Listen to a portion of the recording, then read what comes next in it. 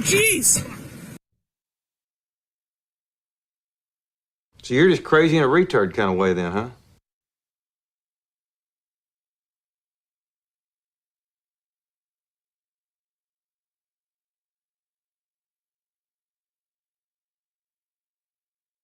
Enough. I will hear no more of this Hebrew nonsense.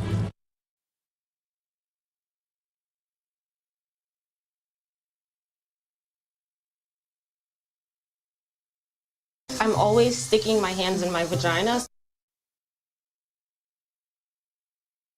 I'm white, you know? I'm white.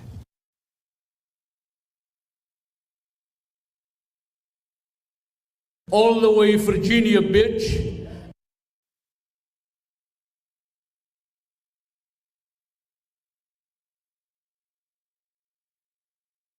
The Almighty says, don't change the subject, just answer the fucking question. Is very obviously gay. I look at him and I'm like, well, you're gay.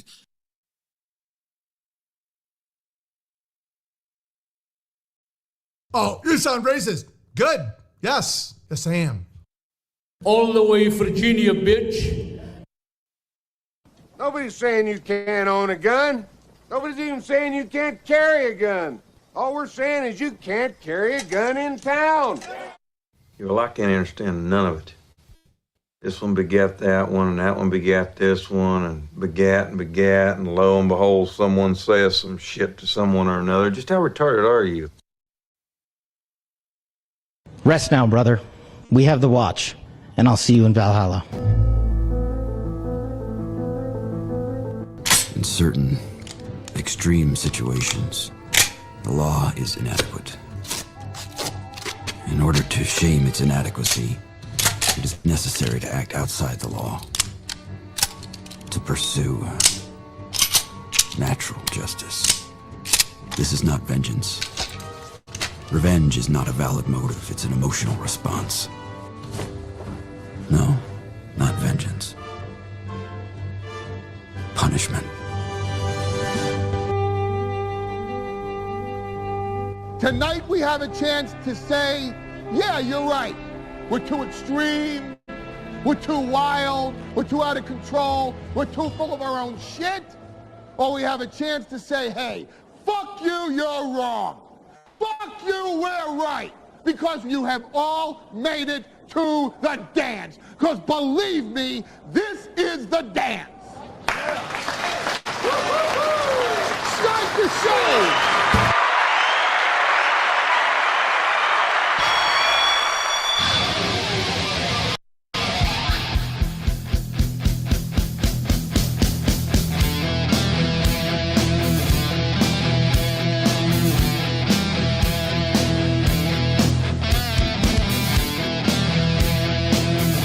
Welcome to Thunderdome, retards.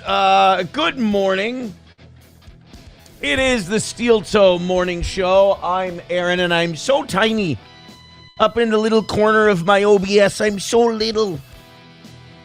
Sorry, I updated OBS before the show started today, and it's not letting me drag vertically. We'll figure that out after the show. I usually have my controls and my sources and my scenes like way down. I don't need them that much. And I like to have me and my face and my chat really, really big. We can talk about what that means ego-wise some point later in the show. I don't really feel like dedicating that much time to it because I'm afraid of what the answers will be. Welcome to the show. So busy, so busy, so busy. So many things to do. I'm so excited for today. Johnny will be here at 7 o'clock. We have plenty to talk about up until then and after that. We've got new scams. We've got a Minnesota legend with a very sad announcement. Justin Timberlake getting busted for DWI. And why I am totally fine with the public embarrassing, calling out, and pressuring people who cover up pedophilia to their face in public when they're out with their families. We've got that and so much more. Benjamin Netanyahu is begging Europe to get involved in the Iran war because it's time to say it clearly so that we will stop. We are losing. I don't care what the quartering said to you on Twitter. I don't care what, who's that Florida Trump ball washer. Is it Eric Doherty? I think it's Eric Doherty. I don't care what their tweets are telling you. Guys, we're losing. The Straits of Hormuz are being shut down or at least selectively allowed open. Did you hear that in the Straits of Hormuz, your ship is allowed to go if you agree to trade your oil in Chinese yuan instead of American dollars? That's great. That's something we didn't have before. Also, of course, the price of gas, the price of oil, what's going on with people's investments and retirement accounts, all of that, inflation that hasn't even hit yet, and Iran now continuing to escalate as we and Netanyahu escalate our attacks. We are losing. The more we get involved in Iran, the more we lose. Now, a lot of people like to count winning and losing based on damage done, based on bombs dropped, based on military units lost. I mean, if that was the case, then the United States has never lost a war. I mean, we'll always have the military edge, but there's more than one way to fight a war. Germany didn't lose World War I on the battlefield. They lost it on the home front. So, yeah, we're losing this war to Iran because it's a war that was unjust from the beginning. It's a war that we never should have been involved in anyway. It's they're fighting on their home turf. We're fighting thousands and thousands of miles away from our home, more expensive supply lines, longer travel time. And, of course, the damage it does here at home. We're fighting because we want to. They're fighting because they have to. Also, any advantage you thought you had with the, remember the Iranian people were so worried about the Iranian civilians being killed, as though Republicans have ever given a shit about Muslims being offed by their own government. Jamal Khashoggi, not obviously off by his own country, but you get the idea. We have very selective outrage when it comes to civilians dying. Most notably, we don't really give a shit when we're the ones doing it. We killed 100 schoolgirls the first day of this war. We didn't bat an eye. In fact, we made excuses for it. So we're fighting this war because we choose to. And the problem with the argument that, well, it's for the Iranian people is that, I mean, this is common knowledge. When you attack someone's country, they rally around the flag. Whether they hate the regime, whether they like the regime, they will rally around the flag because outsiders, especially in this case, Jews, which are not loved in that part of the world, are attacking them. They fired the first shot. That's not going to lead to people rising up and overthrowing their government. This isn't Slobodan Milosevic, and even then, we had to send peacekeeping forces in. You're not going to eliminate a regime from the air. And there was no civil war in Iran, so therefore there is no armed resistance fighting right now on the ground. As far as we know, the regime is fine. The only way you can get rid of the regime is to use American ground troops. And if we use that, they're going to lose a lot of people. So anyway, we're going to get to all of that stuff today. Trump and Netanyahu are both begging Europe to get involved. Was there a false flag attack that preceded that? We'll talk about that as well. A lot going on today. Very excited for you guys to be here. Lively chat already. Thank you very much. Keybird Style gifting 5 memberships over on YouTube. What a great start. Let's just have a bunch of those. Thank you very much, Keybird Style, and thank you very much to anybody who's taken up those gifted memberships. Keybird Style says, yo, Aaron, can you please do Mark Levin begging for U.S. aid money? Yes, but before I do that, I have to point out something I found out this weekend watching Talking Points, that cigar and crystal ball show. I think they're great. I was watching their show. Joe Kent pointed out that he's been noticing a pattern that that Israeli intelligence officers will go to the White House and they will tell Joe Kent and Tulsi Gabbard and Donald Trump and all up the line that, there's some intelligence we've got about Iran, and it's going to be coming out very soon, and, watch for it because our sources are telling us Iran's doing this. It's basically all Israel just trying to lie us into a war. And Joe Kent said, what I then noticed was in the coming days, Mark Levin, Ben Shapiro, and Laura Loomer would all have this information, and they'd all be broadcasting it out there. I mean, it's something to think about. But anyway, he wants Mark Levin begging for U.S. aid money. Usually I don't take impression requests, but when there's dollar signs attached to it and you have a money goal every day, I will dance like a little circus monkey. So Mark Levin, this is kind of like my pitch pipe for Mark Levin. Hold on a minute. You little bastard, you attacked my stepson? You little bastard, you attacked my stepson. Now let me tell you something, Keybird style. If you want me to dance like your little Jewish monkey, I'm afraid you're mistaken. I'm not going to sit here while this country is at war. And we're winning that war, by the way. Us and our American allies. I mean our Israeli allies, because I am an American. And I am American first. And if you insinuate anything different, well, then you're an anti-Semitic like Tucker Carlson or Adolf Hitler. And I certainly didn't get on the air today to come here and not beg for money from the United States of America. We need to give more money to Israel because they're the only freedom-loving country in the world, and they're here to destroy our enemies. So I want all the U.S. aid money in the world. I want to buy more tanks. I want to buy more bombs. I want to buy more planes. And by God, if there's not 500 more dead Muslim children by the morning, I'm going to stay in my coffin and not even do a show today. I have to watch all of these people say anti-Semitic things like the war is bad. I have to watch all of these people say anti-Semitic things like murdering Iranian little girls is not okay. What kind of anti-Jewish filth is that? I'm going to sit here and watch people say things like, we should look out for America first and we should take care of our own citizens. That's not MAGA. MAGA is about supporting Israel no matter what they do, or otherwise you want the Holocaust. You little bastard, you attacked my stepson? There you go, Keybird style. Thank you very much, buddy. Appreciate it. Hey, Steel Toe says, before you get to Dan Bongino, please watch this. Thank you for the $10, buddy. Off to a great start today. I appreciate all of you guys. Keep it up. You know the drill. Streamlabs, PayPal, Venmo, Super Chats, Rumble Rants. 45 memberships away from 500. Let's do that. Let's do that. Satan's Mechanic says Joe Kent will be bunking with Snowden soon. Joe Kent is, this should surprise the hell out of you. I'm sure you'll be shocked by this. Joe Kent is being investigated by the FBI. Did you see this, folks? Have you heard about this? Yeah, Joe Kent is under investigation by the FBI. And don't worry, the FBI says that this investigation predates Joe Kent leaving the administration. Oh, yeah, and I believe him. Absolutely. But hey, whoa.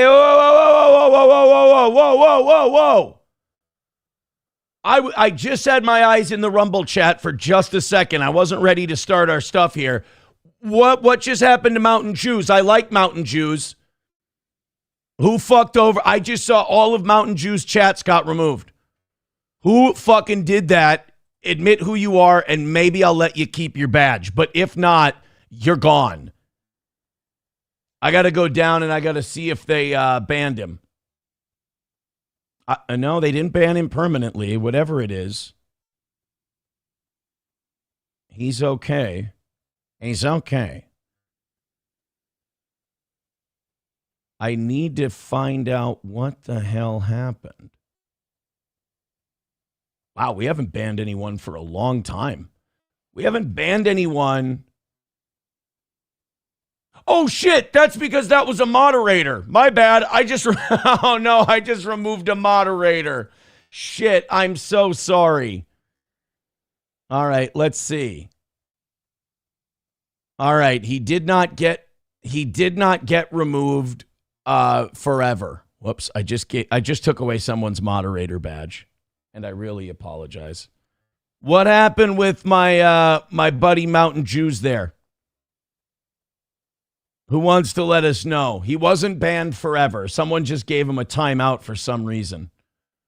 I don't know why. All right, gift those memberships. Let's go nuts. Thank you guys very much. And then me trying to figure out what happened to Mountain Jews, I end up removing one of my moderators. Whoops. If you find your mod badge is gone, let me know. I'll give it back because I have no idea who I just took it away from. Oops. Turtle Steel Shell. My bad, buddy. Hey, that's on me. That's on me. All right, before we get to the before we do the Dan Bongino thing, someone wants me to check this thing out. I got to find where. Okay, there's the Dan Bongino story. We'll put it right before that. All right, guys, thank you very much. I appreciate it. Apparently, we have a moderator spot up for sale. My bad. Bulls Deep becoming a member for 38 months. Thank you very much for that membership. He just says, oy vey. Keybird Style says, thanks, bro. That was awesome, especially the line about Levin getting out of his coffin. You made this autist very happy this morning. You're welcome, Keybird Style. Thank you very much for starting us off with 5 gifted memberships. I don't think anybody can match that. Hostile Soldier says, you were mentioned by Meme Copium. You're world renowned. I've been mentioned by Josh quite a bit. I've been mentioned by Josh. I like Meme Copium. He's a good, what is he? New Zealand Jap? Australian Jap? Where is he from? He's a mutt, whatever he is. You got to feel like if you're a white guy moving from a Western values or DNA type play, I mean, Australia isn't in the West, but it's of British descent. Going to Japan, you got to feel like Gulliver, going to Lilliput. You just got to feel like you're walking. You're Fezzik in The Princess Bride. You're just towering over everyone. Oh, it's Godzilla. No, Meme Copium came out of his apartment. All right, guys, welcome to the show. We got a lot to do. I'm just sitting here dicking around with you guys. Let's give you something to be entertained by for the rest of the day. Hit like. Do me that favor. Our audience is notoriously terrible at sharing this show and hitting like. So please and thank you. Let's continue over the next weeks and months to get better at that. Everybody hit thumbs up. I should have hundreds of likes already, but we'll struggle to get to 100 on both platforms today. Let's start with a story it's got a hint of sadness in it, and it's got a hint of goodness, positivity in it. This is, not all of you will know who this is, but a majority of you will. Majority of our audience is in the Minnesota area. Tom Bernard is the most famous morning show host in Minnesota radio history. He's famous for being one of the few large market personalities that beat Howard Stern in the ratings so bad that Howard Stern was basically had to abandon the Minneapolis market. Tom Bernard was the guy that did that. He's made so much money in his career doing voiceovers. Before celebrities started doing voiceovers, Tom Bernard was the most sought-after voiceover guy in the country. He did Home Depot. He did automobiles. You name it. Tom Bernard was doing voiceover work. And there were years where Tom would make more money in voiceover work than he would on radio, and he was one of the highest-paid radio guys in the country. Tom Bernard also, I have a personal connection to Tom. When I got in trouble for the Nurembergers thing, and I grew up listening to Tom Bernard. I love Tom Bernard. I'd listen to him in the morning on my way to Brown. Not that Brown, the Brown that doesn't exist anymore. On my way to school, I would listen to Tom and always enjoyed his show. Always thought it was very good. It wasn't like the edgelord try-hard shit that as I get older, I realize is really cringe, like the O&A stuff and things like that. It was more like, it was a more intelligent but edgy show. And Tom was a very good host, and he was very good at running Tom was one of those guys who could grab, and I kind of took this from Tom, and I made it my thing. He took people who maybe on their own couldn't be in radio, couldn't be in entertainment, weren't funny enough, whatever, and he was good enough at running his team that he built them up and made them feel like they belonged. When I got in trouble with the Nurembergers thing and I got suspended, I don't know how he got my phone number. I don't know if he got it from Gary or somebody else who had my number, but Tom Bernard called me personally. And then we eventually ended up going out to lunch in Big Lake. And I was living in Big Lake at the time, and Tom called me just to check on me. It was wild. And he also put a bug in Gary's ear and said, you don't let a guy go over this. It's his first, issue. Bring him back on Monday. Like, Tom really went to bat for me. We never knew each other. We'd never spoken before that. And then he called me personally and talked to me for not like a just how you doing. It was like a half hour, 45-minute conversation. And Tom and I talked about the business. We talked about where he'd been. We talked about, he enjoyed my show, even though I don't, he was probably just being nice. But I just remember, and it stuck with me all this time, that Tom Bernard was really, really nice to me for no reason. I mean, he didn't have to call. He didn't have to talk to me. He didn't have to know who I was, anything. But he did. And that meant a lot. That was like, that one phone conversation with Tom Bernard validated my belief in my ability to do this more than a million fans out and about in public saying, hey, love the show. As much as I appreciate that, and it happens all the time. Went out this weekend with the kids to Costco, it happens. I mean, every time I go out, I run into fans. And that means a lot when they say hello. But like, a guy I grew up listening to and wanting to be like, validating my efforts and being complimentary and reaching out meant more to me. I'll die remembering that. I mean, that was one of the most pivotal moments in my career, was getting that phone call from Tom. And so Tom Bernard still does a podcast with his family. He seems to have a really good time doing it.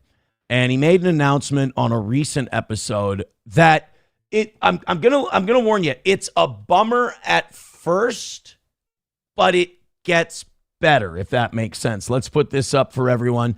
This is the Tom Bernard Show from, I want to say, Thursday or Friday.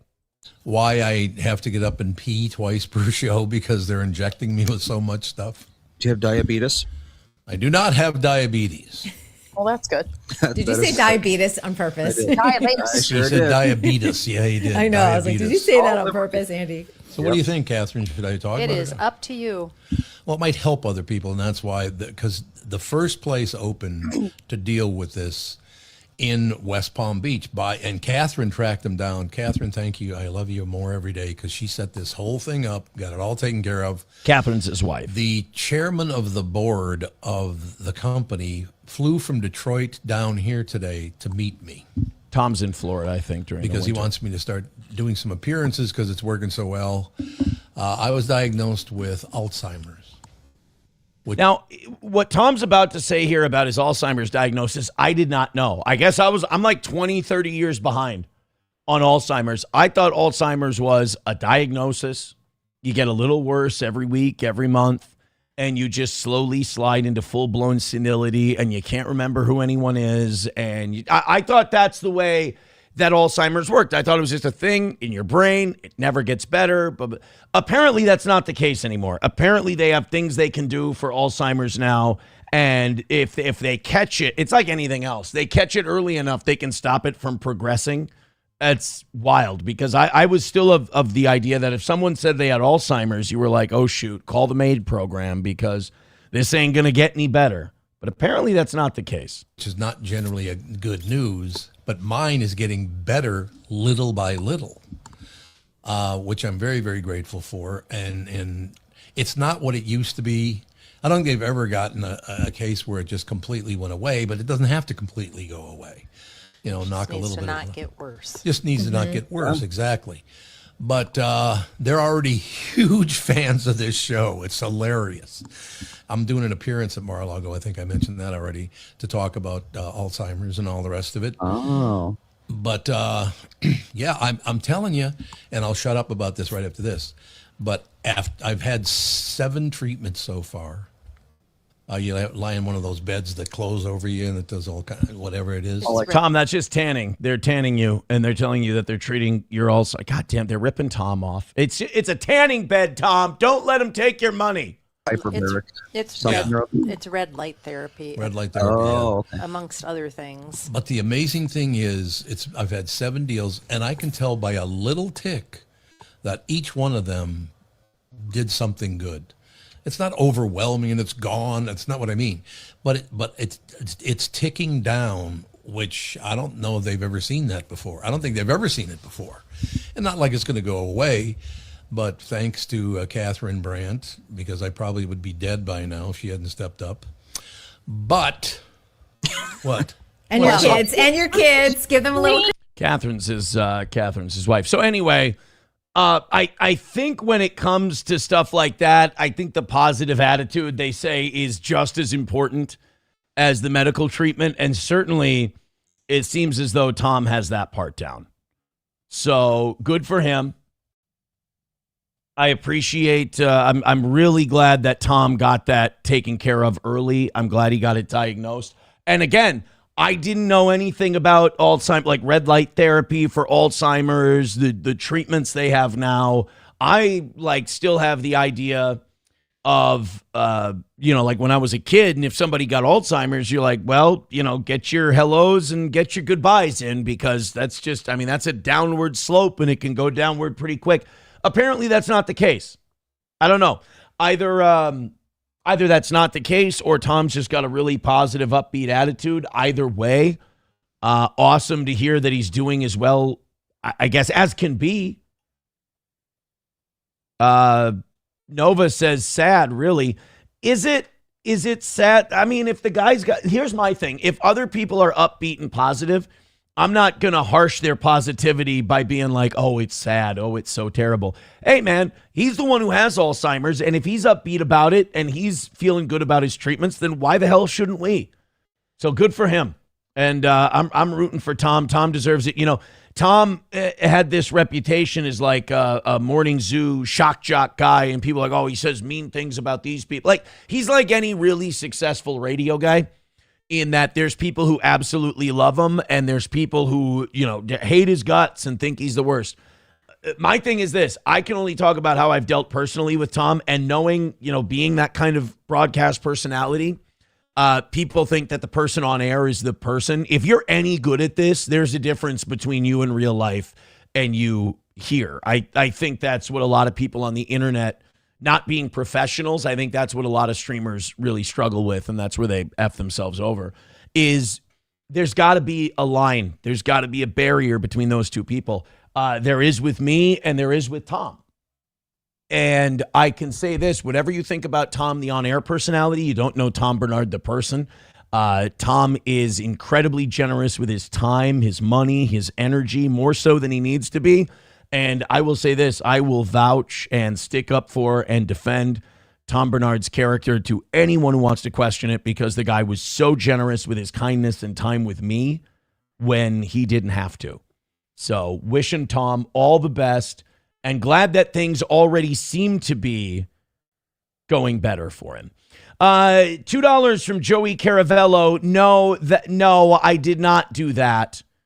Joey, thank you for the $2. I'm going to put this up and then take it right down. Balls Deep gifting a membership on YouTube. Thank you very much, Balls Deep. Keep those memberships coming. Ryan got that one. We appreciate it. You know the drill. You know how to contribute to this fine program. Joey Caravello with another $2 says Johnny's ex-wife is a slope. All right. That's, you know what? It was nice in here for a minute. It was nice in here for a minute. Things were going nice. And then where did I go? Right back to the chat. That was my mistake. Keep it going, guys. Hit thumbs up, hit like, hit subscribe, contribute to the program when you can. What are we, 45 memberships on Rumble away from 500? Appreciate you. All right, now we can have some fun. Let's talk about Justin Timberlake. Justin Timberlake got a DUI a while back, and apparently they released... Oh, by the way, Annoyed Wawa Supervisor, thank you very much for your email. I am going to talk about that when Johnny gets here, briefly. So, Justin Timberlake got himself a DUI, and the body cam footage came out. And we have a couple clips from that. First of all, I think it's very wholesome. I mean, look, I've always said, aside from the public danger you put people in by driving drunk, which is a big deal, and it's not good. It's a problem, obviously. But if you have a lot of money, and I'm talking like Justin Timberlake money, if you have tens of, if not hundreds of millions of dollars in your pocket, a DUI is less than a speeding ticket would be to you and I, because there's nothing that comes from a DUI that you can't just neutralize with cash. You get your license taken away. You can hire someone to drive you. You probably should be anyway. If you're going out drinking and you're a multimillionaire, if you don't have someone driving you around, I mean, shit, people who make 30 grand a year can afford an Uber. So, you can get yourself a driver. You can think ahead. If any fines or court costs there are to fight the DUI or accept the DUI, you can pay that. Like there is, any public shame or anything like that, you'll recover, you'll be fine. They say money can't buy happiness, and that's very true. But at the same time, money can buy a level of comfort that can allow the bad things not to be as bad, if that makes sense. So Justin Timberlake got a DUI. They put the body cam out there. And why don't we watch some of this together? So the reason for the stop is because you keep veering off to the left, and then you're not stopping at the stop signs. Yeah. Sorry about that. Is this your vehicle? You're veering off to the left, and you're not stopping at stop signs. My bad. My bad. I'm white, I'm white. Hey, you're swerving all over the road. You could hit a dog. You could hit another car. You could kill a kid. Yo, officer, that's on me. So right here. Take full responsibility. Yeah, no. That's great. You take full responsibility. What I'm saying is you could kill somebody. My fuck up, dog. My fuck up. Whose vehicle is it? Yeah, it's just a rental. It's a rental? Okay. Do you have any registration with it? Do you know if they can put it in the glove box? Let me check. What are you visiting? Do you think cops do this on purpose? Like they notice how drunk? Because you can see in Timberlake's eyes that he's googly eyed. He's in a rough shape. But do you think they ask him to get stuff for him, even though like it's a rental? They're like, let's watch this drunk fumble around for a minute, because we know that a lot of cops like to do that ritualistic humiliation with the DUI, like what do they call it? The field sobriety test. All right. They know they're going to arrest you already. They're just going to use that test as an excuse to do so. So even after you've done enough to get arrested, they're still going to put you through the paces. So I do have, there's a dark sadistic side of police officers where like drunk stops are their way of getting back at the public for the really dangerous shit that they have to do. The absolute morons that they have to run down and tase, I feel like the DUI is, blowing off a lot of that steam. Yeah, I'm on tour. What are you doing? I'm on the world tour. I love the subtle, like, do you know who I am's let me out of this that Justin Timberlake is doing. What are you doing? I'm on tour. He didn't ask you if you're performing. He didn't ask you. He meant like tonight. What are you up to tonight? What's going on? I'm on tour. That's like that is a really classy, socially acceptable way to say, do you know who I am? Because if you come out and you say, don't you know who I am? You look like a dick, and you're also going to look stupid if they don't. And while there aren't many people who don't know who Justin Timberlake is, there's a lot. There are some who don't.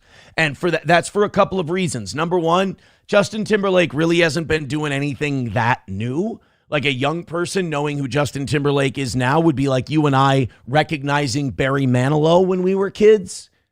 Barry Manilow wasn't really a thing when we were growing up. But also, while Justin Timberlake hasn't really done anything presently, he's kind of living off the millennial ticket sales. Also, younger people, like there's so many, like now with TikTok and all this other stuff, there's so many like noteworthy people that Justin Timberlake doesn't fall, he doesn't come up very high on the scale, so to speak. So I could see a younger cop not recognizing Justin Timberlake. And also, I know we don't want to admit this as we all approach 40 or maybe even have surpassed it. Justin Timberlake doesn't look like Justin Timberlake anymore. Justin Timberlake looks like Justin Timberlake's dad. So there's that. A what? A world tour. Doing what? Hard to explain. Lip syncing mostly. I can't move the way I used to and also hold a note. I'd be sitting there going, and it ain't no bye, baby, bye. Bye, bye, bye. Holy shit. I can't. What's that string move pull we used to do? Oh, my goodness. I'm bringing sexy back. Fuck. Background dancers take over. It's hard. I love that. It's hard to explain. You're not doing lectures on metaphysics. It's hard to explain. You ever seen someone dance around like a queer and yell lyrics? Oh, you mean a singing tour? That's it. Yeah, no, I'm with you, buddy.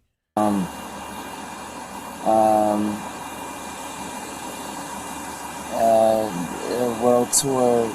You said that, Justin. I'm Justin Timberlake. What's your name? I love this. Justin Timberlake has never had to explain what he does or who he is this much. He has world tour and Justin Timberlake. Now, usually it's as soon as they see his face, oh shit, it's Justin Timberlake. That didn't register with this officer. So Justin went tour. Guy's like, you a golfer? World tour. You like Yo-Yo Ma? I'm not picking up. I'm Justin Timberlake. Not ringing any bells. One of two things is happening here. Either one, this guy legit just isn't a fan, doesn't know him, or two, and I hope this is the case, the officer is fucking with him. The officer is clearly messing with Justin Timberlake. He's like, because the officer, I hope it's the case that the officer knows what Justin Timberlake wants, and that is for him to let him off light if he knows who he is. So he's like, no, I'm going to do the opposite. I'm going to do a Whiskey Pete, and I'm not going to yes and this guy. I'm going to no butt him and see where this goes. And by the way, thank God for this officer's decision. Justin Timberlake. You are Justin Timberlake? Yeah. You have a license with you? Yeah, I do. And then you're going to put your right foot in front of your left, stay just like that. He really didn't think he was going to have to do this part of the test once the officer was like, you're Justin Timberlake? No way. No, get out of the car. All right. Yeah. No, please walk that straight line 9 paces and then turn around heel to toe and walk the 9 back. Wait, but I thought you wanted to shake my hand. No, I got a job to do. Come on, let's get, you know how you're on a world tour? Yeah, I'm on a county-wide tour. Busting drunks. Let's roll. Okay. You're going to be heel to toe like this. Heel to toe. Up. 1,000, 2 1,000, 3 1,000. Oh, he's leaning. 4 Oh, boy. 5 1,000. Oh, God. That's all good. Don't worry, son. You already screwed this up. You don't need to do any more than that. Mercy on you this day. All right. By the way, these are like really hard tests. These are almost as difficult as the 2-finger test Lou Pearlman used to give us. I mean, I really wanted to make the group. So the way this device works, you just put your lips over it and you blow into it like you're blowing up. I grew up in the entertainment business, sir. I know how this test works. I put my lips around it until the white stuff comes out. Just give me it. Come on. I got places to go. I'm on a world tour. No? Yeah. Okay. All right. Oh, he refused it. All right. At this point, based upon the observations... Base Justin Timberlake. He's not taking the test. You're under the arrest for suspicion of driving while intoxicated. There has to be a moment of talking. No. Not anymore. Please help me. Not anymore. Hold on. Okay. So Hold on. this is the registration of the vehicle. Just make sure it stays with the vehicle, okay? I have his phone. Yeah. Yep. Can you guys please just do me a favor because you loved Bye Bye Bye or like sexy? We're doing it. We're doing it. We're going with the A. Can you guys give him special treatment because he's a celebrity? Ma'am, we wear body cams now. Those days are dead. Please just do me a favor because you loved Bye Bye Bye or like sexy back. Like, do me one favor. Let me ask him if he wants me to give him his phone. Yeah. I mean, this is insane. So it's not going to be a long thing. It's not insane. He's blottoed out of his mind and he's driving a motor vehicle, especially one that isn't his. It's a rental. It's not insane. It's insane you guys are doing this. No, it's like the most reasonable thing we can do. You walk up real Please. quick. So the reason for the stop is because... That's the end of... Okay, so that's the end of that clip. Now we've got one more of Justin. They've got him in the precinct. They've got him in the station. And they start having a little back and forth.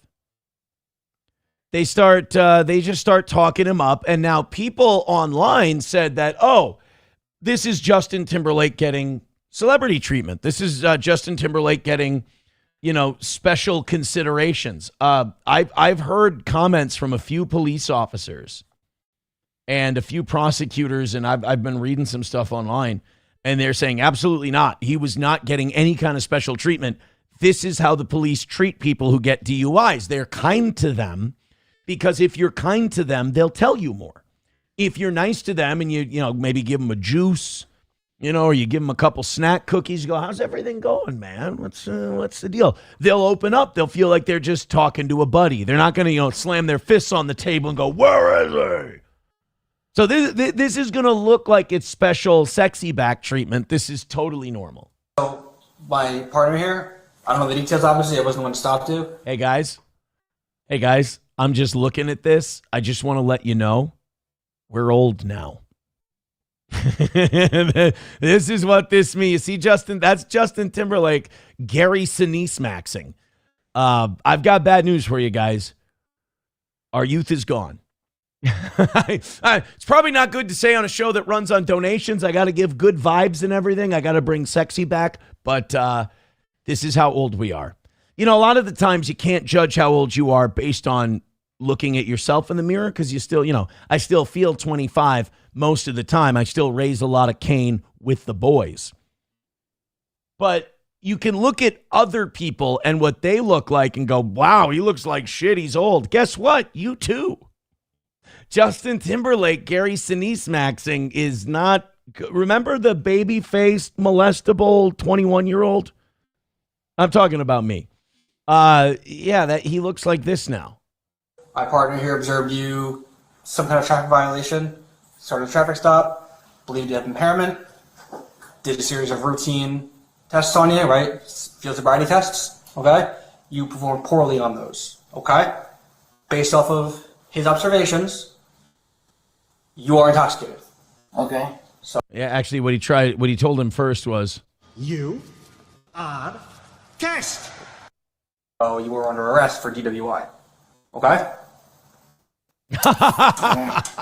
You know what? I appreciate Justin Timberlake on this one. That's a very mortal, regular guy, human response to that. Because unfortunately, we live in a demonic pop culture. And nobody's going to look at a DUI as like, oh, I look down on Justin Timberlake. He's let us down, blah, blah, blah. I mean, I wish that was the way our society ran, but we don't care. We're very permissive of these gross things. But to see his reaction is, oh, shit. To see his reaction be like that of a bricklayer or that of a small store owner. I like that. I like that he's not like, oh, you know, just a little drunk. What are you going to do about it? You know, just when am I going to get out of here? You know, it pains him. It upsets him. And I like that. Okay. For him. All we're asking is if you understand what was just read to you.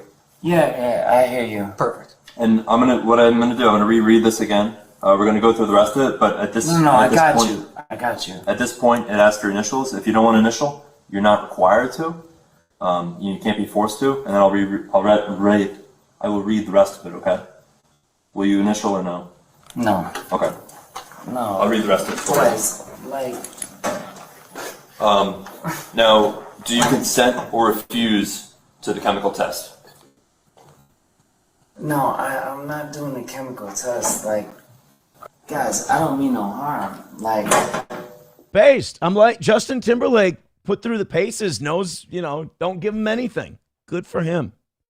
But this is not celebrity treatment. This is how they treat everyone. You know how I know that? This is how they treated me.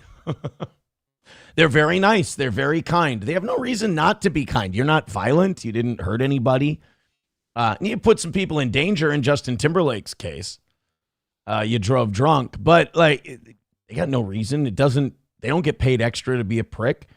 And you know, the old saying, you can catch more flies with honey than you can with vinegar. They've got things they want him to do to make their job faster and easier. And being his bro is a lot easier way to get that. We believe you to be under the influence of alcohol. okay. And operating a motor vehicle, right? Okay, but I don't mean no harm. I didn't say you did, right? Everyone makes a mistake or two in their life, right? You had too much to drink, you drove the car, right? Okay. It's whatever. See, they're just trying to get him to admit it. So this isn't celebrity treatment. Oh, they're excusing him. Oh, they're being nice. They do this to everybody. They want him to admit he was driving drunk. You know, I'm not here to judge it. We got a job today. Yes, sir. I appreciate your understanding. By the way, I appreciate that you're doing that. Appreciate that. Thank you. Yeah. Look at, what are we going to do? Suck each other's dicks now, gentlemen? God, it's getting kind of gay in here. What was the traffic violation I missed? I observed you. Just so I know for future reference. I observed you failing to fully stop at the stop sign, and then while you were driving, you failed to keep right on numerous occasions. So you're very. Wait. Start over. Sorry.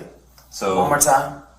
You failed to stop at the stop sign, and then while you were operating the motor vehicle, you failed to keep right on your side of the roadway, and you continuously moved off and veered to the left of the roadway. Okay, well, I was just following my friends. Okay, I understand, but... You know what? I don't know if he's gotten a DUI before. I don't know if this is Timberlake's first rodeo, but he's doing pretty well here. He did a pretty good job with all this. We got just a short little thing left. Where we are right now, okay? You boys treat me like I'm a criminal. Well, technically. I got bad news for you, Justin. Criminal just means you've committed a crime. DUI is a crime. It's not legal. You're not allowed to do it. Sorry, buddy. Sorry, Justin. Good for you know what though? Good for him. He took his pinch like a champ. You know, the cops were very professional. You know what? Everyone involved in that did a really good job. Good for them. Everybody wins except Justin Timberlake. In a way, this was a jobs creation program because now with Justin Timberlake getting the DUI, somebody's going to get a driving gig. So it's a win-win in this economy.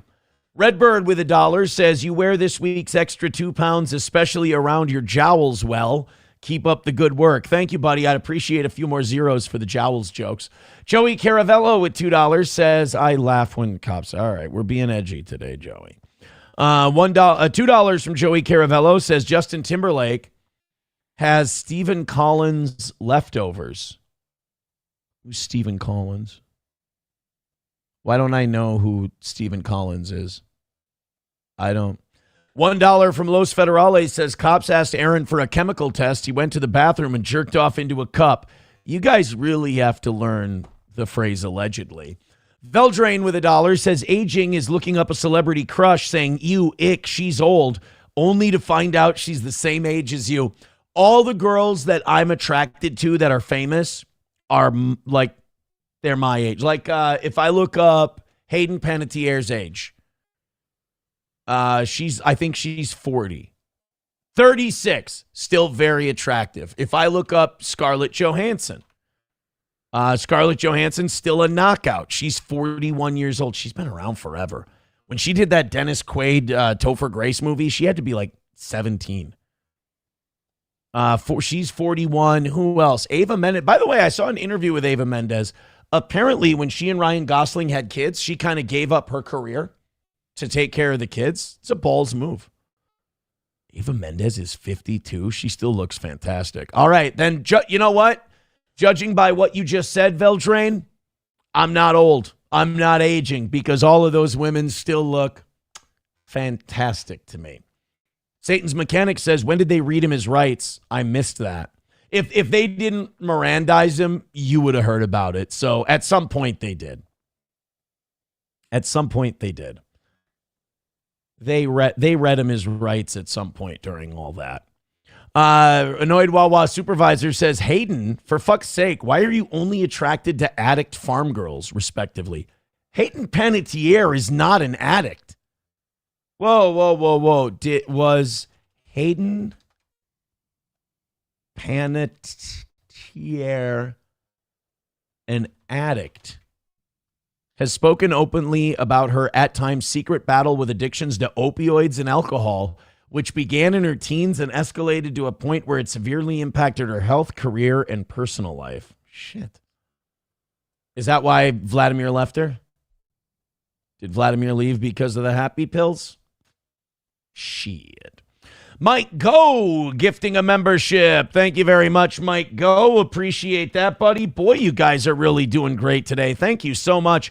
Hobo Chili got that membership from Mike Go. Hobo is so happy that he got that membership, and you guys are now 44 away from 500 this morning. Thank you very, very much. Mac over on YouTube with $9.99 says, thanks, Toe. No problem. Gray Duckling, who is definitely me. I loved that cope. That was another win for the Toe. He says, during my DUI, I was nice and complied. I was above the limit. I knew it. They were just doing their job. The only time I was worried is when they asked me to spread my cheeks. Why? I mean, you were worried? Or were you worried they were going to, like, billy club you? They don't. Here's the thing. That's kind of arrogant. To be like, oh, yeah, the cops made me bend over and spread my cheeks. I was so nervous. What, you think all those cops who probably have wives and girlfriends at home, you think they see your asshole and they just can't control themselves? Oh, man, they made me spread my cheeks open. It's like, oh, yeah, and I'm sure they went, oh, you see that fat, hairy, overweight millennial man ass? That's what I need in my life. The thing that's going to enrich my shift here at the county jail is getting right in the cheeks of that dirty, probably hasn't wiped, disgusting middle-aged man. How dare you? How dare you assume that those police officers want to bust your guts open? You piece of garbage. I'm sorry. Look at me. I'm yelling at myself. By the way, Gray Duckling, definitely don't donate an irresponsible amount of money and then claim to be me. Don't do that. Balls Deep says those apple teenies pack a wallop. He does look like a teeny drinker. That's for sure. Balls Deep says Hayden was taking that world heavyweight champ cack. She was. Dude, Hayden Panettiere is like 4'11", and she was taking it from Vladimir Klitschko. She's a goer. She's a goer. Good for Hayden. Professor Tie-Dye with $1 says Aaron is attracted to aged celebrities who are Jewish. Aaron wants that matzo ball smelling coochie. Now, wait a minute. None of those girls I mentioned are Jewish. Is Hayden Panettiere? Don't do this to me. Don't do this to me. No, she's not. She's Italian, German, and English. Scarlett Johansson is. She like hawked Jew soda. Scarlett Johansson. Yeah, she's Jewish. She was born to a Jewish mother and Eastern European roots and a Danish father. Yeah, she's an Ashkenazi Jew. Oh, she has ancestors who died in the Warsaw Ghetto. Her grandmom died in the Holly. Her grandmom's a lampshade. Her granddad's a pair of shoes. Oh, poor Scarch. You know what? Don't make fun. Zen Man gifting a membership. Thank you very much, Zen Man. Hayden Panettiere. See, some of you are a little too obsessed with the Jewish thing. You guys were thinking Hayden Panettiere was Jewish. Not the case. But you know who is? Hall of Famer Rod Carew. He converted. Bulls Deep, thanks for the 5. Oh, no. Oh, no. What did I say? Oh, no. What did I say? You guys are unbelievable today. Thank you so much. Keep it going. I don't want to know what this clip is, though. Oh, boy. Made me bend over and spread my cheeks. I was so nervous. What, you think all those cops who probably have wives and girlfriends at home, you think they see your asshole and they just can't control themselves? Oh, man, they made me spread my cheeks open. It's like, oh, yeah, and I'm sure they went, oh, you see that fat, hairy, overweight millennial man ass? That's what I need.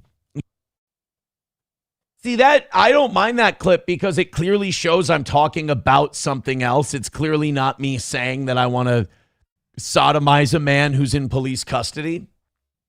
So that clip does not faze me. That clip I am fine with. Spread the word. Like Gray Duckling had to spread his cheeks.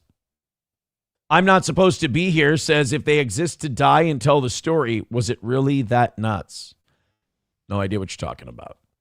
No idea what you're talking about. What I do know is this audience is absolutely crushing it so far today. Thank you very much. Keep hitting like, keep hitting subscribe, and keep hitting follow. All right, now we got to get into the Dan Bongino bit. And by the way, the main clip that we're going to be showing in a little bit here, I am totally fine with. I think all of these people in the Trump administration who lied to us about the Epstein files and helped cover all of it up, I believe all of them should be harassed publicly until the day they die. Even if we end up prosecuting anyone for the Epstein files, which we won't, Howard Lutnick is in the Trump administration and he's guilty as sin.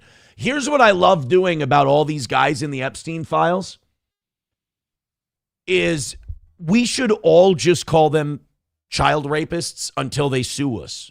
And then, first of all, you're not going to pay a dime. People will crowdfund your Epstein files lawsuit for you. And then we can get into discovery and then we can get all this stuff out there. So yes, I do believe Howard Lutnick has had sex with underage girls at Epstein Island. I believe that Howard Lutnick is lying about how many times he was with Jeffrey Epstein and how many times he was at the island because he's already lied about it twice. So I think he's admitting to as much as he thinks he needs to admit to each time, but it's way, way worse. I think Howard Lutnick had advanced knowledge of 9/11. I believe that Israeli intelligence, and we already know based on what Joe Kent has told us, Israeli intelligence talks to Laura Loomer, Ben Shapiro, and what's his name? My guy. You little bastard, you attacked my stepson? Mark Levin. That they share things with them so they can put it out into American media. They also share it with Barry Weiss and CBS News. So Israeli intelligence already puts things in their ear so that they can spread it in American media. We know this. So I do believe Howard Lutnick because we know that Mossad, we knew that Israeli intelligence knew about 9/11 before it happened and they didn't tell us about it. So I think Lutnick knew. That's why Lutnick was not in the towers that day. At not Berkshire Hathaway. Oh, I always forget what his hedge fund was called. Cantor Fitzgerald, I believe, wasn't it? I think Cantor Fitzgerald. Then you have Larry Silverstein. By the way, I don't know if you heard this about Silverstein, but you know how Silverstein, before the 9/11 attacks, took out terrorism insurance on the World Trade Centers? He has now last week, taken out terrorism insurance on the Citibank building in Los Angeles, one of the biggest skyscrapers in LA. Silverstein owns it, and he just took out terrorism insurance on it. So we'll find out. We'll find out what he knows. But I believe in making defamatory statements against everybody in the Epstein files, Wexner, Lutnick. I believe in making defamatory statements about Bongino and Cash and Trump and Bondi and everybody who told us this was a gimmick, everyone who told us this was a hoax and everything else. I believe in making supremely defamatory statements about all of these people until they sue, until they take legal action, and we can get everything out in discovery. So Dan Bongino was recently confronted in public. He was at an opera. It just looked gay. I don't know what he was at, but he was at a gay thing. And somebody came up to him and called him a pedoprotector, which is like the worst product you can buy at Walmart. You don't want to buy a pedoprotector. You don't want to be a pedoprotector. And there were some people who were saying, oh, come on, he's out with his wife. He's out with his family. He's out with friends. Why are you going up to him and doing that? No. Piss on all that. I believe you should harass and taunt and shit all over Dan Bongino whenever you see him, because when are you going to get another chance? Not only that, it's best to do it in front of his children. It's best to do it in front of his family. His family has a right to know what a demon he is, what a traitor he is to this country, and what unrepentant human garbage he is for peddling things he knew to be lies and not standing up for victims and children. So I am totally fine. And you know, this is where politics in general annoys me, because remember when Maxine Waters said, harass your Congress people at their town halls, bother them, don't let them rest. And all the MAGA and Republican people are like, that's terrible. Why would you do that? And it's only because it was happening to their guys. I believe in, if they're a public servant, treat them like dirt. If they're a politician and they're in control of the things, because all these people get off on controlling you. All of these people get off on having power over you. So if you see them in public, I believe in taking that power away in whatever legal means you can. Denigrate them, degrade them, trash them, yell horrible things about them, treat them like garbage. Even if you like them, even if you support them, even if you voted for them, just keep them on their toes. Fuck these people. They're not on your side. If you haven't seen that in the last year or so, treat these people like absolute human garbage. Treat them like slaves when you see them. So Bongino got confronted during this show. Now, somebody did send this into us and said, Aaron, before you do anything on Bongino today, play this. I think I've seen this before, but let's take a look at it and see if it is what I think it is. Okay, there's a lemon. Here's another lemon. We're putting lemons in a blender. We're wearing a shirt that says Socialist Tears. When they give you lemons,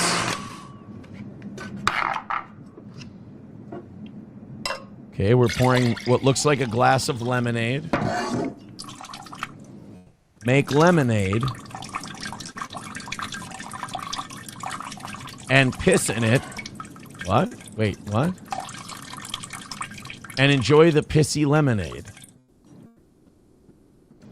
Oh, he's drinking your piss. Oh, we're just making fun of damn NRA TV. Refreshing. Okay. Thank you for sending that in. I don't know what that has to do with what we're talking about. I think he just wanted to let us know Dan Bongino drinks piss, which is fine. All right, so here's Dan with his wife. This is the perfect time to call him out for what he is, which is a traitor, a pedophile protector, a deep state stooge, someone who sold his morals and his ethics and his country down the river just so he could sniff Donald Trump's ballsack and just so he could do Benjamin Netanyahu's bidding. I think everybody should harass Dan Bongino in public. I think they should make it to the point where Dan Bongino doesn't want to go outside anymore. You're a pedophile protector, a pedophile protector, pedophile protector. I was a cop for 9 years. You're a pedophile protector, faggot. You're a pedophile protector. Fuck you, dude. Fuck you. Good for him. That guy's an American hero. And Demi Moore looks great, I have to say. Demi looks fantastic. Actually, in real life, she got like super skinny. Like, I think she overdid it with the Ozempic.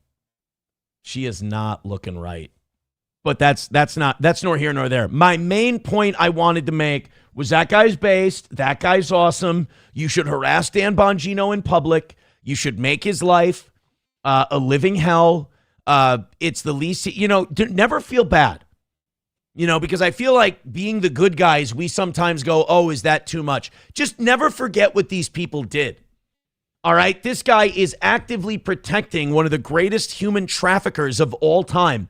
He also worked directly with people who were guilty, and he did not prosecute them. He didn't even investigate them. In fact, he told us lies to our faces that are contradicted in the Epstein files that they released. They are also not releasing 3 million Epstein files that they have, and they've destroyed 65,000 Epstein files, which is against the law. Dan Bongino belongs in a jail cell. Dan Bongino broke the law that was helped pass by Thomas Massie, Ro Khanna, and Marjorie Taylor Greene. These people are all criminals.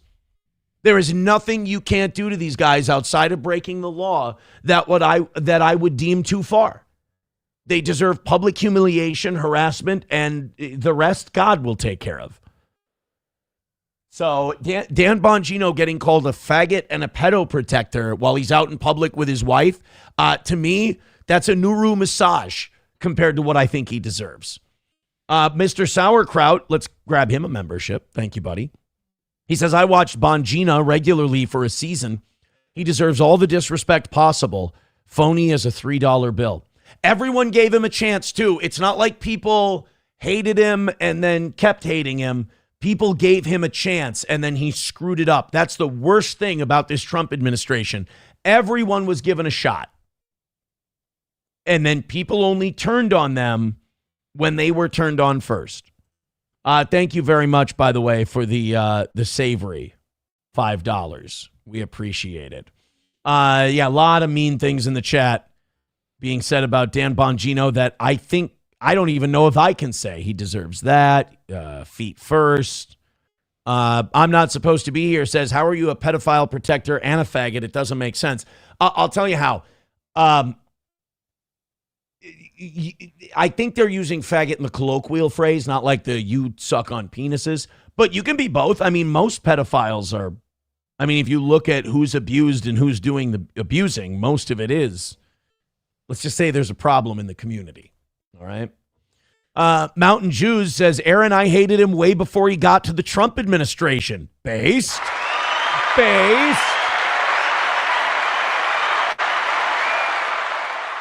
I'm not supposed to be here says, no, I'm going to say it every day. How did your grandparents die in the Holly and you exist? I want to know. Well, they could have had kids before they died in the Holly. That's for sure. I mean, it's a possibility. I mean, in fact, it's a certainty because Scarlett Johansson is here. So it only makes sense. All right, let's bring in Johnny, man. You guys are doing great today. Keep it up. We appreciate you. Hit like, hit subscribe, and hit follow. We appreciate you being here. Balls Deep says U.S. Secret Service has been burying hookers for generations. I mean, okay, but if they're not, are they doing their job? Hit the like button for hiding what else do they in do? The deserts. Sorry, I was ripping off Husey just before I brought you on the screen. Oh, that's fine. There. I was just saying when you mentioned the Secret Service, I was like, what else do they do? Yeah, if they're not. I mean, they certainly don't save presidents' lives. No. They kind of, if anything, what we've seen about the Secret Service is they're very good at reacting after the bad thing's been done. I mean, Trump in Butler. Well, they saved him because, oh, yeah, that's right. It was luck. Never mind. I don't know what they actually do. Dude, with everything that's been going on since he's become president, I don't know what's real. I don't know who's been behind what, because I used to think the establishment was behind Butler, Pennsylvania, like the FBI and the CIA. Mm-hmm. But like Donald Trump has been such a good friend to the deep state. Well, maybe that's why. Maybe it was after Butler. There was a noticeable change after Butler, Pennsylvania. Right. I feel like Butler, Pennsylvania was in many ways the plan was set to succeed no matter what. Either we get him or it ends up looking real close, and a lot of plebs like me go, oh, this guy's outside the establishment. They're trying to take him out. And they went, look, now either you change course or the next one hits. Right. And he goes, oh, well, I'm not taking any convertible rides. Thank you very much. And it did seem like he started, like it got different. Now that I look back on it, it got different after Butler. And after Butler, it did seem like Zuckerberg, Bezos, like all the big billionaires started coming out and saying, we're for, like, you're right. Looking back on it, something happened with Butler. And now, I mean, forget it. You fast forward to now, we're at war as a client state of Israel. And by the way, like I said earlier this morning, we're losing. So yeah, we're losing so badly. We're begging everyone else to jump in. Yeah, which is weird. That's like the dual story that like people are like, oh, we're kicking ass and we don't even need to put boots on the ground. Like, right, but now we're losing and now we need to do that. Now the world needs to join. And then someone else was telling me, well, you realize right before Donald Trump unleashed on Iran, they told him we have enough materials to make 11 bombs. And I'm like, right, but then they're trying to steal bombs from the UK. Yeah, so, I heard that. And I'm on X reading about the war. You can't get good information about what's going on. Everybody's lying. Right. Not just, things I believe in or things I'm against. They're all lying. Everybody, like I go on X, here's Iran lighting up the Israeli sky. This is Tel Aviv tonight. And they're like, this is a celebration from the Nigerian World Cup. And it was like, okay. Or they're like, America's lighting up Tehran. And they're like, this was a wildfire in Arizona in 2008. And it's just like, you can't go anywhere for good information. It's just this absolute propaganda blitz. But I will say this, there's more than one way to fight a war. I mean, if you just measured wars on military technology, sites destroyed, bodies, we've never lost. Right. But we know we lost in Iraq. We know we lost in Afghanistan. We know we lost in Vietnam. And a lot of it's just because there are ways we're vulnerable that other countries aren't. We're the biggest economy in the world. We have a citizenship that has a certain quality of life expectation. That Iran maybe doesn't. And Iran also, none of that stuff matters because they're fighting for their existence. They're fighting for their country. So all that stuff really doesn't matter to them. To us, to them, a power plant gets bombed. They're like, launch something back at them. Go get them. Here, gas goes over $4. We go, what the hell are we doing over here? This does nothing for us. We have nothing to fight for. Because like I've been saying, even if we quote unquote win, what does the average American gain? Oh, we don't ever get anything. That's the weird part to me is like, I understood the narrative of like why we went into World War II and all this stuff. Everything after that, I'm like, well, unless we're taking these as territories, why do we keep going? Why is it when shit hits the fan, it's like America steps in? Like, why do we always got to do it? It's just a weird thing. Yeah, it's so we'll talk about it a little bit later. We also have Lindsey Graham maxing. Dude, that guy. You're loving the maxing phrase. I love it, dude. I love clavicular. Although I think he's a bitch for telling that girl that she can slap him and then calling the cops on her when she did. It's like, bro, you don't call the cops? Yeah, he was at a club. And this girl's like, you said women shouldn't vote, and blah, blah, blah, blah, blah, blah, blah, and I fucking hate you. And she was like, can I slap you? He's like, sure, go ahead. And she asked permission. Oh, yeah. And she decked him pretty good. And then he called the cops, and he had her escorted out of the club. What a bitch. What a bitch. Normally you hit yourself in the face. Like someone doing it for you, you should say thank you. Yeah, and like clavicular getting slapped on a stream is good for him. That's good for business. So... yeah, I'm a little annoyed at old Clav, but I'm still riding with him. Still riding with Clavicular. I still think he's a cool guy. I think once he embraced the fact that everyone's kind of goofing on him, and he's just like, I don't give a shit. I like that. I like that kind of defiant. I have that defiant attitude. I'm like, I don't give a shit if you like me or not, bitch. You're going to talk about me. Clavicular's. I like that. I like that kind of fuck you attitude. He gets popped by a chick and calls the cops. That's not a I don't give a fuck. That's attitude. what I mean. That's Unless a bitch move. Unless you did some serious damage, there's no reason to call the cops. That's a bitch move, and we're beefing because of that. Okay. You know, I'm beef maxing with Clavicular. Hey, I wanted to bring something up real quick, and I know our audience is going to be really annoyed by it if we spend too much time on it, but I always like to let you know about the downfall of people who have shit on you before. Yeah. Things not going well in Mersh world. Oh. Yeah. I'm sorry to hear that. You are? Okay. I just wanted to know because I don't think either of us wish Mersh poorly, but I think Mersh just like even to people who may have liked him, is just a really hard guy to root for. Oh. Unfortunately, because there's no person who presses advantages they don't have more than Mike Shealy. So he recently announced that the IRS is after him and he's broke. He had to basically shame his audience into donating enough money so he could buy his girlfriend a Nintendo Switch. And now, apparently, listen to this. So the girl he's with is a girl who had sex with Ethan Ralph. So she's got great taste. Obviously. Yeah. I think she's got a googly eye and he's got a googly eye, but I think they're opposite googly eyes. So I think together they make up like a straight pair. Right. So that's kind of poetic. That's kind of nice. But here's the problem. He bought her a Switch, and now it seems like she might be gone. Imagine being in something to grift a Nintendo Switch off someone, and then you're out ski. Apparently, and I can only go based on what I've seen before the show today, but I saw that Jesse P.S., you know Jesse from Pod Awful, wonderful guy, coleslaw gifter, decent dude.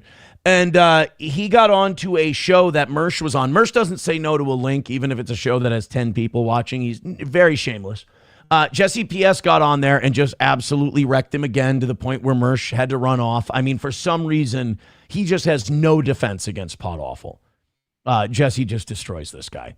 So he then got drunk, very drunk. And apparently he and the girl had a fight because, you know, Jesse's emasculating him. And now she sees her man is a punk bitch. She sees him get punked out. So she presses the advantage. And then apparently she left him. Middle of the night, she leaves him. And they were fighting. And Mersh admits, listen to this. He admits during a stream while he's completely obliterated that he was punching holes in his wall in his apartment. Now, first of all, he was saying it like he's some kind of tough guy. First of all, I hung sheetrock this weekend with my neighbor.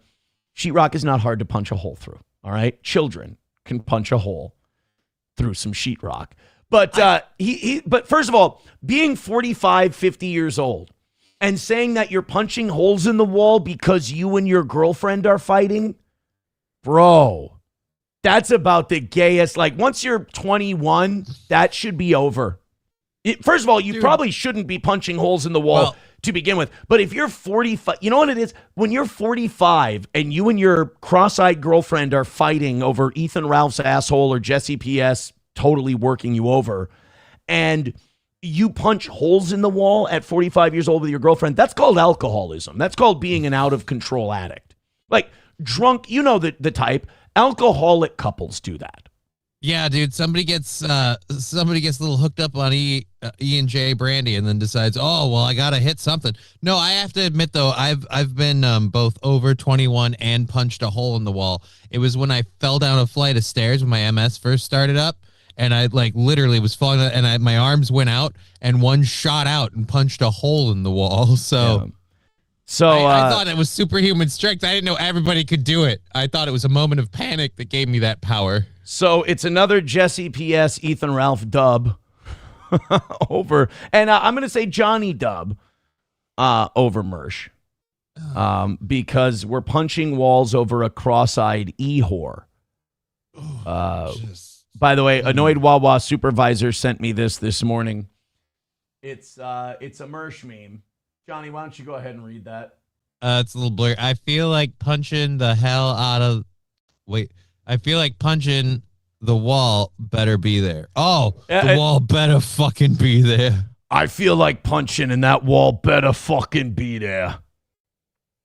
So best of luck to Mersh. He'll wake up with a headache. He'll wake up kind of nauseous, and he'll have to say, I'm sorry, baby. I love you. What kind of 7-year-old child's Nintendo Switch game can I buy you to come back?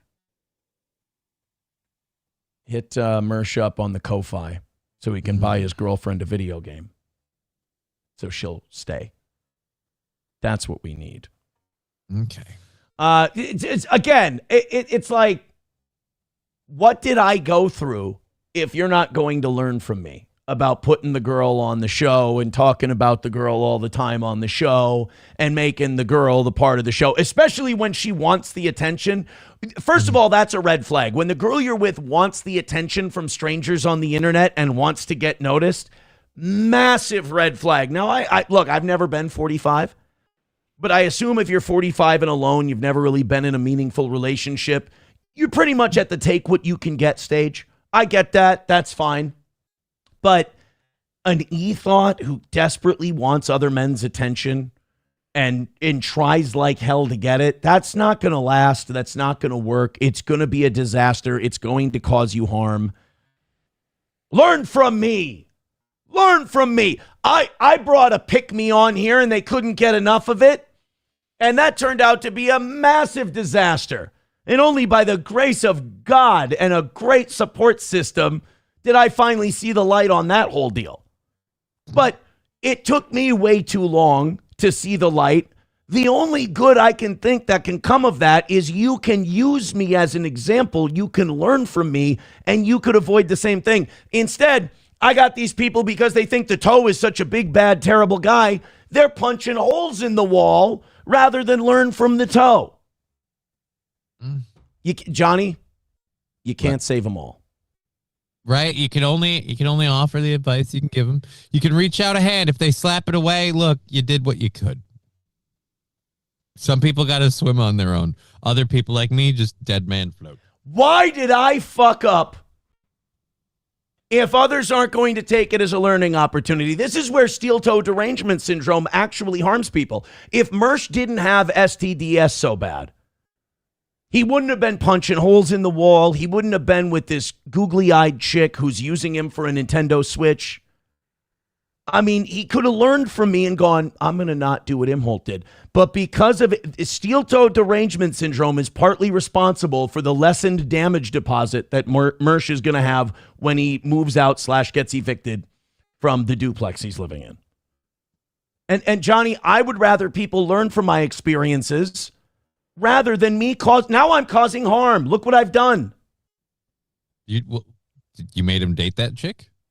Him being obsessed with hating me versus learning the good lessons that I could teach from my own bad beats. He's Matt Damon. I'm John Turturro. This is Rounders. I gave him the book I wrote off of my own bad beats. And what does he do? He goes into Hawk for more. He's in love. I mean, you don't just buy any girl a Nintendo Switch. I mean, that's one step below putting a ring on it. You put a what are those things called? Whatever. You put a controller in her hand. Yeah. Yeah. Well, I don't even know what it's called. Here, Ethan Ralph, Jesse P.S. should all be taking responsibility for this disaster. And I do. And to the rest of you, watching this as a clip that 18 people will put up, steel-toed derangement syndrome is no joke. Go get checked. Go get diagnosed. Go get treated. This is a high-octane show. It's a real show. And a lot of people can't handle it. You think you can, and that STDS sneaks up on you, and it destroys lives. Don't do it. I've got a wake of bodies behind me, and I'm not proud of it. I wish him the best, man. I don't harbor any ill will towards Mersh. I don't harbor any ill will towards Mersh. I want the guy to learn and be better. Because at what age do you give up on a guy? If you're punching holes in the wall all fucked up because the Nintendo Switch cross-eyed girl left you at 4 a.m. on a Sunday, you know. Now you got two problems. You ain't got no bitch and you got holes in the wall. You're going to have to solve those. You're bitchless and switchless. You ain't got none of it. You ain't got switches, you ain't got bitches, and you ain't got a uniform wall whose structural integrity is in place. You're looking at studs. And Welcome maybe to Casa de la Swiss cheese. Yes.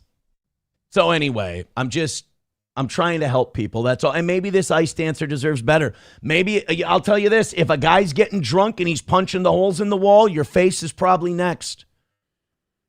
If he's punching holes in the walls, he's probably thinking about your rib cage. So if I'm ice glancer, chancer, dancer, prancer, I'm getting the hell away from there before I All get. right, okay. I hate to be a piece of shit, but think about that fight for a second. Like, ignore the gender parts and everything. Sure. They're both googly eyed, so They're both going to miss to the left. And hitting is going to be questionable. They're both going to miss to the left a lot. But that,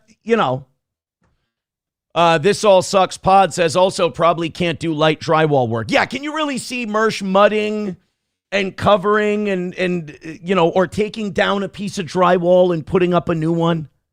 Oh, it's simple. You got to cut. I've been through this actual problem. The solution is super easy. They make a like a double-sided tape, right? So you slap that in the shape of an X, and you cut the hole until it's a uniform square, and then you get a piece of regular drywall and you put it in on the tape, right? So the tape's holding it in place. And then you use like that sealant stuff in the crack between, and you kind of like drywall in new drywall. People didn't know that this was a home improvement program.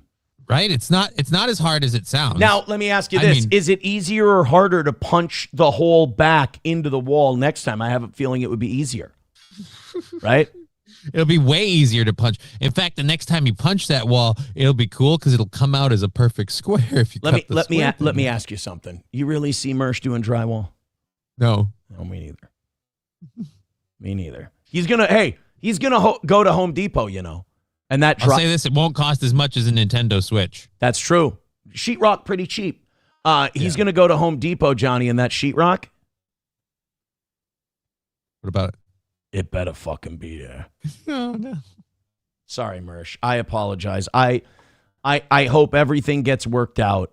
And anger management classes. I don't know if you got IRS debt, maybe that's not affordable, but maybe you watch some videos on YouTube and you figure something out. Or just learn from me. Don't do what I did. Joey Caravello with $2 says, I bet Johnny could kick Mersh's big, fat, hairy ass. I don't know. He might see you like a piece of drywall. Nah, I don't think I can kick anybody's ass, like literally. No, you literally can't kick. You can't kick a small dog's ass. I mean, if I can get my leg limber enough, I can shake it at you. But that's about I'm at perfect ball punching height, so I've got great self-defense. But then you always choose to headbutt it. I don't know why. I don't get it. It's just what I'm used to. I don't understand. Honky with $1 says Mersh is so cross-eyed, tears run down his back when he cries. That's an old Ali joke. Muhammad Ali used to say, he's so ugly, when he sweat, the sweat run back up off his forehead to stay away from his face. Oh, damn. $1 from Veldrain says, makes complete sense to me. It's a Switch. It's a mobile gaming system. You can take it places. Right. I mean, she got the Switch and then she left. Yeah.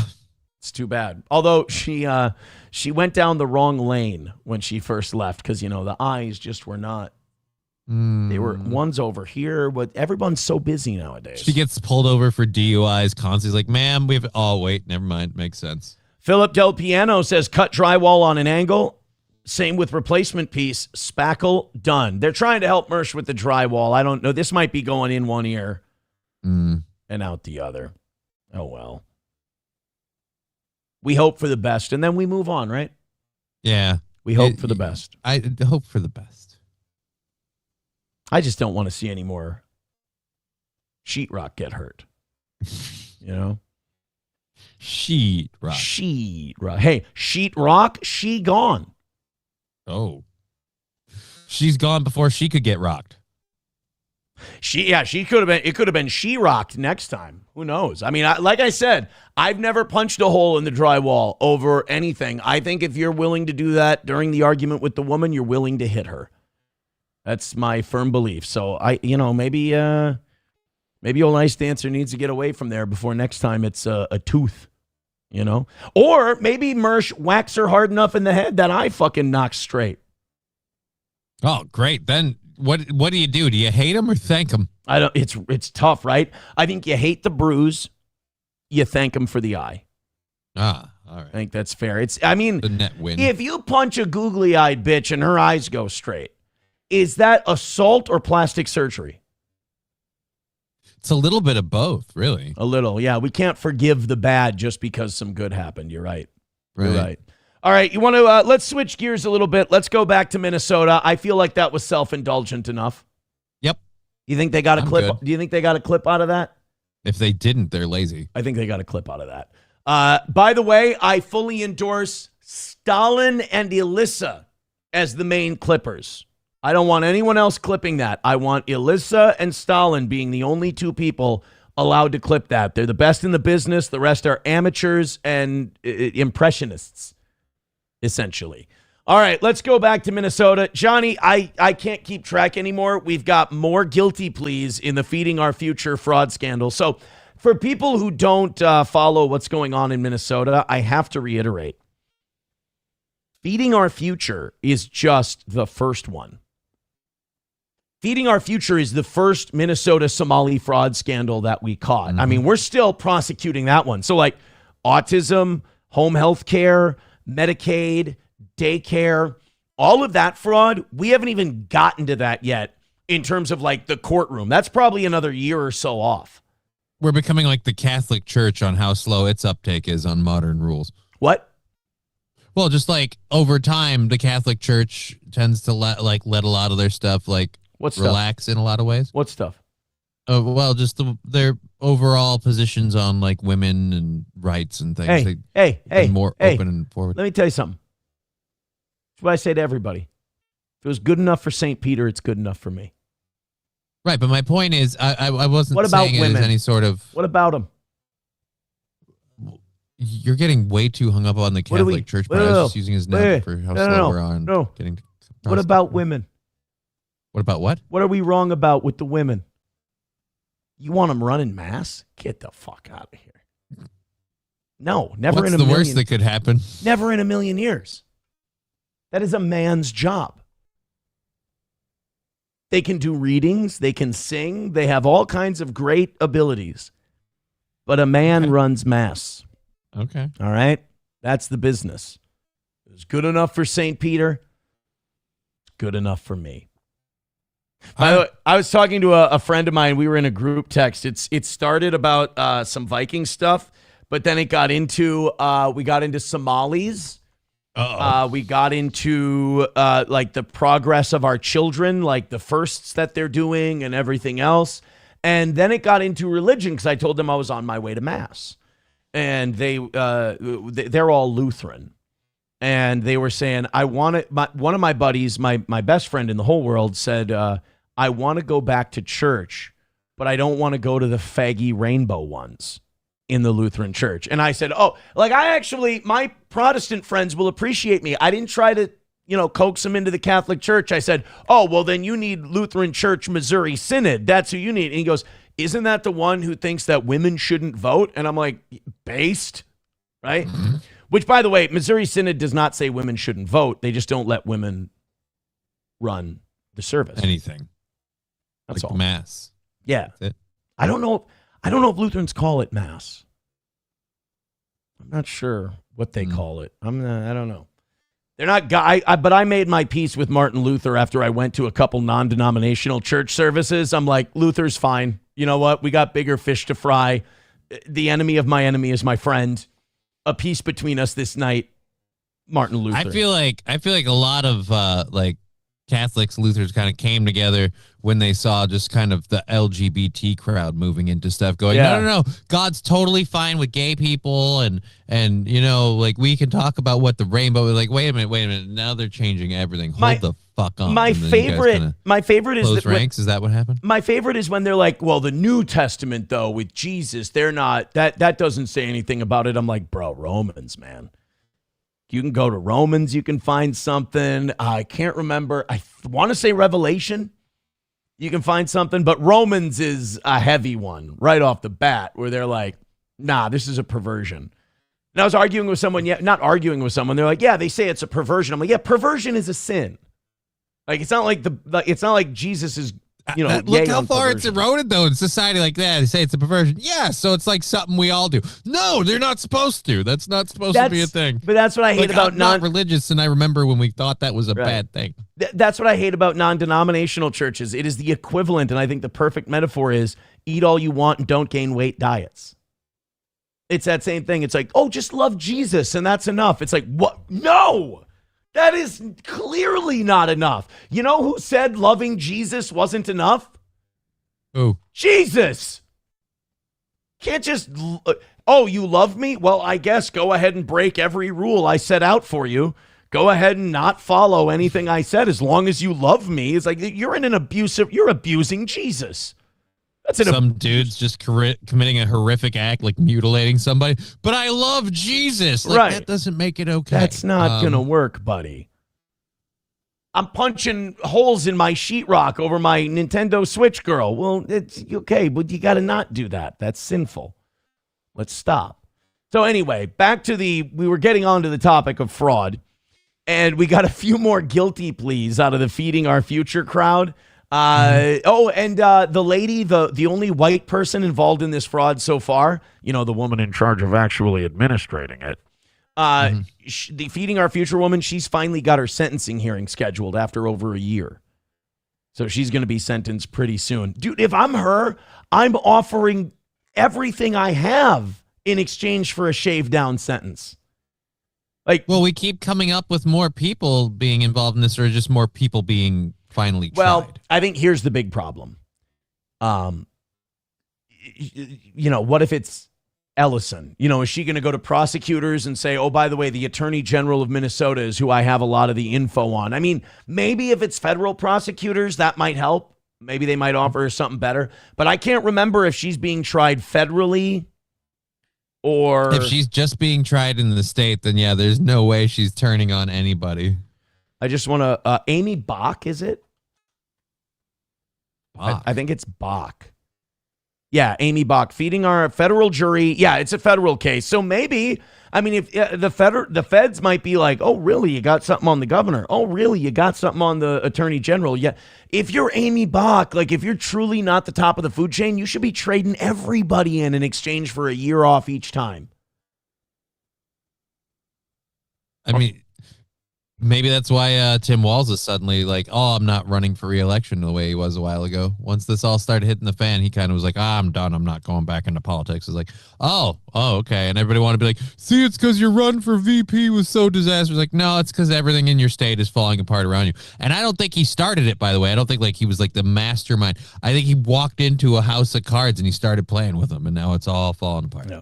$1 from You Need Me More says, I hope you come back as a black lesbian. LOL. Well, I don't believe in reincarnation. So yeah, that's some faggy Hindu shit. Yeah, what are we, a bunch of gays?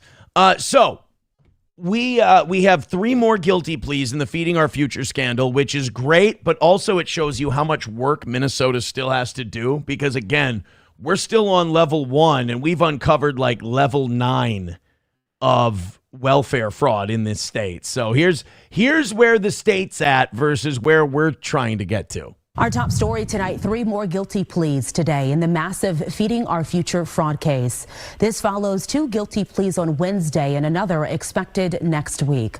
Fox 9's Rob Olson has covered this prosecution. You know, everybody says that when I find a black woman attractive, that they're always light-skinned, so that doesn't count. Here's one that I think is pretty. Yeah, she's dark-skinned. Yeah, it's probably not good, though, that I say things like, here's one who's pretty. That's probably right. Not the way you make them sound like a group overall, it's not intended to be, but it seems somewhat demeaning. I'm trying. What I my mean question is, would you prefer her in green? Clothing or skin? Oh, the Gamora thing. That's right, because I said Gamora's sexier when she's green than when she's black. Right. Yeah, that's a problematic statement. I'll cop to that. And she was in Avatar, so you do have the option of when she's blue, but not quite human. Dabba dee, dabba die. No, I'll go black over blue. Okay. Although Mersh likes them both. Black and, well. Sir. It's not okay. It's mean. The man is grieving. He's lost a woman and a gaming system in one day. Yeah, and a Nintendo Switch. And his new girlfriend is the IRS pegging him up the ass. So enough. Enough is enough.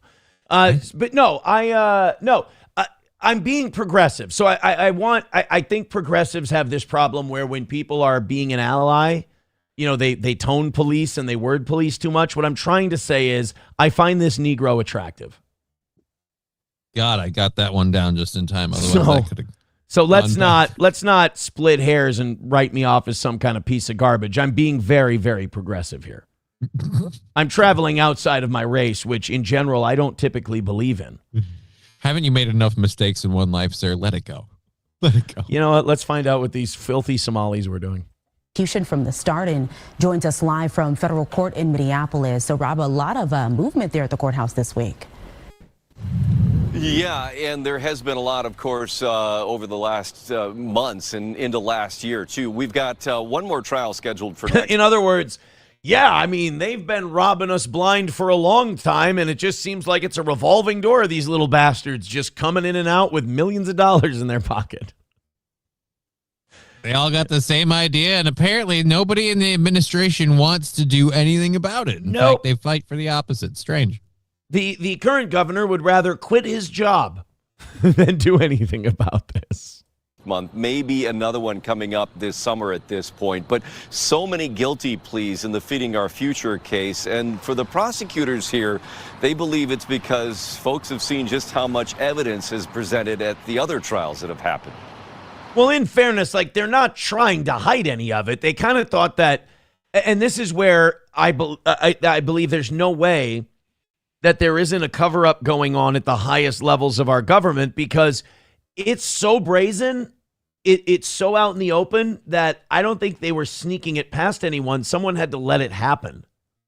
Right. We've literally had I think the same Fox 9 newscast interview people who were like, look, we wanted to bring this forward, and we were told if we kept pushing it, there would be, reprimands. People were threatened with losing their jobs or other stuff. People literally did not want to investigate this. We found out it's illegal to look into kickbacks. Right. They didn't want us looking into the kickback. So somebody was letting this happen because they were like, look, man, if we don't have their votes, which is almost a uniform Democratic voting bloc, we're going to lose elections. So, yeah, let them steal. People have seen how damning the evidence has been at trial and how significant the sentencing exposure would be in these schemes after trial. Rebecca Klein is now one of the lead prosecutors for the Feeding Our Future cases, which What are these two doing? Yeah, I feel like our picture's actually really kind of, whoa. What the hell is this? Can I tell you what it looks like to me? It looks like two cops stuffing something. It looks like two cops double teaming a manatee.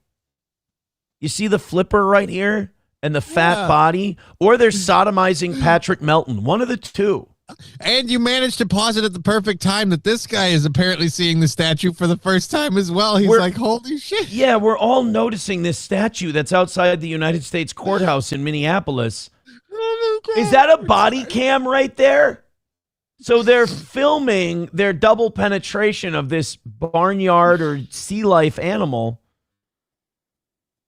Yeah, whoever did this wasn't thinking it through. There was something about perspective.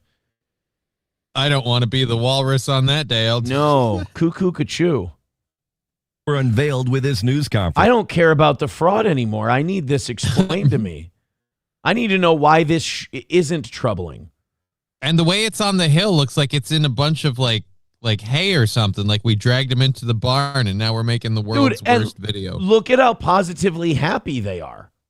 Yeah, he's happy. I don't know. Is that a mustache on the other guy or is it a look of concern? I think it's, I thought it was a big smile, but yeah, I don't know. This guy's like pumped. He's like the ringleader. That guy's definitely enjoying his angle. You know who's not enjoying any of this? This blob in the middle here. We don't know. We can't see his face. He could be grinning ear to ear at the moment. It's a good point. This could be what he's into. Right? Now, 3.5 years ago, they were running a scheme, not a child nutrition program. At the time, 47 people were hey, would you like me to read the names? Here, let me read the names from the bottom up. Okay. Abdir Rahman Mahamud, Ahmad Abdullah Grady, Hamdi Hussein Omar, Asad Mohammed Abshir, Abdi Nasir Mohammed Abshi, Abdi Kadir Ainanshi Mohammed, also known as AK. Why can't more of these guys get monikers? Ahmed Mohammed Artan, Abdi Hakim Ali Ahmed, Abdi Nur Salah, hold on. Ahmed Sharif Omar Hashim, also known as Salah Danyale. I don't even know how you. That's like, what's your name? Bill Winters. Oh, what's your AKA? Donovan Franklin. I don't understand. Abdul Qadir Nur Salah, Salim Ahmed Saeed, Abdi Kerm Abdullahi Idale, and Amy Marie Bach. You know, as you go through that list of names, like I didn't understand at first, but I feel like I understand why Saleh Daniel came out at some point. Like it's the only thing that differentiates from a lot of that. Yeah, because like became noise. Stand up, Ahmed Sharif Omar Hashim. No, not that Ahmed Sharif Omar Hashim. No, that. Is there anything else I can call you? Salah Danyale. Bingo. Perfect. That sounds great. Oh, wait, they needed more pages because there's 8 more on this one and 6 more on this one. Oh, boy. Starting to think we were getting ripped off. An already extraordinary number. But since those original indictments, the total's now grown to 79 people. There have been 7 convictions over 2 trials, including founder Amy Bach. 2 were... Okay, look. 79 people indicted, 7 convictions, 2 not guilty. Now, depending on how many plea deals we have, again, I need to reiterate, we have like 4 other Somali fraud scandals waiting to be prosecuted. And we've only gone to trial with 9 of the 79 of the first one. I don't think we're going to get to the other ones. If nothing else, just the procrastination of the system will not get this done. I mean, they should have been wealthy, well-connected Jewish pedophiles. They never would have been prosecuted. Well, at this rate, if you're at the back end of the scandal list, you might not be either. Look at this, 57 guilty pleas, so that's 64-60. There's still 13 people that haven't been handled in just the Feeding Our Future thing. And there are 57 guilty pleas, including 5 just this week and 1 set for next week. Which I think is an office record for number of convictions across a single investigation, especially in the fraud space. There's none that anyone knows of in recent memory that are that many defendants who have been convicted or pled guilty. Go to church. Of the remaining defendants, 1 died after being charged. 5 Aw, darn. are fugitives, and 7 cases are now outstanding. That includes Gandhi Muhammad, who pled not guilty this week, even as 5 family members charged alongside him did plead guilty. Oh, that fucks you over. Imagine that. You're like, no, I'm standing strong, and all your family members are like, yeah, fuck it then. He did it. Like, they'll all sell you out to avoid more jail time. And he's like, no, we're all going to stand strong as a family, right? You got it, Gandhi. Let's make a stand. So what are you guys doing? Oh, I'm pleading guilty as soon as I can see somebody. Are you kidding me? They've got me dead to rights. I thought it was all fucking Gandhi's idea. A lot of those people who are fugitives, I'm going to guess, are in Kenya right now because a lot of them took the money they defrauded and built big-ass houses in Kenya. Right. And now, like, what are you going to do? Is Kenya going to go arrest these people on our behalf? No. Are we going to spend time and effort to go bring these people back to Minnesota so they can stand trial? Are we going to get any money back? No. I'll tell you why nothing's going to happen, because there's this big problem in Kenya right now. I don't know if you heard it. Like, have you been following what's been going on in Kenya? No, I've been following what's going on in Iran, what's going on in Kenya. So in Kenya, there's this tribe they have there, and they have a sacred bat. And they're called the Wachudu tribe. And this bat was stolen, they believe, by the Wachiti tribe. And those two tribes are about to tear each other apart and have this big tribal war. I don't think they really have. They've even hired like a pet detective to come in to try to find this sacred bat. And they don't have time to run down like American fraud fugitives. I don't know if a pet detective, I've never even heard of that. Yeah. No, he's really good. There was one time the Miami Dolphins had a problem. They were missing their mascot. Mm-hmm. And he found the mascot. He found the dolphin and returned it. He's really good. Okay. He talks out of his ass. Like, literally, he holds his butt cheeks open and does voices. I almost swear that was a movie.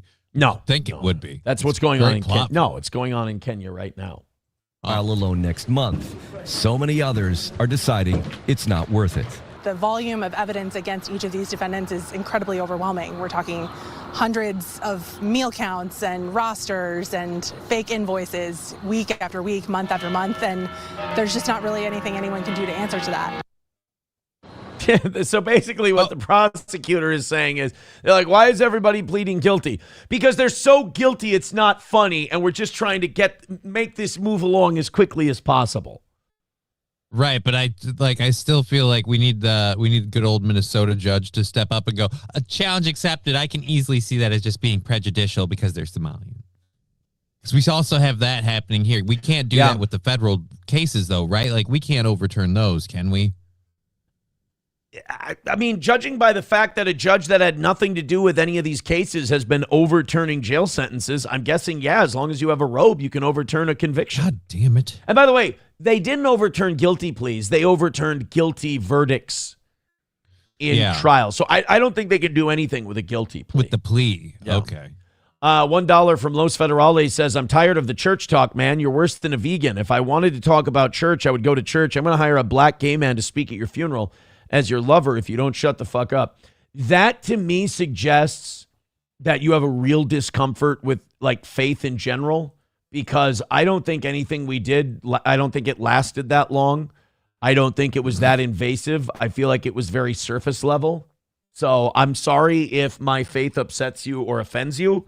I'm not going to change it for you. I'm sorry. Like when they spit roast you at church. It's not that invasive. It doesn't last that long. They don't. That's not the church I go to. That's they don't do that? That's the Mormons. I don't know. I've never been. I've never been. That's the Mormons.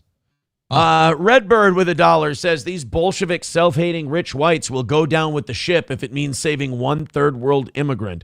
Well, I don't see a lot of them lining up to go to prison for them, so at least they do have a line that they draw, which is nice. Although our judges, like you said, will overturn the convictions for these poor endangered souls.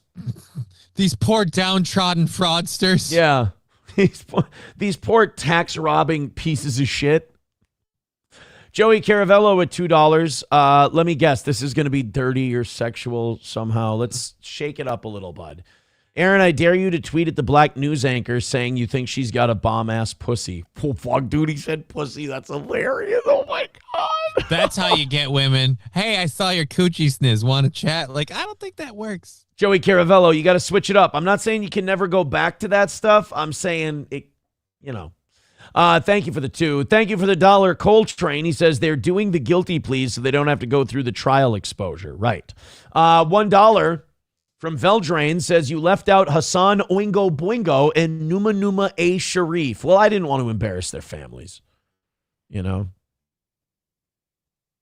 Some people did not do this. For some of them, it was done to them. Somebody did this to them. Yeah. For a lot of them. Yeah, I don't think there's any doubt about it. Oh, my God, Johnny, we got to put on a show for these people. 662. Nice. At the moment. We're looking at 700 right in the face today. YouTube, you're only about 20 off. Rumble, you're only about 40 off. So let's go and let's get to 700. Hit like, hit subscribe, hit follow. We appreciate you being here. And hell, throw in a membership or two. Why not? You guys are doing great so far. Let's keep that energy going. Streamlabs, PayPal, Venmo, Super Chats, and Rumble Rants. Thank you very much. All right, we got some war updates coming up in a little bit. We're going to get to all that. We've also got, by the way, Joe Rogan jumping on the Charlie Kirk, Erika Kirk conspiracy train. Oh, I think I'm going to tell you. I think Joe Rogan was hearing the critiques of his program about how he was getting too chummy with the administration, and I think he really is making an earnest attempt to try to turn things around a bit. I gotta say, Rogan's been on. You Need Me More says, did you see my rant? I might have missed one. Better make sure we Let's go back up. I'm scrolling. You Need Me More with $1. Yes, I read that one. I hope you come back as a black lesbian. We said Hindu on that one. Thank you. That ain't what we do here. No, we don't. All right, hit like, hit subscribe, hit follow, and throw in a couple of memberships. I think we're like 43 memberships away from 500 today. You guys knocked that membership number out, and I think we're good. We're good. Aaron, look up the LaGuardia crash last night. Makes us look really bad because an ATC effed up and got people killed. All right, we'll do that after this scam story. We got plenty of time to get to the war stuff and the Rogan stuff. LaGuardia crash. We'll cue that up for a little bit. I'm afraid of later reincarnation because people are always like, well, it can't be worse, right? And I'm like, I don't know. I could come back as a cat with hip dysplasia. F that noise. Hold on. There. Oh, wait, this is a live feed. All I want to get is a good local news. LaGuardia Airport. Yeah, I want a local news report. deadly? That's all I want. Here we go. All right, that's the one we'll use in just a little bit. All right, this is, do you know what pig butchering scams are? I didn't know they were scams. I assumed a pig butchering thing is usually like a not legal butcher and it's going under the radar somehow. Oh, this is actually low-key kind of brilliant. Like, I still think that if you get scammed, it's your fault. Like, you should have some skepticism. Before you commit money to anything, there should be emails and mailers and all kinds of stuff that go out. But there are some scams where, I got to say, the scammers put themselves out there, and honestly, they kind of deserve the win if they can get it. There are scammers out there who kind of play on people's greed, and it especially makes me not feel bad for the victim because their greedy intent is so like on display during this. So they'll do this thing called pig butchering, which is they'll get people to give them money and access to their account, and then they'll deposit a real quick return. Like a lot of it'll be Bitcoin or crypto or whatever. They'll be like, oh yeah, you see an initial return, so you put more in, and then boom. Give us $500 and you'll see a return. And then in 2 days, they'll put like $5,000 in their account. Now, there is nothing stopping you from going, wow, thanks, appreciate it, taking away that access to the account, creating a new one, canceling your old one, and pocketing the $5,000. But these people get so greedy that they're like, oh my God, look at these returns on just $500. Well, give us $20,000 and imagine what we could do. And they'll give them the $20,000 and poof, they'll disappear. And they're gone. It's called pig butchering. So because you're fattening them up and then you're butchering them at the end. It's one of the few scams where I give a lot of credit to the scammer because it takes a shitload of risk and discipline. Let's you have to think somebody does that though. Let's say somebody, I made 500. It seems a little risky to go back in. I'm going to take my winnings and go home. Why would they talk like that? I don't know. Because they have financial practice? I don't know. Okay. That's a weird accent. That's all. Especially since this story's out of Lincoln, Nebraska. Oh. Yeah. Let's go ahead and check it out. Only on 8 tonight, Lincoln police are warning families of a new scam. It's being called pig butchering for the way scammers fatten people up with promises of more money. Or like, I know one girl, like she dated a guy because he had 250 people watching him on a streaming channel. And then she conned him out of a Nintendo Switch and then left him after he punched holes in the wall. That's a pig butchering scam, if you ask me. But that's swine on swine crime in a way. Only to leave them out possibly thousands of dollars. Generally, Tim Norwood joins us after speaking. Dude, if you only get ripped off of thousands of dollars in these, that's a win in terms of getting scammed. Because some of these people get taken for like hundreds of thousands. Right, but I mean, how much do they have left? What if that's all they had was thousands of dollars? If that's everything you have, that's still everything you have. True, it is relative. With Lincoln Police about the issue. Emma? Yeah, good evening, Rod. It is an unconventional name, but a serious problem here in the capital city. In comparison to last year, Lincoln is seeing a 17% increase in fraud cases, and some of that is because of this new scam. I think it's because the boomers are getting so old and ripe. Like they're ready for the pluckins. Yeah. And a lot of them did that like reverse mortgage shit, and they've got money that they're sitting on. So yeah. Yeah, I mean, there's all kinds of money sitting in with these boomers, especially in things like home equity. And yeah, if you can go after them, and they don't understand crypto, but they hear it and they're like, "Oh, that's that new thing my grandson does." So I'll give this crypto thing. Oh, I'll be a hip new investor. And the thing about boomers is, for boomers, they can never have enough get rich quick schemes. They can never have enough, eat all you want and don't get fat. They can never have enough consequence-free wealth. So if you come to them with I'm going to make you so much money, they're like moths to a bug zapper. They can't help it. Lincoln Police Department heeding a warning about a scam targeting families. It's what's being referred to as pig butchering. Gist of it is to fatten the prospect or the potential victim by promising and even delivering in some cases a big return. We're talking 25% within a week or 2 week period to show that. So that's how you beat these schemes. Take the 25% return and bail. Yeah, but if you're someone who's going to take someone who calls you up and convinces you to invest, if you're going to fall in for that, I kind of feel like you're, again, one of these people thinks, oh, this is so great. Look how it's doing. Why would I give up now? I want to be approached with one of these scams because I would do it. I'd always just put in the same amount. Like, I'm one of those people. I'm like, oh, I made $5,000 off of the. All right, well, here's that. I'll put that. Yeah, I'll put that 500 How back long in. could you get them to keep giving you the returns until you say, okay, I think I'm ready for the big one, and then cut off all contact? Like, could you keep giving them $1,000 and they'll keep giving you $500 back, or well, $1,500 back? You know what I mean?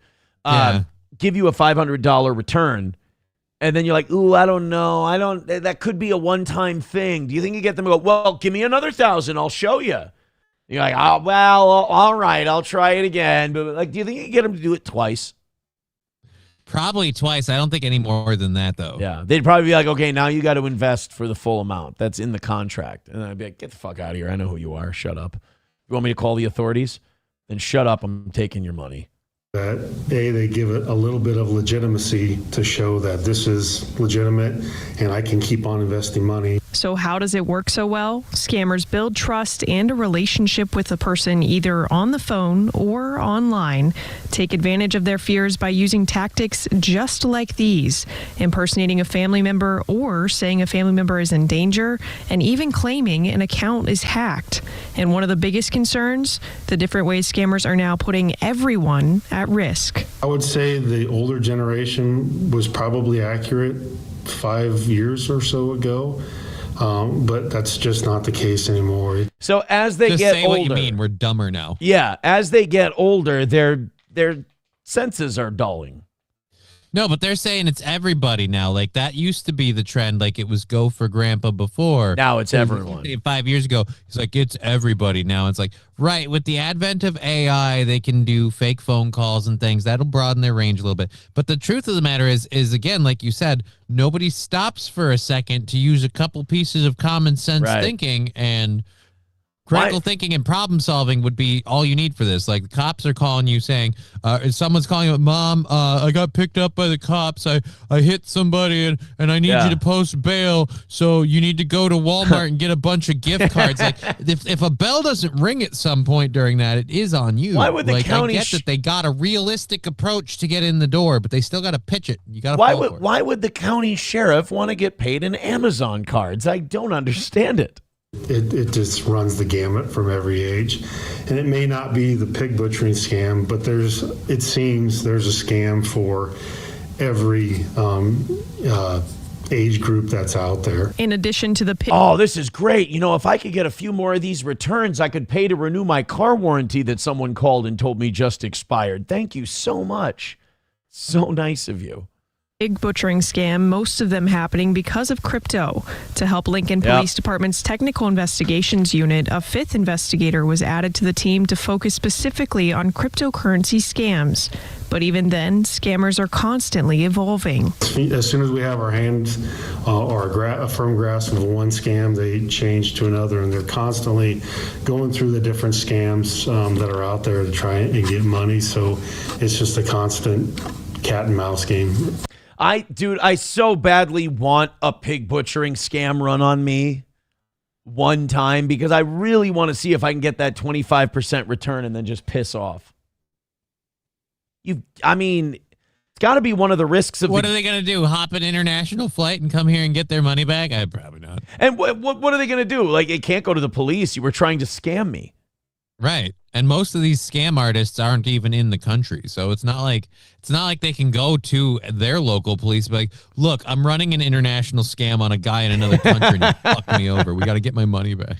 Could you help me get my money back? I was trying to fraudulently get a guy to invest in crypto, and he took my initial investment and just ran away. So I was wondering if maybe you guys could help me get that back. No, you're not going to, are you? No, we're not. All right, let's do a couple of these, and then let's get some Streamlabs, PayPal, Venmo, Super Chats, Rumble Rants. We're pretty quiet here. We would appreciate it. Let's get off to a good start on Mondays. Just pretend it's Thursday. Silverwolf with $1 says, I'm fortunate enough my parents, who are boomers, are very paranoid when it comes to anything money-related and call me with questions about anything tech or email-related. Rather have that call, honestly. Yeah. Hulkamash, a boomer with $1, says, Aaron, you're not a boomer, so how could you tell me how crypto works? What is a blockchain, and how does it count as real USD? My point is, I don't know or care about crypto, therefore I wouldn't take part if someone called me it or using it. Right. If someone calls me and says, hey, I've got a great investment opportunity on this, I'd be like, you got to send me enough info, like assume I'm retarded, and explain it to me like I'm a 2-year-old, and then maybe I'll think about it.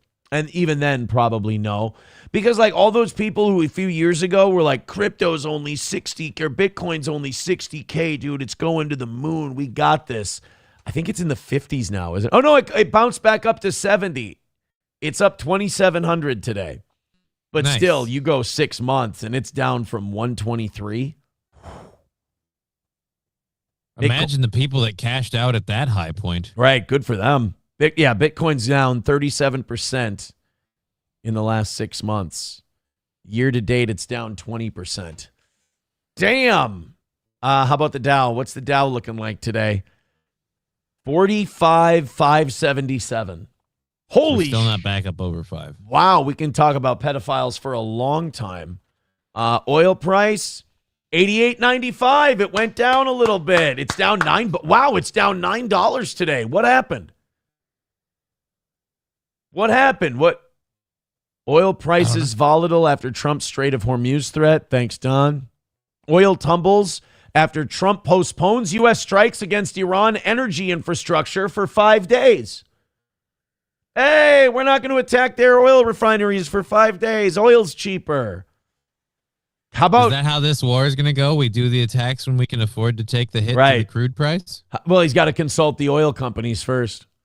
How about this? You know, Don, I don't mean to tell you how to do your job. You don't listen to your voters anyway. Imagine what would happen to that oil price if you just stopped the bombing.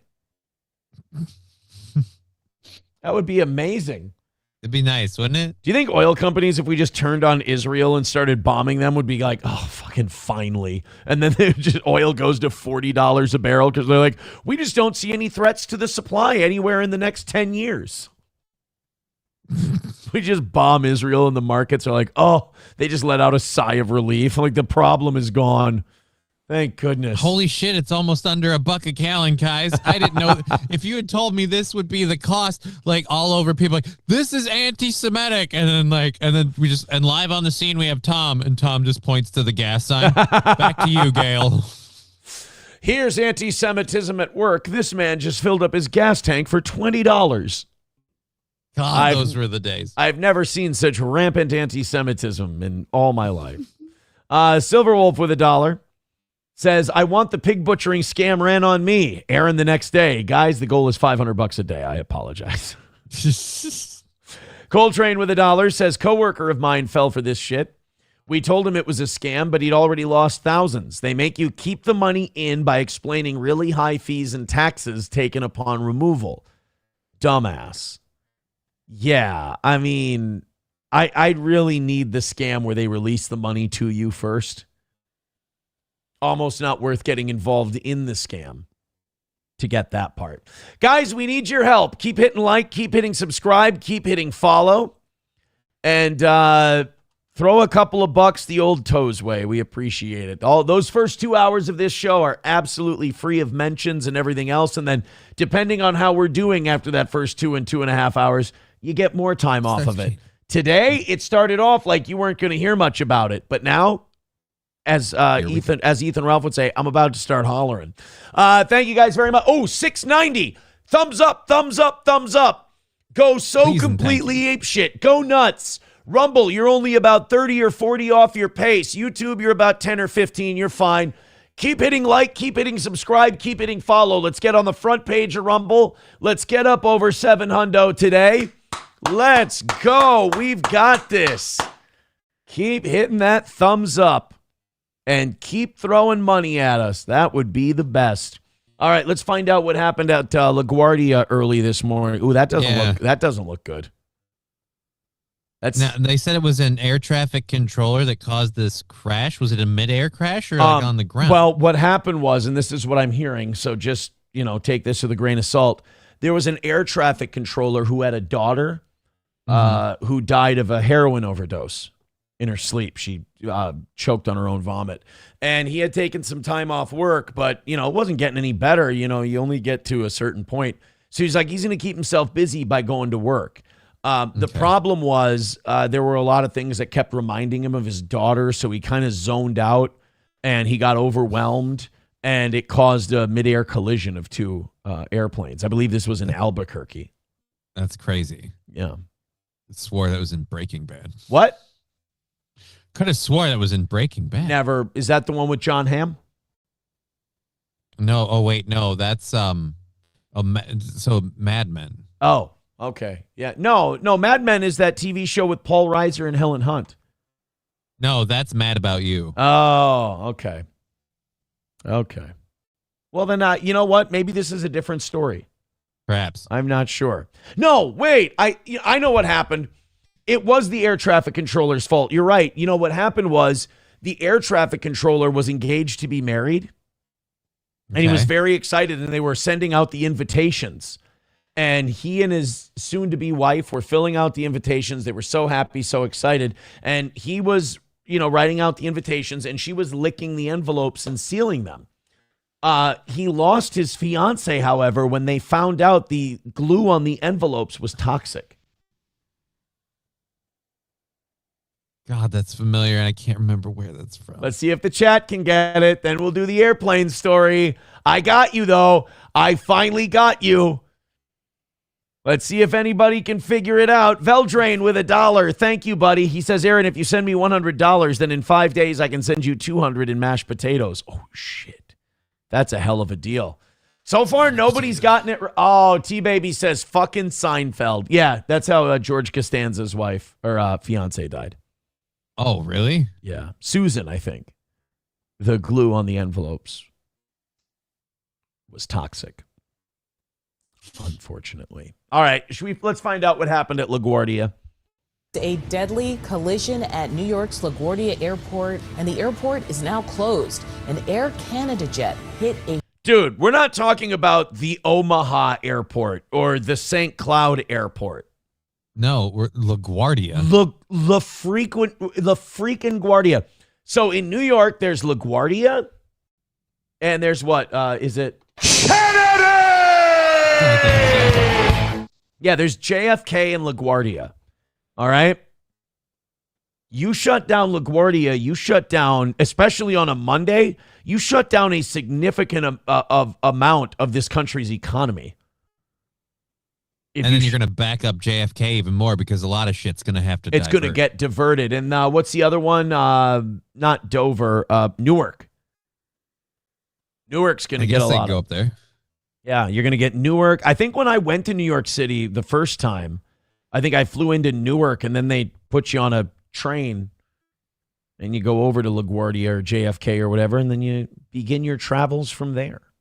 Fire truck on the runway. Now, this happened just before midnight. 2 pilots were killed. Dozens of other people are injured. In this video from the scene showing the wrecked plane, nose tilted up to the sky. The crash truck... It's Titanic maxing. Sorry. ...is seen nearby. And here is the moment air traffic controllers knew something went wrong.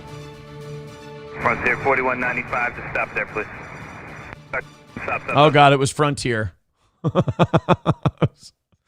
I'm sorry, we can't hear you. There are 4 black women pulling each other's weaves out in the back of the plane. Repeat last transmission. We need you to stop. There's a truck.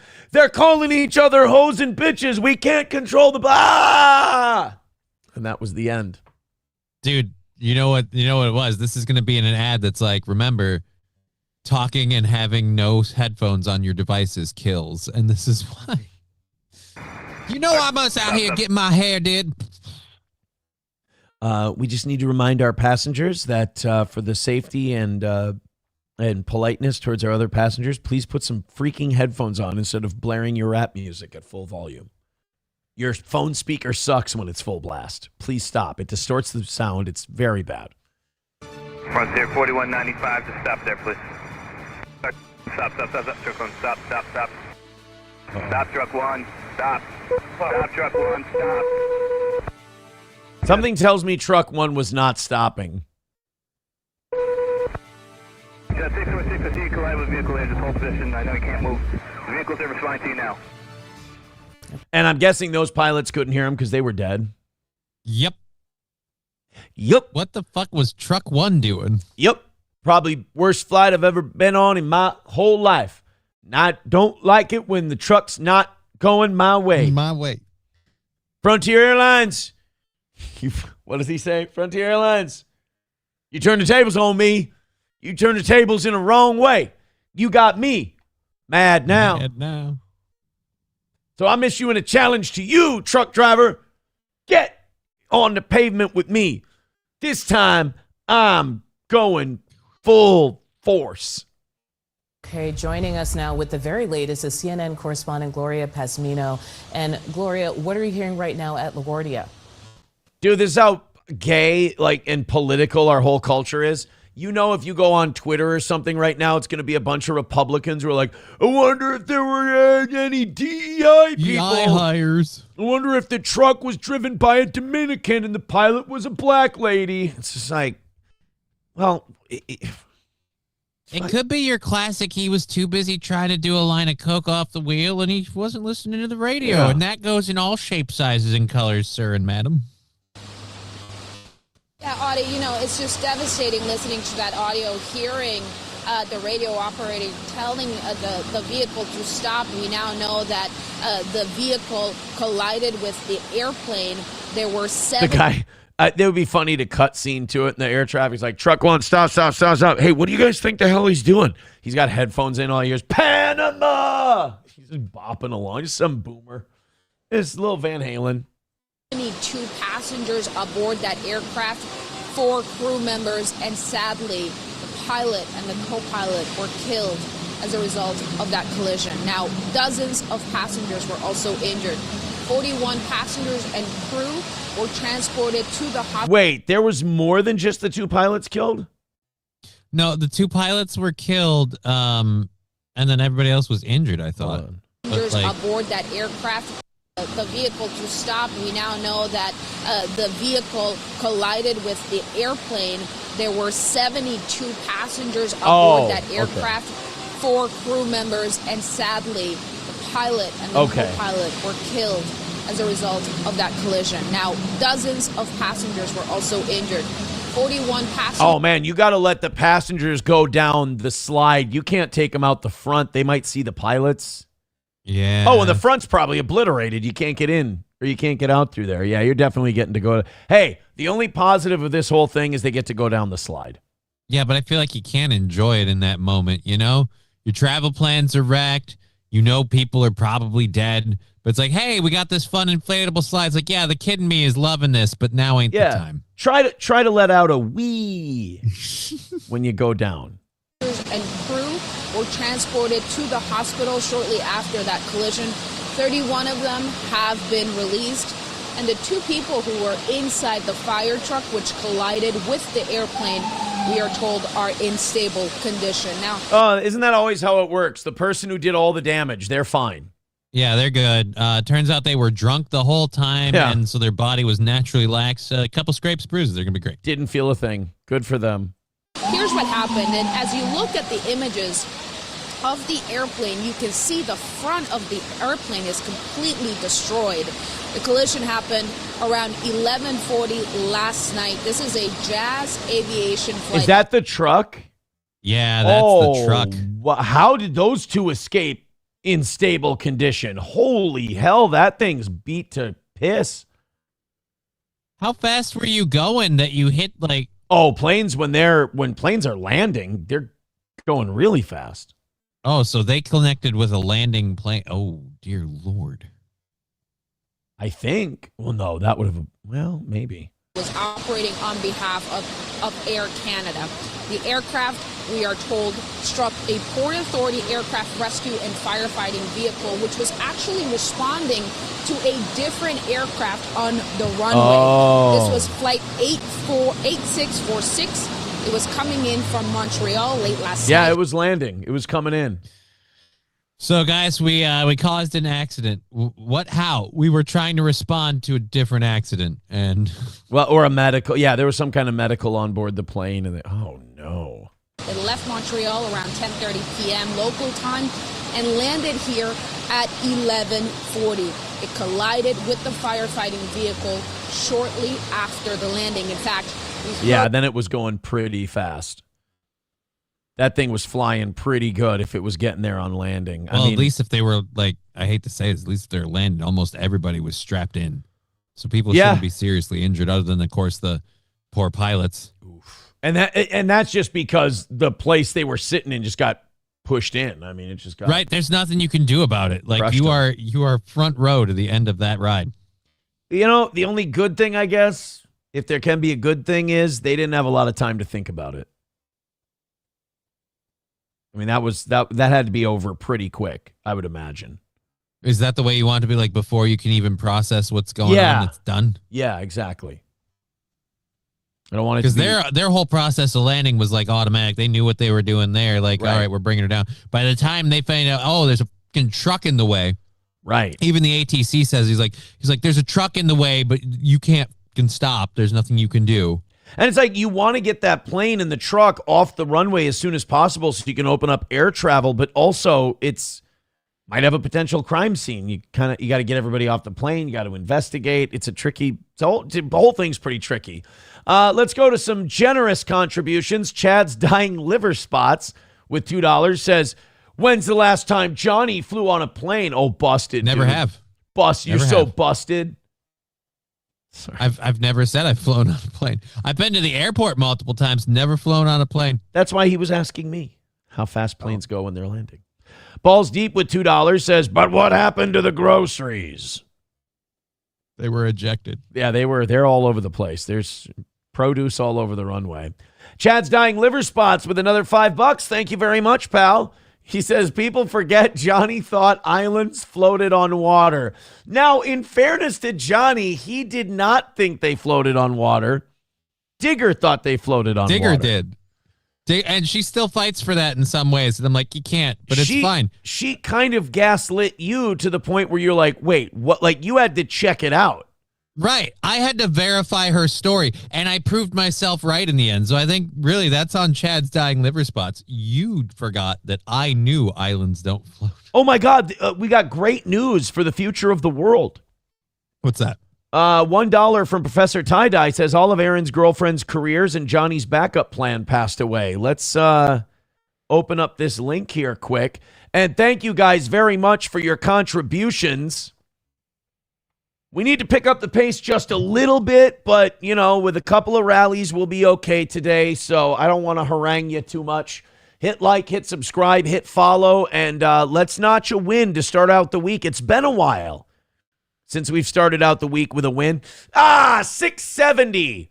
Rumble, of all the people, it's Rumble letting us down today. I mean, look, 670 is a good, I'm fine. 670 is great. Don't get me wrong. Dick. But guys, hit the thumbs up and let's go. We can do this thing. Oh my God, speaking of do this thing, I have to do this before we continue. We might need it today. Here's a little inside scoop that many creators are talking about behind the scenes. It's actually one of the reasons I'm using Rumble. They made a way to super chat creators so we get paid immediately and without any fees. YouTube and Twitch take up to 50% fees when you tip creators. This method takes none. That's right, the platform takes 0 fees. I keep nearly 100% of what you send me. You can super chat with Bitcoin, Tether USD, or even Tether Gold stablecoins. The tip will show up directly in our Rumble chat, which I'll do my best read with. All you need to do is download the Rumble wallet on the App Store and send the tips to your favorite creators. You can go to wallet.rumble.com or you can download the app directly from the app stores. That's wallet.rumble.com. Seriously, what an amazing way to get rid of the middleman and help the creator economy. Shout out to Rumble for making this disruptive technology. Wallet.rumble.com. Thank you, Rumble Wallet. And we're at 680, so just smash the hell out of the thumbs up. And let's get ourselves one of those big, fancy, huge days for the toe. Thanks, boys and girls. $1 from Silverwolf says, I mean, there is a giant floating trash island. Oh, wait, that's England. My mistake. Oh, that's a variation of the, what do you call it? The Tony Hinchcliffe Puerto Rico joke. Yeah. And I don't think, but that isn't there like actually like a literal giant floating, there's a giant floating trash island out Giant trash island out in the Pacific, yes. Yeah. It's a problem. $1 on PayPal. $1 from Oz for Mayor says Bonnie Blue unfortunately still alive. Yeah, that's not the story. The creator of OnlyFans is dead. Oh, no. Oh, yes. Good. OnlyFans owner Leonid Radvinsky dies of cancer at age 43. Leonid Radvinsky, the owner of adult content platform OnlyFans, has died of cancer.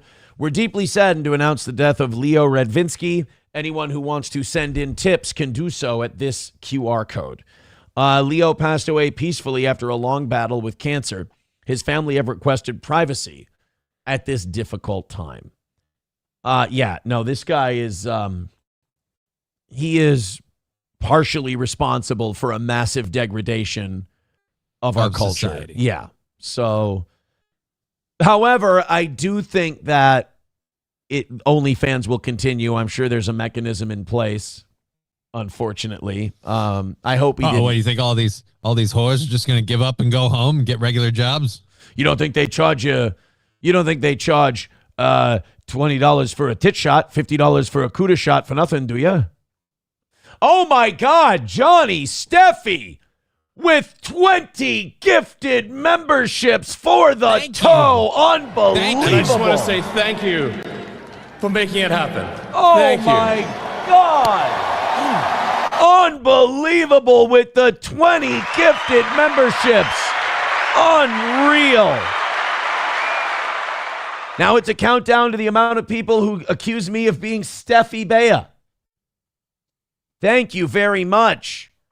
And you got a lot of alternate personalities. I do. I have a lot of them. I have a lot. Look at all of these names that are getting Rumble memberships. You might want to get over to Rumble right now, because if you go in, there's a bank of memberships just waiting for you. Holy buckets, as my grandmother used to say. Steffi Bea with 20 gifted memberships. Guess what that guarantees? What? I ain't going to bug you guys about money for at least an hour and 10 minutes. Nice. Silverwolf with $1 says, Digger is right, though. Honestly, there is floating islands in the popular survival horror game Subnautica. Subnautica. There you go. So in Subnautica, it counts. That's wow. just as good as reality. Thank you very much, Steffi Bea. 697, our viewer count as well. So thank you. Like, subscribe, follow, a few more memberships. Let's go. Every time I look, it goes back down. So I'm going to stop. I'm going to assume we're getting to 700 today. Keep hitting thumbs up. I was going to do reads for All Care and Stoney's and Midland Armory, but we're on a roll right now, so I'm just going to open up the 7 o'clock hour stories. I will say use All Care Towing when you need a ride, when you need to get picked up, 320-253-5203. Use our friends at Midland if you're looking for something for self-defense, personal carry, what have you, ammo, parts and gear, the suppressor process from start to finish, Midland Armory in downtown Foley, Minnesota, or midlandarmory.com. That's Midland Armory. And Stoney's in downtown Rockville, Minnesota. Go talk to our buddy Cheetos and friends at Stoney's. I got to make it to Stoney's here pretty soon. That's Stoney's in downtown Rockville, Minnesota, right there on Broadway. I will mention those guys a little bit later in the show as well. But thank you so much for the likes, for the subscribes, for the memberships, for everything else. As we open up the 7 o'clock hour stories, Johnny, I got to figure out who the guilty party is here in slowing down, like what the link is that's slowing down all of my shit. Yeah, I noticed I got lagged a couple times. I didn't know if it was you or me. It's me. And I don't know what it is. We've got some pretty easy links here. We got Fox 9 with 2 Fox 9s, which is usually very easy. Got Mediaite, which sped up a lot since I bought a membership. Imagine that. They don't throw you any ads and bog you down. Strange. When you pay, I think it's only like, I will say this about Mediaite. To go ad-free, it's only like $3 a month. Not that bad. So I don't know why they have great, awesome clips too. So I don't know why I wasn't paying them. Yeah, there we go. We're good. Yeah, there was just some little hiccup, no big deal. Oh my God, Balls Deep gifting a membership, and Steffi Bea got it. That's justice. Thank you, Balls Deep. Steffi Bea got that one. Zen Man with $2 says, Johnny, what's your opinion on Midnight so far? Until Valhalla, brothers. Guys, you are rolling right now. Keep it up. You're about 20 memberships away from 500. I love Midnight. It's great. All of the housing features are fun. You get to do all that like fun stuff, building and designing your own shit. There's a lot of creativity for people like me who grew up playing Legos. It's like Legos in the game. You can build whatever you want. And then they changed a few things up. We've got more raids and more end game content available. It sounds like me and my friends are going to be doing our regular raid runs for a while because there's a lot of different stuff to get through. I like the new changes. It's fun. Can I ask you a question? Sure. What did you just say? I said the end game content of World of Warcraft, the Midnight expansion that just came out. That's what he was asking about. End game. End game means like what? Well, no, not quite like you're thinking, but in a way, like I am inevitable. In MMO, like when they release new content, you're going to move through the stories, the quests, whatever they're releasing. You're going to get to the end of that. That's what they call end game. Why what do is you it do then? And then this like the rinse repeat stuff. Some people do PvP. Other people do different things. I do what's called raiding, where you and a bunch of friends go in and fight extra hard boss modes. What? I have no idea what you just said. It's like playing basketball. It's like me and my friends meeting up to shoot hoops. I get that. I get that. And like somebody brought a new ball. Right. We've set up a new court that's a little bit different. It's a little bit crazier. But we've got several courts in one area for once. Normally they release a court at a time. Now we've got like multiple courts at once. So you can kind of pick the one that you want. Some of them are bigger, some of them are smaller, with more and less to do respectively. And I like that setup. Well, now you can go with what fits for you and your guys when you're doing a pickup game. You got that explanation down so well. You got me to the point where I can pretend to know what you're talking about. Right? That's pretty good. Close. That's good. All right, let's talk about justice for the state of Minnesota. Johnny, it's happening. More and more cities are starting to jump aboard flying the old Minnesota flag. If you live in Minnesota, you love this. I have not seen anything more universally hated outside of the blue hairs in Minneapolis than the new Minnesota flag. If you're in Minnesota, you don't have a sense of humor about it. If you're outside of Minnesota, you're laughing at us all the time because we adopted a Somali flag. Yeah, it looks stupid. Yeah, it's so bad. So now it's starting in these small towns, but as these small towns do this, I think more will follow suit. So you got Elk River, and now you've got Zumbrota, and I think they said there's something like 17 towns in Minnesota are proposing similar measures because there's a little known loophole where the state does not have authority over city councils, and city councils can vote to fly the old Minnesota flag from 1983.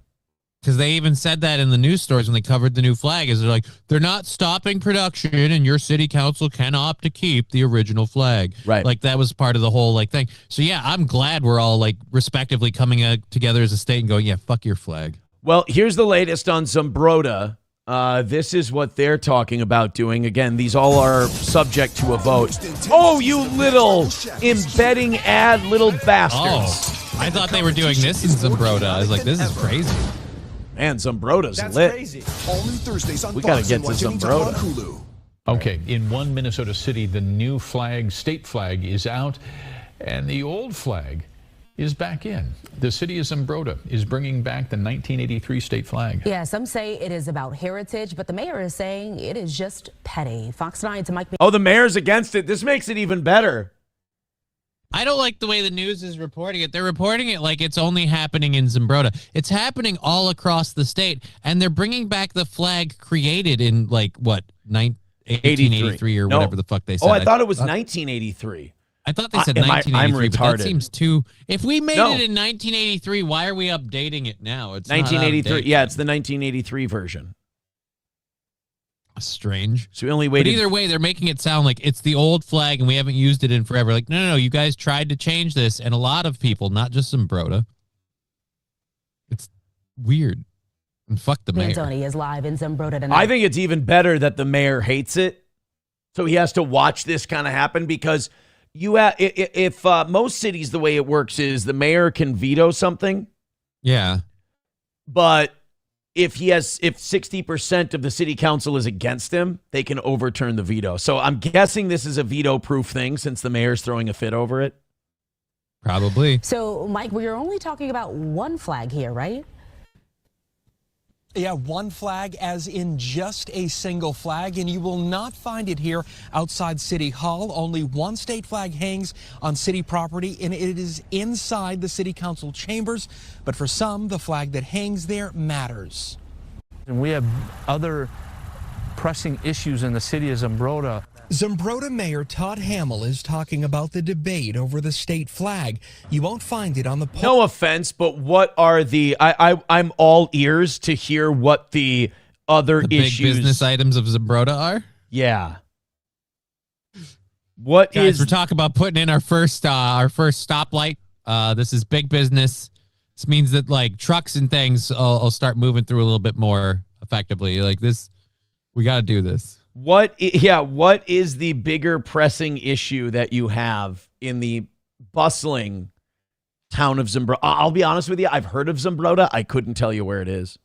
It's south of Rochester. Oh, you're a Rochester guy, so you would know. I've been to Zumbrota. How many people? Not a whole lot to write home about. How many people? About 7,000 or more? I don't know. It's been a while since I've been there, but yeah, it wasn't. I would say it was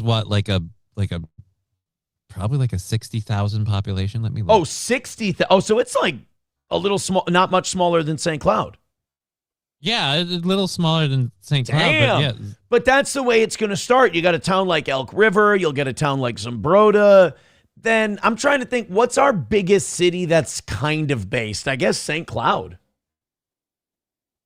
Oh, I was way off. It's 3,843 people. I was starting to get hope. No, so we're still in the stages of like brush fire with this flag revolt thing. You got like Elk River, which is like 15, 20,000.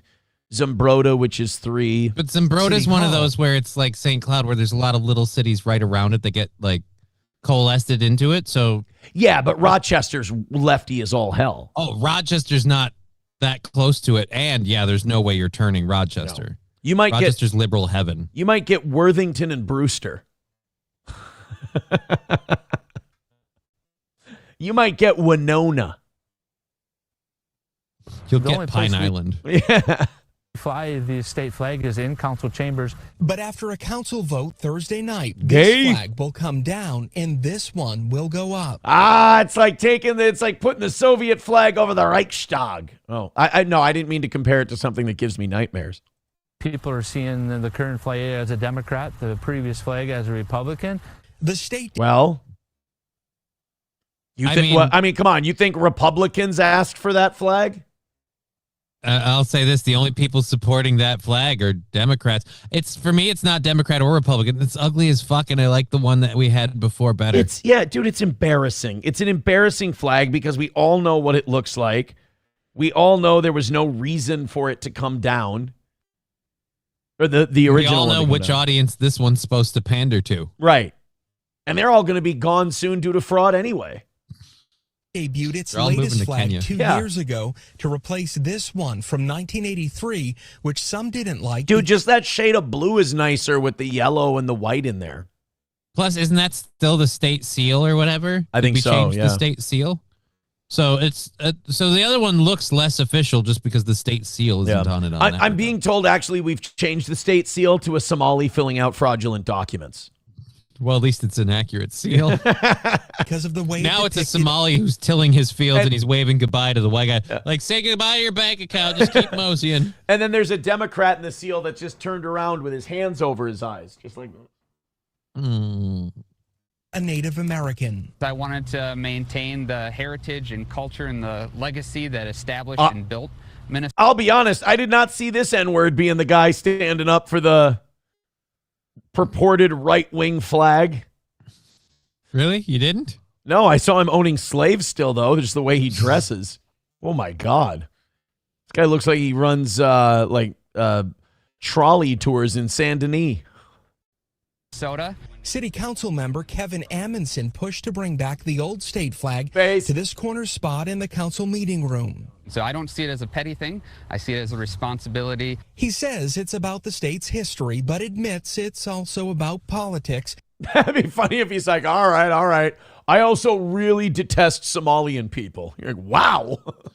Look, it's not about politics for me. This reminds me of Somalians, and I hate them. I'm like, oh, Jesus, man. Look, this isn't about politics to me as much as it is preserving a safe place for white babies. That's really what I'm...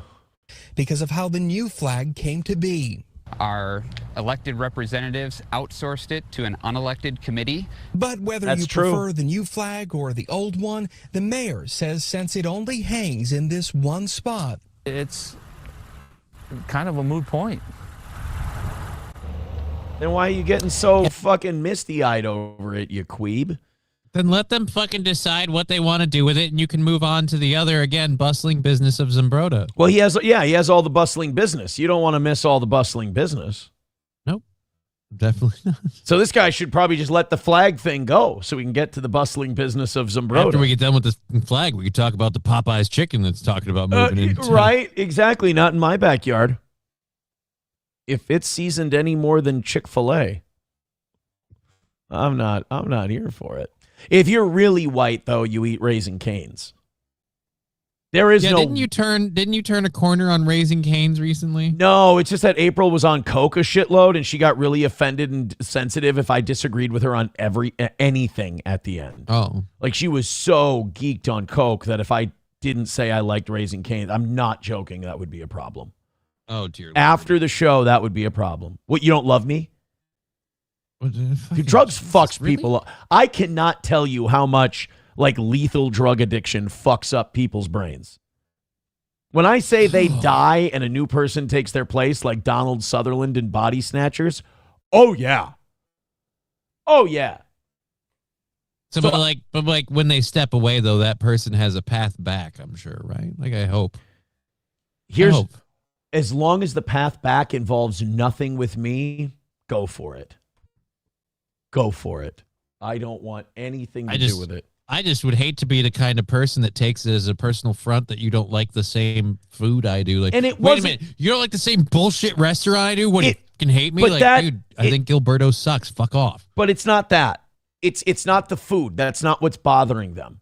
It's the inability to regulate emotional swings. It's the inability to regulate anything, especially the less Coke you have.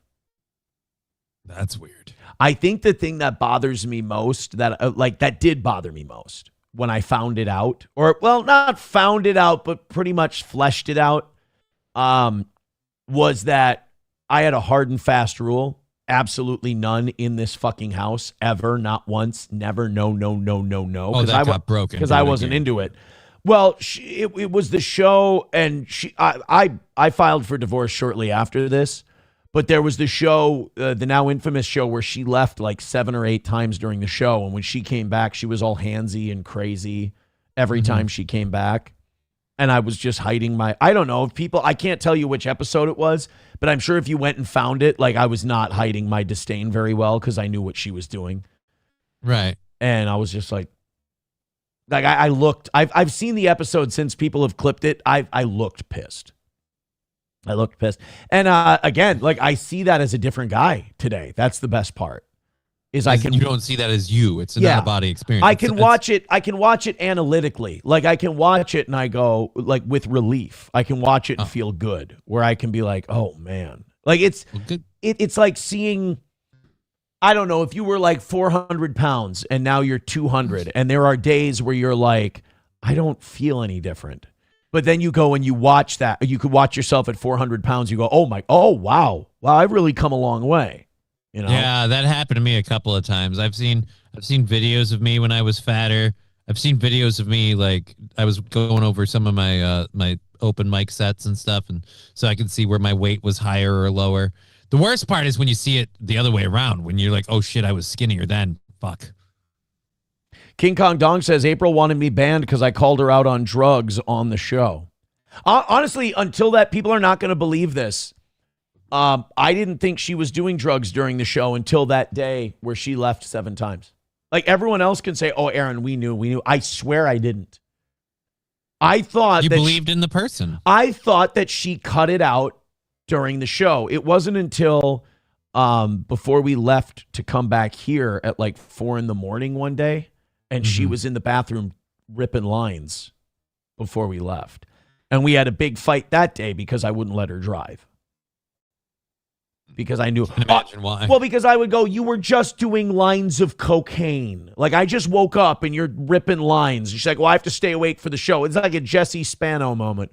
And I'm like, well, then you're not fucking driving on coke. Because, you know, her and I, like, I hated her for a long time. Beforehand, I resented her a lot, but so I didn't want her to drive just because I didn't like her. But then there was also the fact that she was just fucking lying all the time. Like, you'd be like, you were just ripping lines, and she'd look right at you, go, oh, how could you? Not only how could you say that, but then attack you? And what a terrible fucking monster! I always the term monster. What a monster you are for even assuming or saying that you would. Yeah, you know, the super subtle thing of. Like, that's like, dude, I'm sorry. We heard you. You want to know the weirdest thing? Like, no matter how mad I was, no matter how upset, and I think this is the gaslighting that happens when you're dealing with addiction, never felt like I never wanted to strike her. I never wanted to hit her, push her, throw her, anything. Anything. Because you just wanted the fucking behavior to stop, because you see a person who looks familiar to you, but they're not the person. They're not behaving like you remember. They're not them. Like, you can see them. You know what? Here, I'll use a nerdy comic book example for you. It's when Peter Quill sees Gamora in Endgame. You know her, but it's not her. So it's a wild kind of a feeling. And then when they start talking and they start their gaslighting, brainwashing bullshit, you start to hate them. You really start to, it's like the disappointment is replaced with hatred. And then you start fighting with them. And that's when you lose. You're never going to win that fight. You just got to go. Did you meet up with her later and then kind of lose it when she's like, I bet we were a lot of fun? No, because I can say today that any of like fun memories are gone. I don't remember any of them. Sorry to hear that. It's better that way. It's better that way because once you realize the thing was a mistake from the beginning and that person always existed and you might have been the only thing stopping that person from being what they became, then you have two choices. You can go, all right, own it. You made a mistake. You fucked up. Live a better life. The best vengeance is living well. And just don't do it again. Or you can resent and you can hate. And I'll say resent and hate. That's all corrosive. That's all toxic. So it's not going to get you anywhere. At the not end for of the me. day. Not for me. And everybody, everybody wants this vengeance. Everyone's like, yeah, well, they'll get theirs. I don't care. I don't care. I got to focus on how well I'm doing. I got to focus on the unbelievable growth that I've accomplished. That, like, this is what I always tell people, and some of them, like, if you're terminally online, you'll ridicule someone like me for telling you this, but, like, someone else you don't like doing poorly will convince you that you're doing better, and that's so toxic because you're not. As a matter of fact, watching them do poorly is hurting you, and you don't know it because you think it makes you better. Right. That's the trap. Well, that's why, like, earlier when you're like, oh, look what's happening. Like, I'm not happy to hear someone else go. Someone else going through a bad time doesn't make any bit of the parts of my life suck any better. And them going through a good time doesn't make my life any worse. I have to be honest. I have to be honest invested. with you on that one. I used you because I thought the Mersh thing was funny. Oh, yeah, I know. Look, if you want to enjoy something because it's funny and you think there's comedy in it, go for it. What I'm saying is beware of too much Schadenfreude. Because Schadenfreude will convince you, it will make you lazy. It will make you not work on yourself. And you should always be working on yourself. But if all you do is engage in Schadenfreude all day where you get enjoyment out of other people not doing well, it's like not lifting. It's like not working a muscle. You'll get weak. So just be careful. Okay. You need me more with $1 says someone I care about used to be a meth addict. She was convinced that someone beat her severely in a parking lot. They showed the tape and she was the aggressor. Crazy. Yep, that'll happen too.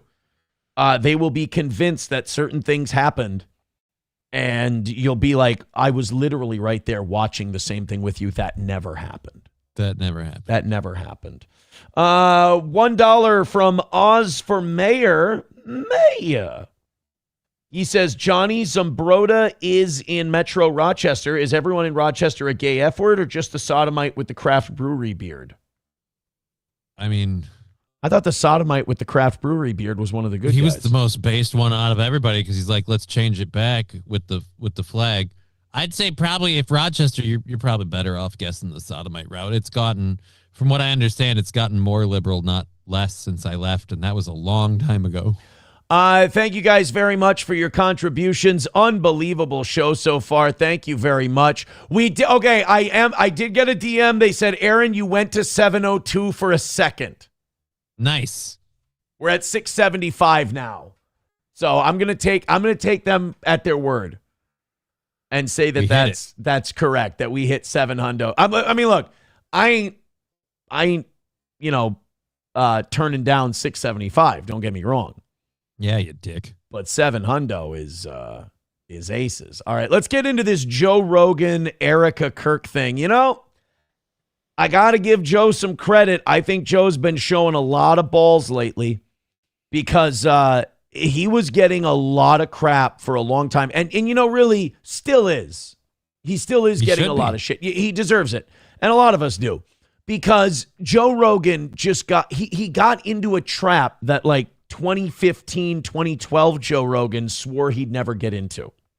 He said, I don't want Bernie on my show. I don't want Trump on my show. I don't want any of these guys on my show because then you know them.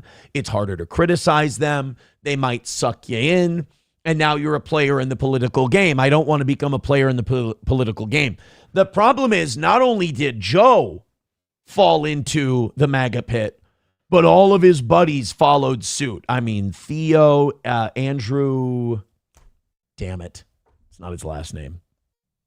Oh my God! How did I screw this up? The wop with the mustache.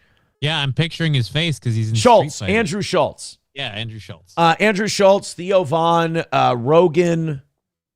Oddly enough, I feel like the only guys in that Rogan sphere who didn't swallow the whole mega pill was Schaub and Callen.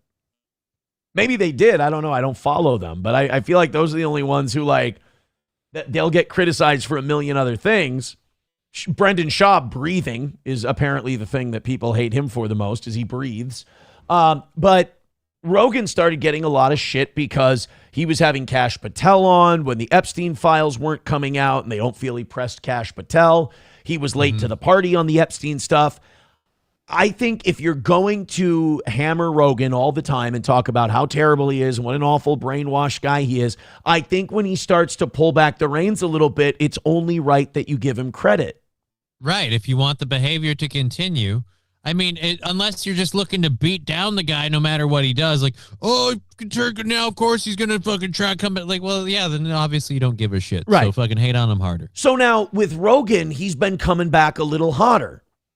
He's been coming back with, he was fighting some guy, some Austin professor about the Epstein files because he was being, borderline an Epstein apologist.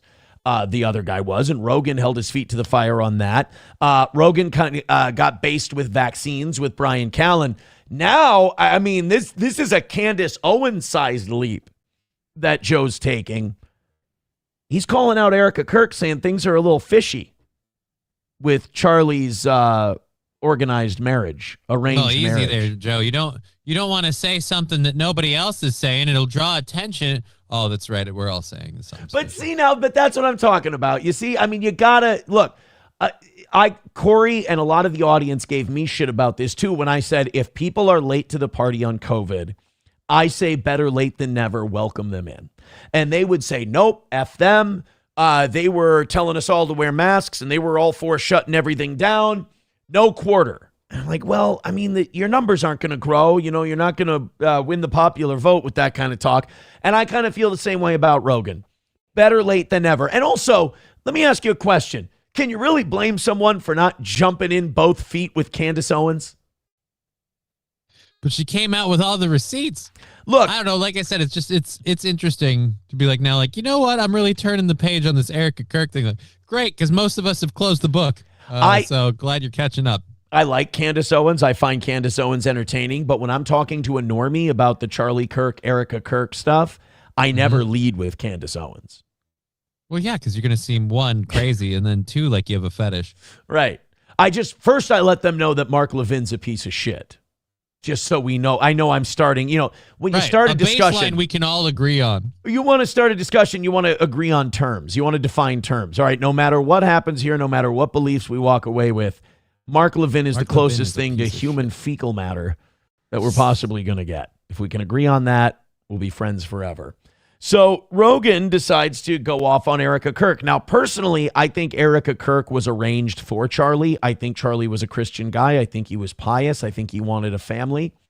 And I think Erika was a known entity to the Trumps of the world, to Netanyahu's of the world, to the CIA. She'd worked with all of these people in some capacity or another at some point in her life. Her parents were both contracted by the Department of Defense and Department of Homeland Security. Her dad was big in Raytheon in Tel Aviv. So I think Erika Kirk was used. I'm not saying she didn't love Charlie. Look, I think you'd have to be the most evil person alive to breed with someone and feel nothing for them. That's great. That's a level of disassociation I can't imagine, right?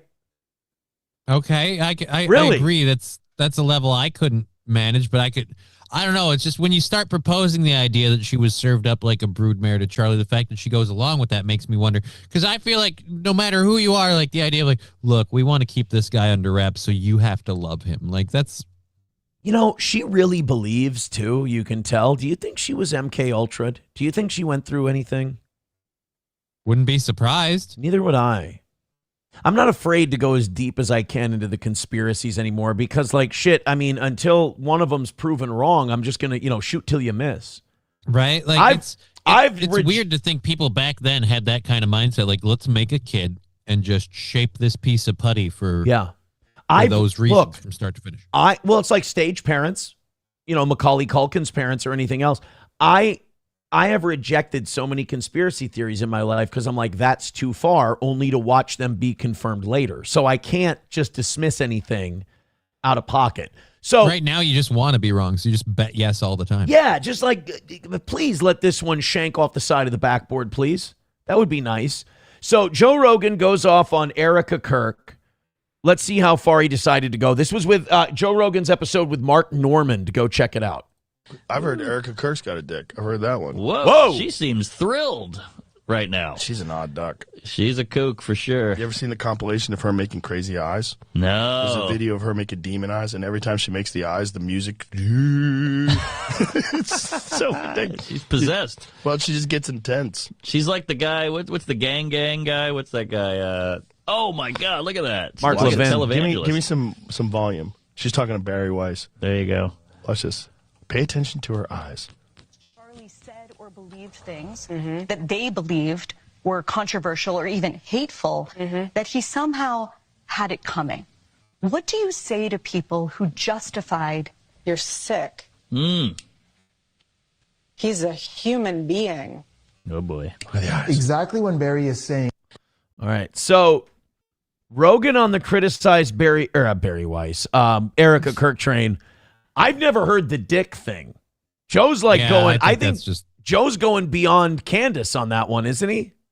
Yeah, I don't think I've never heard anyone accusing Erika Kirk of having a dick. The worst I've heard is they've accused Erika of stepping out on Charlie, being a plant that was part of literally a cabal that ousted Charlie to co-opt his movement. Right. So I don't think she had any, and we're going to clip this out and I'm going to get roasted in the comments perhaps for this, but I don't think she had anything to do with killing him. But I think after he died, her mission was made clear. So you think she got kind of like a Trump situation? Like, hey, next time. Or maybe even a Bush 9/11 thing where he maybe didn't do it himself, but he used it to accomplish his own mission. Okay. Dude, it takes and again, like if you believe she did have something to do with killing him, I'm not going to argue with you. Because, like I said, how many conspiracy theories have come true at this point? What I'm saying is that's a special kind of evil that until I know for sure, I just can't, my brain won't go there. So what you're saying is you think like literally she had nothing to do with it, but when it happened, she saw an opportunity and took it? No, I don't think that she's in control at all. I think she gets instruction. Okay. And I think the instruction was like, I think they sent her to Charlie first and like, you're going to seduce this man. He wants a family. He's devoutly Christian. You're going to be devoutly Christian now. Because she was a party girl. She was out in New York City. She was modeling. We've seen all this. I mean, she wasn't this like pious woman, but they said, we need you to play that character now because this guy believes hard. Well, like this guy's a believer. So you're going to be that. You're going to raise a family because we need to control this guy because he's getting really popular with young people and we need to make sure that we have that influence. So we're going to give him a bunch of money. You're going to give him children. And it was only like Charlie Kirk getting shot by a trans sympathizing person. If that was going to happen, that would have happened in 2015. It would have happened 10 years. Right? They would have done it before now. The timing is awful sus. And that's one of many sus things. But yet you forget, like, again, a lot of people, Aaron, can have kind of a come to Jesus moment. Maybe that happened with her. After Charlie did, so did she. Wow. I'm going to go ahead and press X on that one. Is that okay? That's fine. Okay. As long as I can press X on that one. No, I think that I think it was all arranged. And then after he died, she just got her next mission. And her next mission was, hey, your husband was talking about no war with Iran. He was talking about, what did he say about Jews? He said they all fit the stereotype, all these donors. I'm not going to back off my friends, and I'm leaving the pro-Israel cause. Then he died. Yep. They even gave him a meeting. They had this meeting where they said, hey, cut it out. Knock it off. Cut the shit, buddy. And you could tell Charlie was a true believer because he's like, no, stop. He resented being bullied. You can tell in his text messages with Candace and his group text with Charlie Hammer and those other guys. He didn't like being bullied. He goes, I think he said, not bullied. He said, I will not be blackmailed or I will not be pressured. He said, I will not be pushed around. And, I do believe they gave Charlie chances to take it back. And he said no. And then that's when, Operation Downfall, Well, at least after his death, the one great thing about that is it really unified TPUSA, and they didn't backpedal on every one of the things he believed in. Now they're cheerleading all the war. while espousing this is what Charlie would want. That's gross. And that Arizona chapter disassociated themselves from Turning Point. That University of Arizona chapter, they said, we're tired of you guys telling us what Charlie would say. And what he would want. Yeah, I like that. So this was Joe Kent. Hero Joe Kent, who left the Trump administration last week. This is what he had to say about Charlie Kirk and his experience with him. And then, Charlie Kirk is killed publicly in a very horrific way, and we're not really even allowed to look into that at all. And Charlie Kirk... Now remember, he's the counterterrorism guy, so this is mildly within his purview. I mean, killing someone over a political belief is terror. Right. Was one of President Trump's closest advisors, and he also advocated heavily against a war with Iran. He was in the Oval Office in the lead up to the 12-day war. I wasn't particularly close with Charlie. He was very gracious to me when I was running for Congress, very, very supportive. So we knew each other. And the last time I saw Charlie Kirk on this earth was in June in the West Wing, in the stairway. And I said hi to him, and he looked me in the eye, and he said very loudly, and it's a small, you've been in the West Wing, it's small, it's a tight space. And he said, Joe, stop us from getting into a war with Iran. Very loudly. He was single-minded. And he walked off, and he went, I believe, into the Oval. Again, this isn't helping some crazy kid with a trans girlfriend shot Charlie Kirk from 150 yards away with Grandpappy's rifle. Nope. Joe, stop us from going to war with Iran and then going in. And Charlie was an emotional guy. I'm sure he didn't go into the Oval Office and was very shy about how he felt. No, I'm sure he just totally kept his opinions to himself. He didn't like rocking the boat. That's not what he did. Well, and then he's the one who told Netanyahu in a letter, you've lost young people. You've lost, right before when the kick say, or not kick, the Chinese app one was TikTok. When that sale was being forced and everything, right before that, it came out that, he was literally telling Benjamin Netanyahu, like, you guys have lost the young generation. They're on TikTok. They're watching these videos. They don't think highly of Israel or what Israel's doing. TikTok isn't being controlled or monitored. So information that you don't want getting out is getting out, and they don't like what they're seeing. Yeah. And then all of the sudden, tinfoil hat time, the TikTok sale has to happen.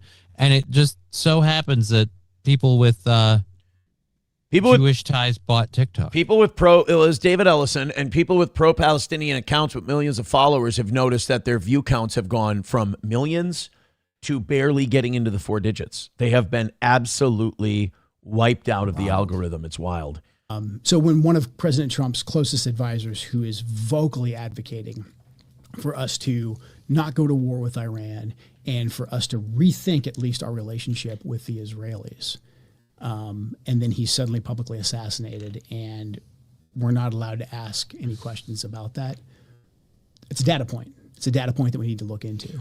And that's what frustrates me so much from people who say conspiracy theorists and this and that. It's like, no. I want to follow the data points.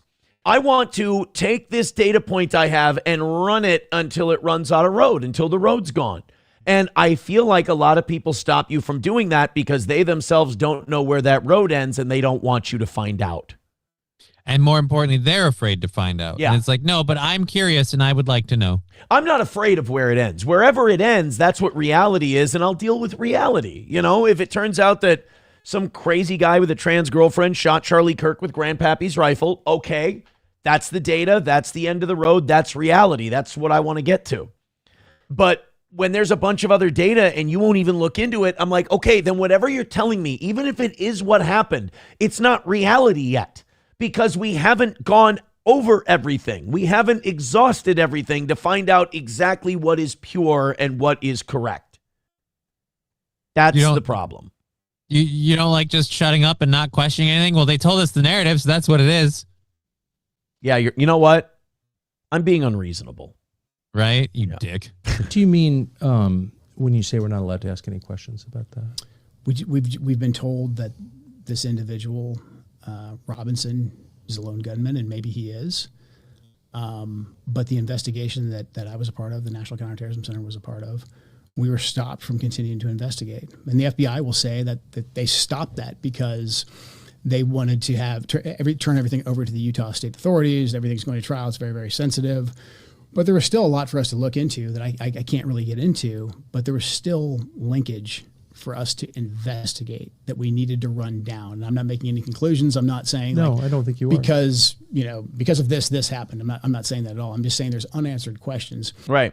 Again, none of us are saying this or that happened for sure and we know for a fact. We're saying this evidence is not being looked at, and while this evidence is not being looked at, you're drawing a lot of conclusions that we just don't have.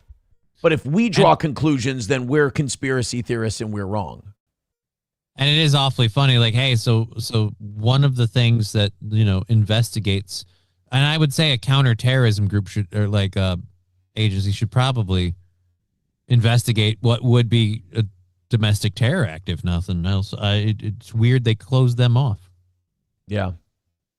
Same FBI, though, that, really went balls to the walls to get every single one of Epstein's people arrested. So at least we got them guys. That's just it, right? That's just it. Redbird with $1. We got a lot to catch up with here. That was a longer segment than I thought it was going to be. Thank you guys so much for hanging in there with us. By the way, thank you. Every time someone orders something off the store, when it happens in show, we attribute it to the you-know-what. So thank you to whoever just ordered a T-shirt on the Streamlabs store, streamlabs.com Steel Toe Show. Go check out our store. I just got all our merch orders filled again this weekend. So thank you guys very much for your support. And thank you to whoever just bought a shirt.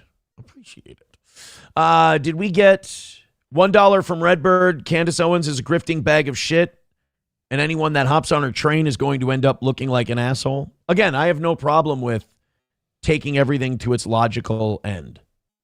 I'm not assuming Candace Owens is right or wrong. I'm watching to see how it turns out. Yeah. Papa Shop says Candace was NK Ultra. The N stands for oh no. $1 from Redbird says, you've been embarrassed being late to the party so many times you're going too far in the other direction. You might be. I mean, that's possible. That's absolutely a possibility. And it makes sense. It's a very A to B conclusion to draw. I haven't been wrong yet. I shouldn't say I haven't been wrong. I haven't hopped on. Alex Jones hasn't been wrong. Yeah, I haven't hopped on to anything that was wrong yet. I didn't understand the Egyptian plane thing with Candace, so I never jumped on that one. I didn't even understand that one. Redbird with $1 says, as for better late than never, you only get to change your mind after the damage is done so many times before it's fuck you, you don't get an opinion anymore. So if people don't do it on your timeline, I don't know. Like if I do that to people, I'm writing a lot of people off. You know what I mean? Like that's dangerous. And also, don't act like the brainwashing isn't effective. Don't act like the propaganda they're fighting against isn't really effective. I mean, if you work a 9 to 5, you don't have time to sit on the internet all day and read theories. So more importantly, if the shit didn't work, they wouldn't keep doing it. Right. Exactly. This is all like medically tested. You don't think they get Ted Kaczynski, the bomb mailboxes, Timothy McVeigh to blow up a federal building for nothing, do you? Redbird with $1. Oh, we did the Candace Owens one. Sorry. $20 from Pumpkin Popsums. Thank you, Pumpkin Popsums, for the 20. Let's fuck! Karmic says, thank you very much for that $20, pal. Oh, this is great. He says, today's my 1-year sober anniversary. Attaboy. Good for you. Good job. For you. Good job. Do you use a program of any kind? Well, you don't have to say if you don't want to. I figured I can throw a few shekels your way since I don't spend it on booze anymore. Enjoy the show, even though your face makes me do audio only. That didn't hurt. Sure, it didn't. That didn't hurt at all. Just repeat that to yourself. Dude, I bounced back from that like a Super Bowl. Are you kidding? All right. I'm fine. Okay. Right? I'm okay. You believe it yet? Yep. No. All right. Yeah. No, I'm. He can't hurt me. It's got to be your bull. Only I can hurt me. And I will. And I will. It better fucking be there. Balls Deep says people still think Stephen Paddock did Las Vegas. That one's upsetting. Yeah.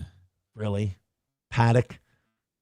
Balls Deep with $10. Thank you very much. He says, have you advocated for injecting others' kids with its experimental gene therapy and didn't unalive yourself after you figured it out? Dismissal of opinion is the least you should incur. I will say the people who simped for the vaccine, I don't understand that one because right away with me, I was like, it's too soon. Like it was just too quick for a vaccine to come out. You know, it was like the E1101 in Outbreak. Like, wait a minute. Yeah. Why? How do you guys just? Where did this come from? Yeah, how do you just have this shit ready to? You know how long a vaccine takes to develop? Years. It's like 7 years, and then there's tests and everything else. Nope. Well, at least there weren't a whole bunch of red flags that kept popping up even after the vaccine released. Like they released the vaccine, then they released an old school styled vaccine because people were pissing and moaning. Then they took that away. Then they said you got to get boosters and you got to get the shots over and over again. I'm just really glad that nobody's still simping for it now, that we don't hear people keep saying get your COVID booster. They still, yeah, they still do. They do. They still say it. And we have no idea. Like, dude, I'm worried about what Ozempic is doing to people that we don't know about yet. And here people are still putting that vaccine in their arm. This is a weird one where I feel like, because I've struggled with weight a lot, like all jokes aside, like way more than like you and stuff. Like I've struggled with weight a lot. And I don't like that whole like, no, I'm going to eat a pill. I'm not going to change my diet or my exercise. I'm just going to eat this pill that's going to make my body lose this weight. And it's like you're changing how the system works. And for all the people that are like, oh, well, it doesn't matter whether I eat a little or a lot. It's the way my body is. Like, I've watched countless seasons of Survivor shows and Alone, and I've never seen a fat person go into the wilderness and not have regular access to food and come out fatter. It's never happened. Every single one of them drops weight like a motherfucker. If you control your caloric intake and you work off more than you take in, it's literal math. Your body will get smaller. Got to get in that fat burning zone for a half hour every day. Got to get Go into build that a log cabin. You'll be fine. 150, 170 heart rate. For about 30 minutes at a time. God, that's going to be so hard for me to hit. Just to get myself, by the time I've trudged up the steps to get to that point, my body's done. Boxing is the easiest way for me. If I don't want to get hit in the head for it, treadmill obviously is an easy one. The bike isn't too bad either. The bike, you got to give her a little more if you want to get it up there, but the running will do it. God, I ran 3 miles. All the things I can't do. I sorry about that. Yeah, I didn't really give you a lot of good options there. I ran 3 miles on Wednesday, and I could tell that I'm not used to running. My quads were ankles. My quads were on fire for like 3 days from a 3 mile run. Yeah, not good. All right, guys, let's get into some nonsense. You guys are close. You're double digits, and I cannot thank you enough for being double digits. Do you see how we barely had to even talk about it today? 23 memberships away from 500. Let's go. Just a couple more of those, and we'll call it good to go. Hit like, hit subscribe, hit follow. We did hit 700 today, which is great. We're still well into the sixes. Keep that going.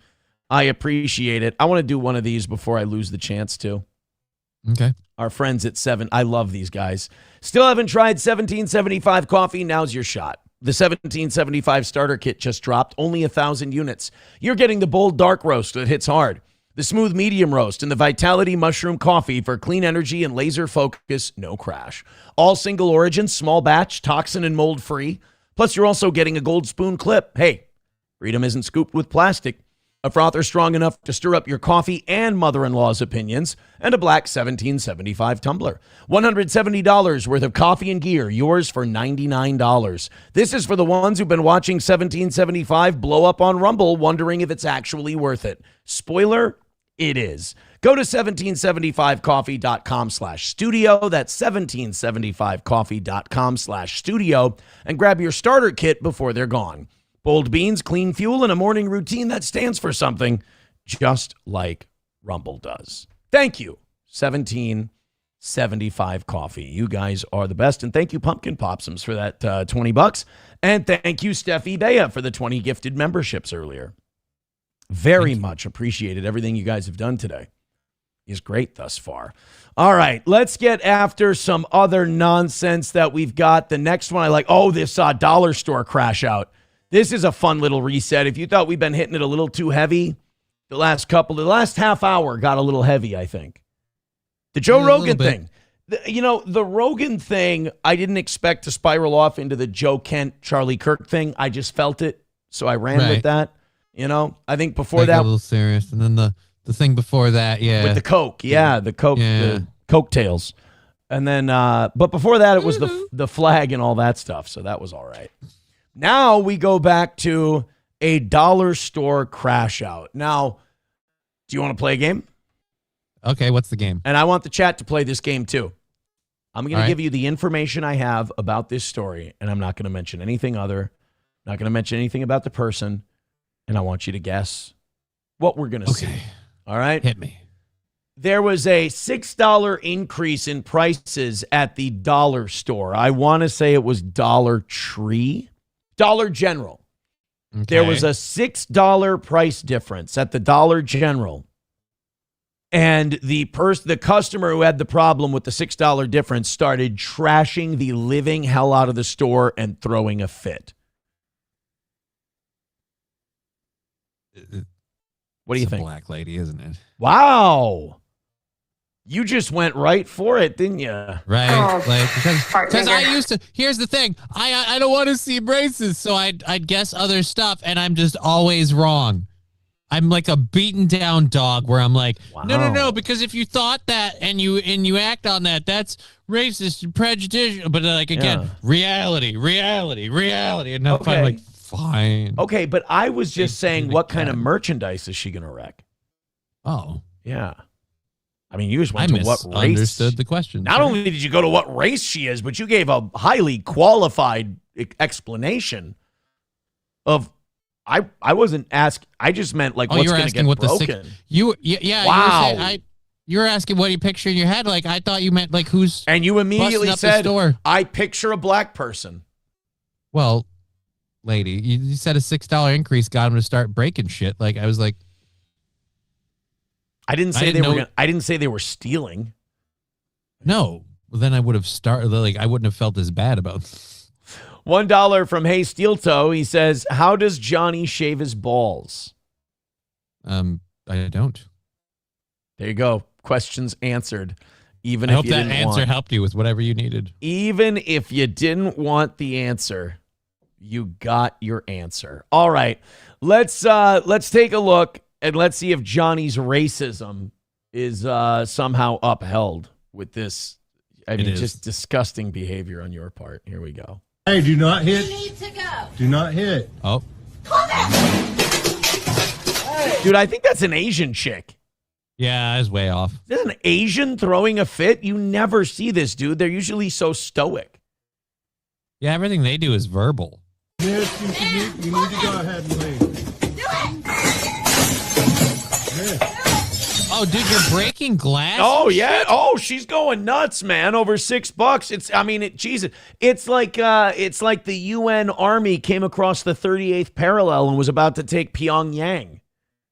Ma'am, you think $6 is ruining your world? Wait until the cops come back and go, yeah, so they're coming after you for damages of all the property. We have video footage of it. You can go to court, but right now they're asking for the restitution of the destruction. No property. offense, dude. You're going to be in like triple digits, I think. Yeah, I was going to say, you're smashing up a Dollar General.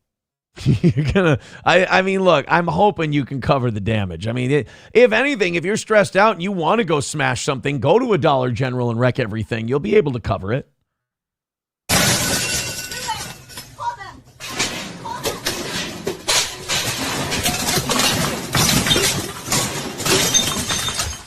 Bro, I'm sorry. Asian people throwing a fit is funny.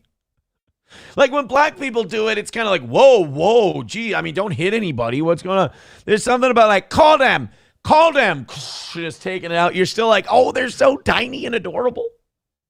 Oh, dude, see, I just roll up and like, oh, we're knocking over small stuff and then push her over. Oh, I didn't want there to be. I thought we were tipping things over. I didn't want there to be hatred. Shit. I mean, just all this Nazi talk is. I just wanted to join in. Dude, how did that bowl come rolling from off camera? Are those peeps? It's close to Easter, you bitch. Well, no. I'm talking about like this thing on the bottom of the ground that just came rolling from behind the cameraman. Somebody off camera is joining in the fun. No, that's just a... Oh, it landed! Look at that! It landed upside up! Look at the bottom of the screen. Hold on.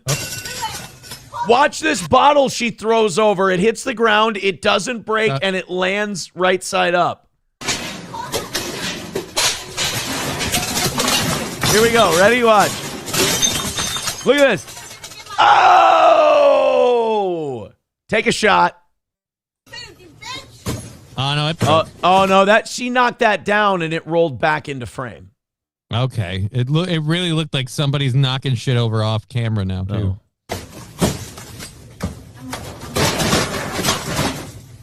Oh, she missed it. Oh! Dude, that looks so satisfying. At a certain point, like, it's not about the $6 or whatever. At a certain point, she's just elated to do this, and she's just having fun. The noise would get to me. Be sensory overload, all the clanging and the crashing. Right? My ears would be ringing like crazy. Did you get through to the Did you get through to the police, man? I like this guy. This guy's just camping out. He's like, I ain't gonna miss this shit. She's on the phone.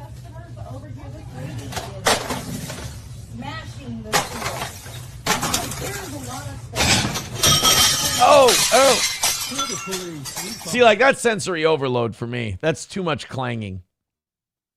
I get this. I know you can't, but I just wish in society that at some point someone could be an adult, just say, all right, that's enough. And they just come up, they grab her by the wrist, they put her arms behind her back, and they just hold her in place until the cops get there. So you get in trouble for that now. You're going to jail with her if you do that. Right? It sucks. And you're getting fired. This is ridiculous. Ooh.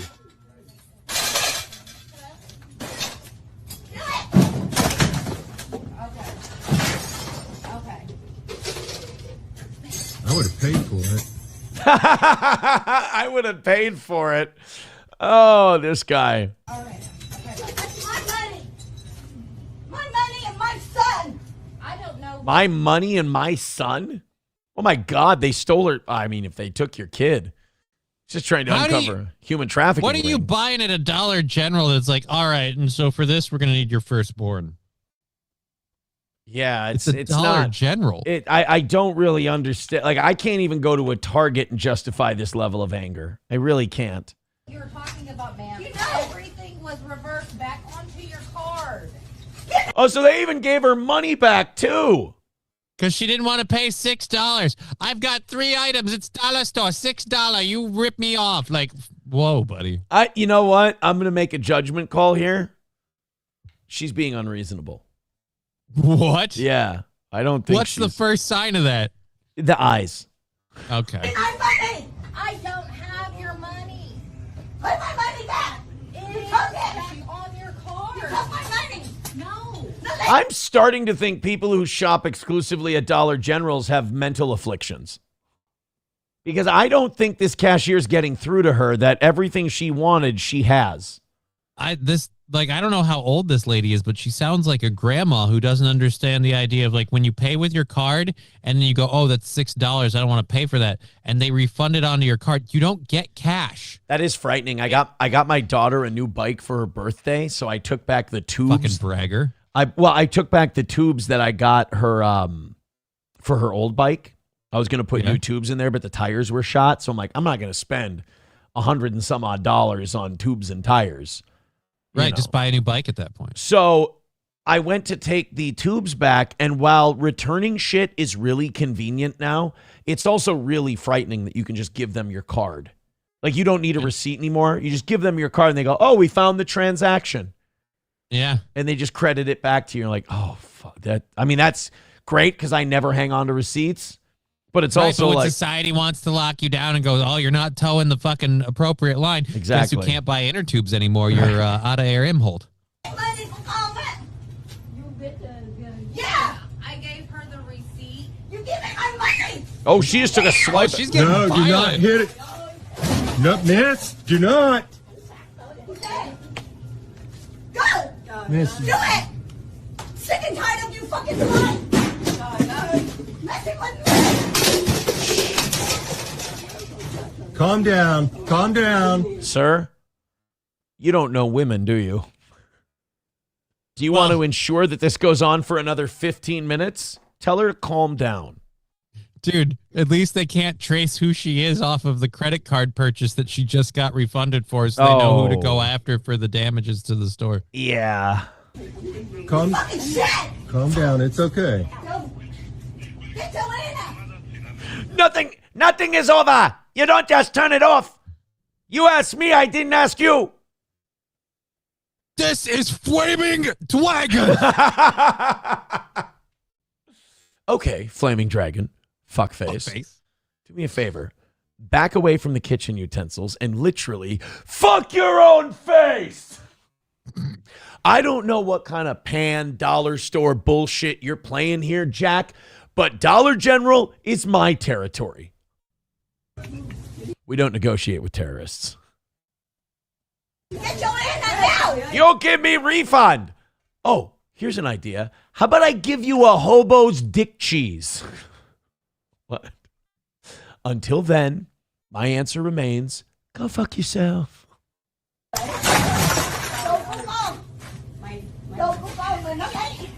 There should be somebody walking up to her going, I don't think they're taking you seriously yet. Just keep it going. She took my stuff. She ate my stuff. She ate my stuff. You ate my stuff. Well, then you should be in a much better mood. Hey, wait a minute. You wanted the money back. You don't get to get your money back and keep your shit. Like, you don't get to grab a bunch of items and go, oh, I want my money back. I'm not paying for this, but you get to keep the stuff. No, she took your stuff because you got your money back. You can have the money or you can have the stuff. Can't have both. I could have swore they were better transactional exchanges than this. Don't eat my stuff. Sorry, it wasn't your stuff. I gave you the money back. And, we typically don't put those back on the shelves. My bad. It's on me. $1 from Rexstart parody account. She says, she's like Gojira in the Tokyo. Oh, no. I think that's racist. I think that seems like it. St. Caesar says, Aaron gets this angry at McDonald's when they're out of double cheeseburgers. First of all, I'm always very patient. Second of all, they never run out of double cheeseburgers. If you wait, they'll make another one. Yeah. Veldrain with $1 says she isn't angry. She is coming up with baby names. I didn't know that. Thank you for the dollars. You guys are getting close. Let's go ahead and rally up. I'm getting greedy. I'm thinking maybe we don't even need that I would love to not need the 5-minute segment today. We got like about an hour before we have to worry about it. So I know. So we could hit this, keep it going. Thank you. Gifted memberships, Rumble Rant, Streamlabs, PayPal, Venmo, Super Chats. We're only 22 memberships away from 500 as well. You hit that number, we're going till 11, and we're way over for today. So thank you for your generosity, and keep it going. All right, now we got that thing that we were promising people. Yeah. Benjamin Netanyahu is not dead? He's apparently not dead. I think we have to take back the dead thing. I don't think he's dead. Benjamin Netanyahu, though, and Donald Trump, too, are trying to, shame beg Europe into this war. It's like, put it this way. Steel Toe didn't have a good day when it's getting dramatically beggy in the last 5 minutes. You know that something went awry monetarily. Right. Because we start shame begging. If the war with Iran isn't going well, Netanyahu and Trump will start shame begging. And now they are shame begging Europe. Basically, there is an accusation that Israel may have fired a long-distance, long-range intercontinental ballistic missile at an American and British base in the Straits of Hormuz or the Persian Gulf or whatever, to make it look like Iran has ICBMs that can reach Europe, that can reach Rome and Athens and other places, to see if Europe will get involved. They claim that Iran hit a target 4,000 kilometers away with one of their missiles. Now, how often did they do that? Just this one time. There hasn't been any other missile like that launched during this whole thing, and it was launched at a British and American base. Now, that's convenient. All I know is Netanyahu wants Europe in. Israel has attacked allied things before the USS 9/11. Liberty. Well, 9/11, Kennedy's head. They've attacked allies before to try and get them into a conflict that Israel also has. They want Europe into this war because, dirty little secret, it's not going well. Iran hasn't folded. The people haven't risen up. America only wants to commit to this war to a certain level. In fact, the people don't even want to do it at all. And the government doesn't want to use ground troops. And it looks like they're not going to be able to take out this administration without ground troops. Now they're talking about storming Karg Island, which is like their fortress, which is like their most important island in Iran. A lot of people will die if they try to take Karg Island. So now Netanyahu and Trump are trying to get Europe involved. Trump has invoked NATO. Now, NATO has no priority. They have no mandate to join this war. Right. Wasn't NATO, the whole point was NATO was supposed to keep the, at that point, Soviet Union in check. So NATO really doesn't serve a whole huge, it's a peacekeeping force for our old World War II allies. What do they have to do in the Middle East? If one member is attacked, all of the members have been attacked. They have to go to war. If one member decides to go to war, the others have no mandate to go to war. So Trump is saying, we pay for all your NATO shit. Honestly, if I were Europe, I'd say, well, then you know what? Keep it. Keep it. We're done. Let's just dissolve NATO then, which would be music to my ears. I think that would be great if we got rid of NATO. But now Netanyahu is this 4,000 kilometer intercontinental ballistic missile hits out in the ocean somewhere. And all of a sudden Netanyahu goes, see Europe, they can attack you. They can hit you. You should get involved, blah, blah, blah. I'm sorry, but given Israel's history, I'm not ready to say that that missile came from Iran. Well, it's weird how these guys will do anything to win, and you can't give up at a moment. We have to fight them and stop them. They're horrible. They're this, that, the other. They have had this capability for how long? And like you said, first missile that's ever actually. So how long have they been sitting on this? That doesn't really sound like their playbook. If they've had this missile this whole time, I would have thought they would have used it a hell of a lot sooner before now. And of course, like after 9/11 and everything else, I just don't trust it when Israel's like, see, they hit you. It's like, no, they didn't hit us. You did, you lying sack of shit, and you won't own up to it. Not only that, Iran attacked the city of Dimona, which is where Israel's nuclear facilities are, because we were attacking oil fields and all these other places. People don't understand this. Iran's holding back a lot. They could launch these cheap $20,000 basically kamikaze drones, and they could fuck up Israel for cheap. Hezbollah launches them from Lebanon. They can do a variety of damage. They're not sending a lot of those yet. They're not sending their biggest, baddest missiles yet because they want this thing to end. They're not sending their best. A lot of their missiles are criminals. They're rapists. But now all of a sudden Israel says, oh, they attacked Dimona, which is where our nuclear facilities are. And Israel is now crying, saying, oh, they hurt so many civilians, including a 12-year-old boy and blah, blah, blah. And when I heard the news, I was like, I feel bad for everyone who's been harmed. But I don't feel bad for the Israeli government crying about civilians being killed. I'm sorry. I will have sympathy for the individuals who were harmed. That's terrible. That's awful. I feel bad that their government put them in that position to be injured and killed and hurt like that. But as far as the Israeli government, sorry, Nope. Yeah. You're getting to feel what you've made 7 other nations feel for the last however many years. Oh God, our civilians are getting hurt. Like, right? But you guys celebrated the expert pager attack. So fuck off. Not only that, but in Gaza, you've had Israeli government figures say things like all of them are combatants and there are no innocent children in Gaza. I mean, really, because they didn't evil get a stuff. choice. Right. Really evil stuff. So Israel feels just a little bit of this, and all of a sudden, oh, don't you guys feel bad for us? Like, whoa. I feel bad for the people.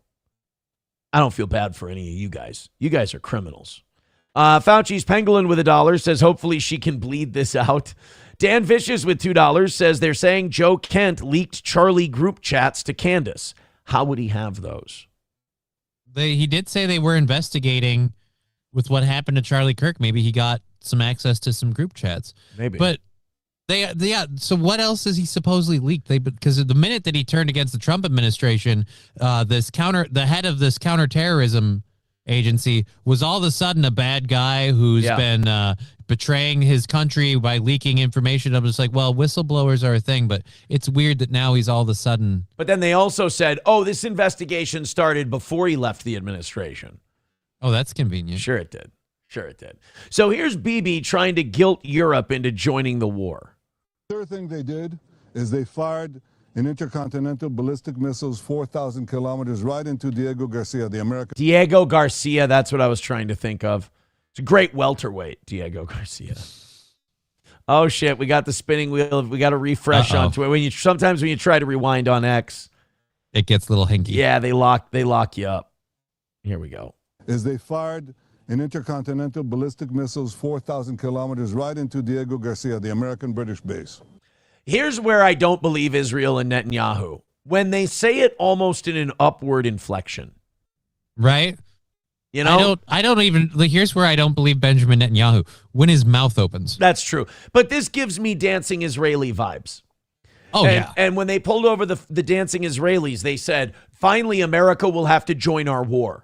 And that's the vibe I'm getting from Netanyahu here. It was where he's almost not giddy, but he doesn't seem very solemn about this intercontinental ballistic missile. It's like he's in an argument with Europe, and he's going, here, maybe this will work. Here, maybe this. Like, it's not genuine. It's just him trying to get his way.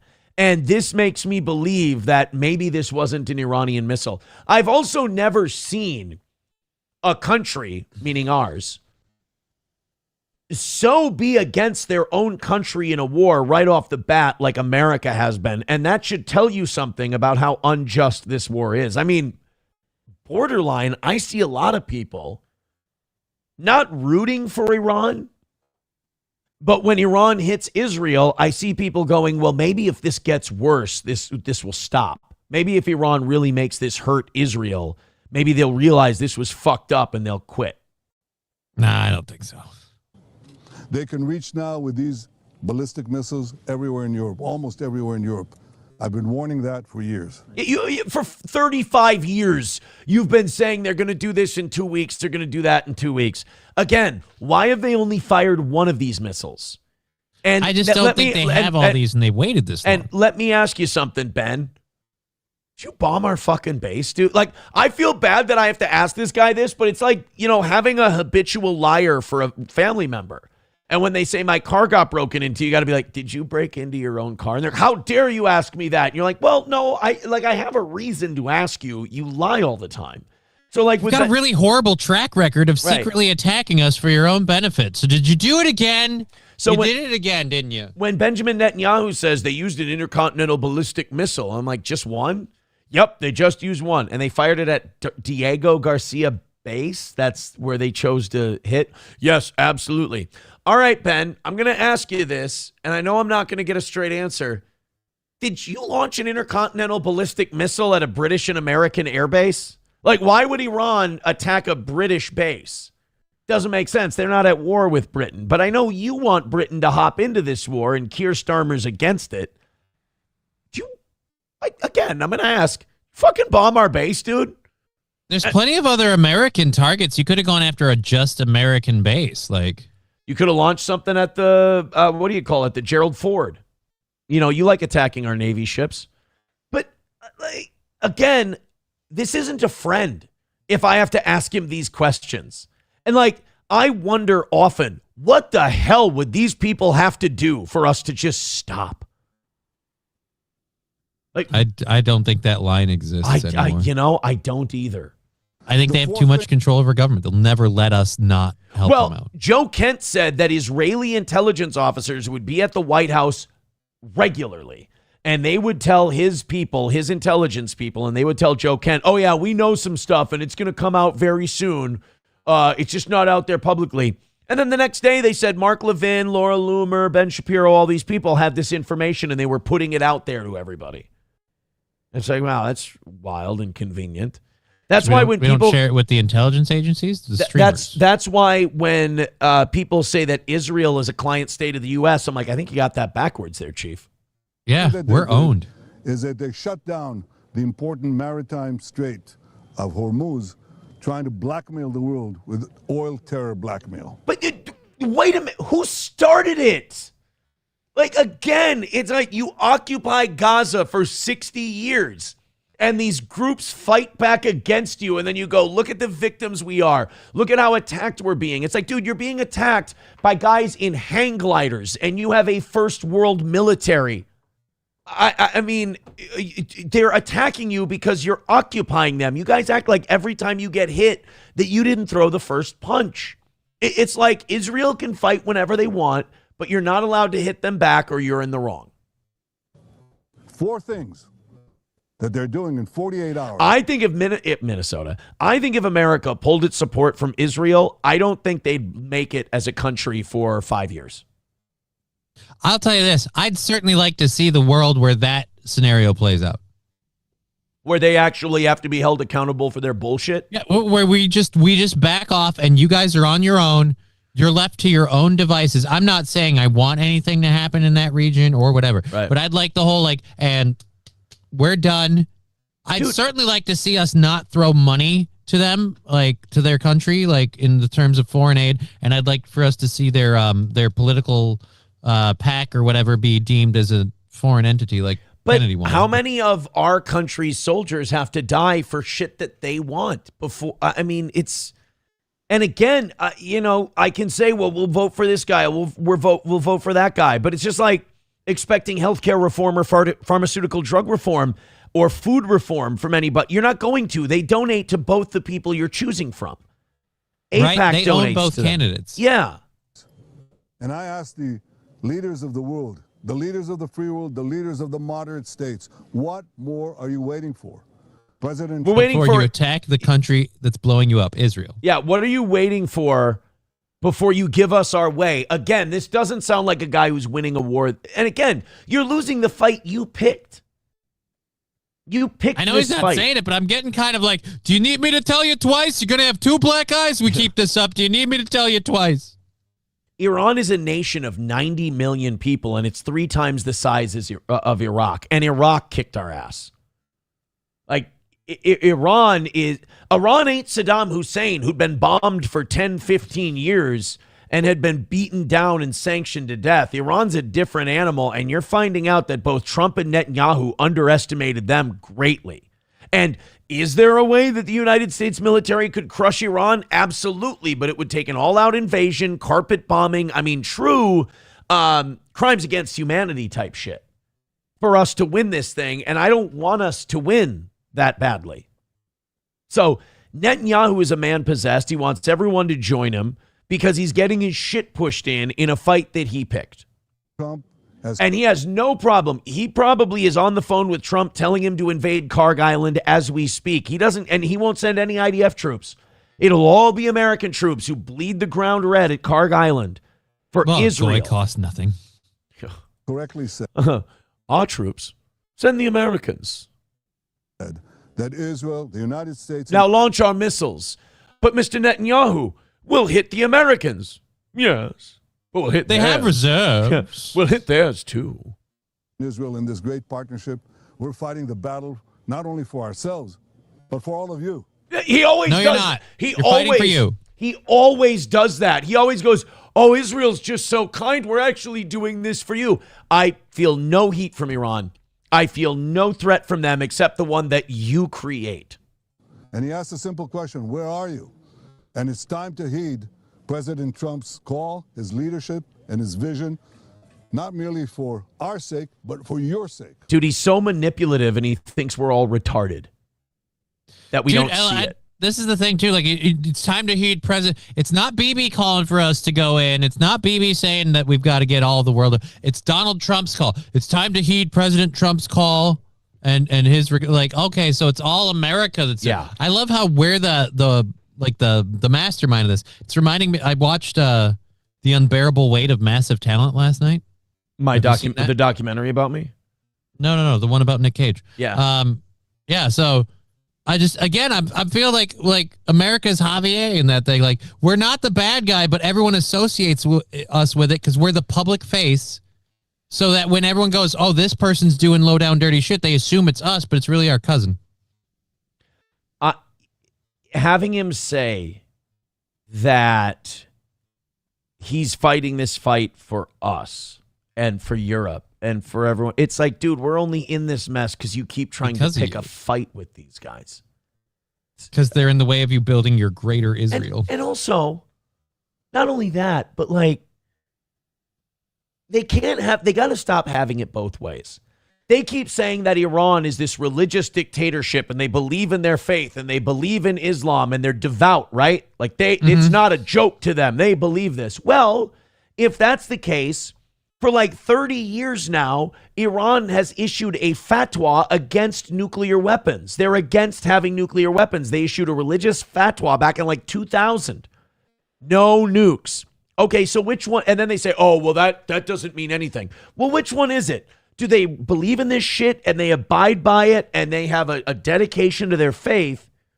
Or are they full of shit? Toss it aside at the first. Redbird with $1 says, so we are bombing the shit out of a country that hates us and Israel is getting blown to shit. Maybe we keep this Iran thing going. Oh, yeah, if we keep it where it's at and just sit back, yeah, it was fine. Then we've got $1 from Coltrane says, did Joe Kent invoke whistleblower protections? Could Kent also not have found out they were investigating him and quit to taint the legitimacy of an investigation by drawing sympathy from people? Smart move. That is a possibility. If that's what he did, it's pretty smart. It's pretty smart. God's Your Huckleberry got a membership. Steffi Bea's memberships are still going out to people. Nice. Very Thank nice. you, Steffi. Hey, guys, you're not very far away. Keep it going. Streamlabs, PayPal, Venmo, Super Chats, and Rumble Rants. We are getting very close to a great start to the week here on Monday. Hit like, hit subscribe, hit follow. We appreciate everything you guys are doing. Still about 650. Checking out today's show, and we appreciate that. All right, I want to do one more of these. Then we got to get to Lindsey Graham. Oh, boy, he's probably salivating right now. Oh, God, he's so gay. He's so gay, and he's so evil. You know, this Danhausen in WWE, they call him very nice, very evil. Lindsey Graham is very gay, very evil.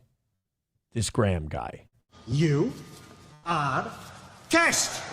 So we're going to get to Lindsey Graham, who gives less than a shit about the life of an American soldier. Wait until you hear, like, he's blowing loads over the idea of an amphibious landing at Karg Island. And he's comparing it to Iwo Jima and all this other stuff. I mean, of course he is. He's so easy to hate. It's remarkable. But first, let's talk about MeWe. Ever feel like the phone is listening to everything you say? That's because big tech treats every user's life like a corporate paycheck. It's time to stop being the product. Millions are making the move to MeWe, a safe space for communities to share their real opinions and join their tribe. It's time to take back control of the time you spend online. On MeWe, you are not the product. MeWe puts your privacy first. It's the safe space we've been waiting for. No creepy tracking and no manipulated feeds. It's just a place for actual communities to share real opinions and find their tribe without a bot breathing down their neck. If you want to connect with new people and communities, check out MeWe, M-E-W-E, MeWe, the safe space where the world meets. That's MeWe. Join today. Hey, thank you, MeWe. That's the last one for today, guys. Thank you very much. We're that much closer to notch in a dub. Thank you, Redbird, for the $5 on YouTube. He says, because Islam definitely doesn't have provisions about lying to their enemies, the anti-nuke thing isn't worth the paper it's written on. Why? I'm sorry, but you're just telling me that because our government has said it. I can't trust them anymore. I can believe that wholeheartedly, but my question is, all right, so they lied about whether or not they're against nukes. They have nuclear material. They have nuclear weapons. They have these dirty bombs. They have these intercontinental ballistic missiles. We've only seen now the one intercontinental ballistic missile, and then they have the stuff, but they're never what? Then this is my question: what do we have to fucking do to these people to get them to use them?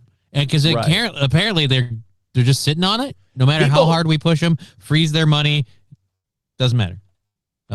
People now they're more worried about Israel using nukes, being backed up against the wall in this Iran war, fucking it up so badly that they end up nuking Iran. But they don't have nukes. Yeah. U.S. military, at least 13 personnel killed and 200 injured. I don't buy that number at all. I don't buy that number. I think they're hiding that from us. Iran, just like they did in Vietnam. Iran, over 1,444 deaths, including at least 204 children and over 10,000 injured. That's according to Iranian health officials and state media. Yikes. If nothing else, why don't you use this stuff on, bases and stuff that you're already attacking? It's just weird.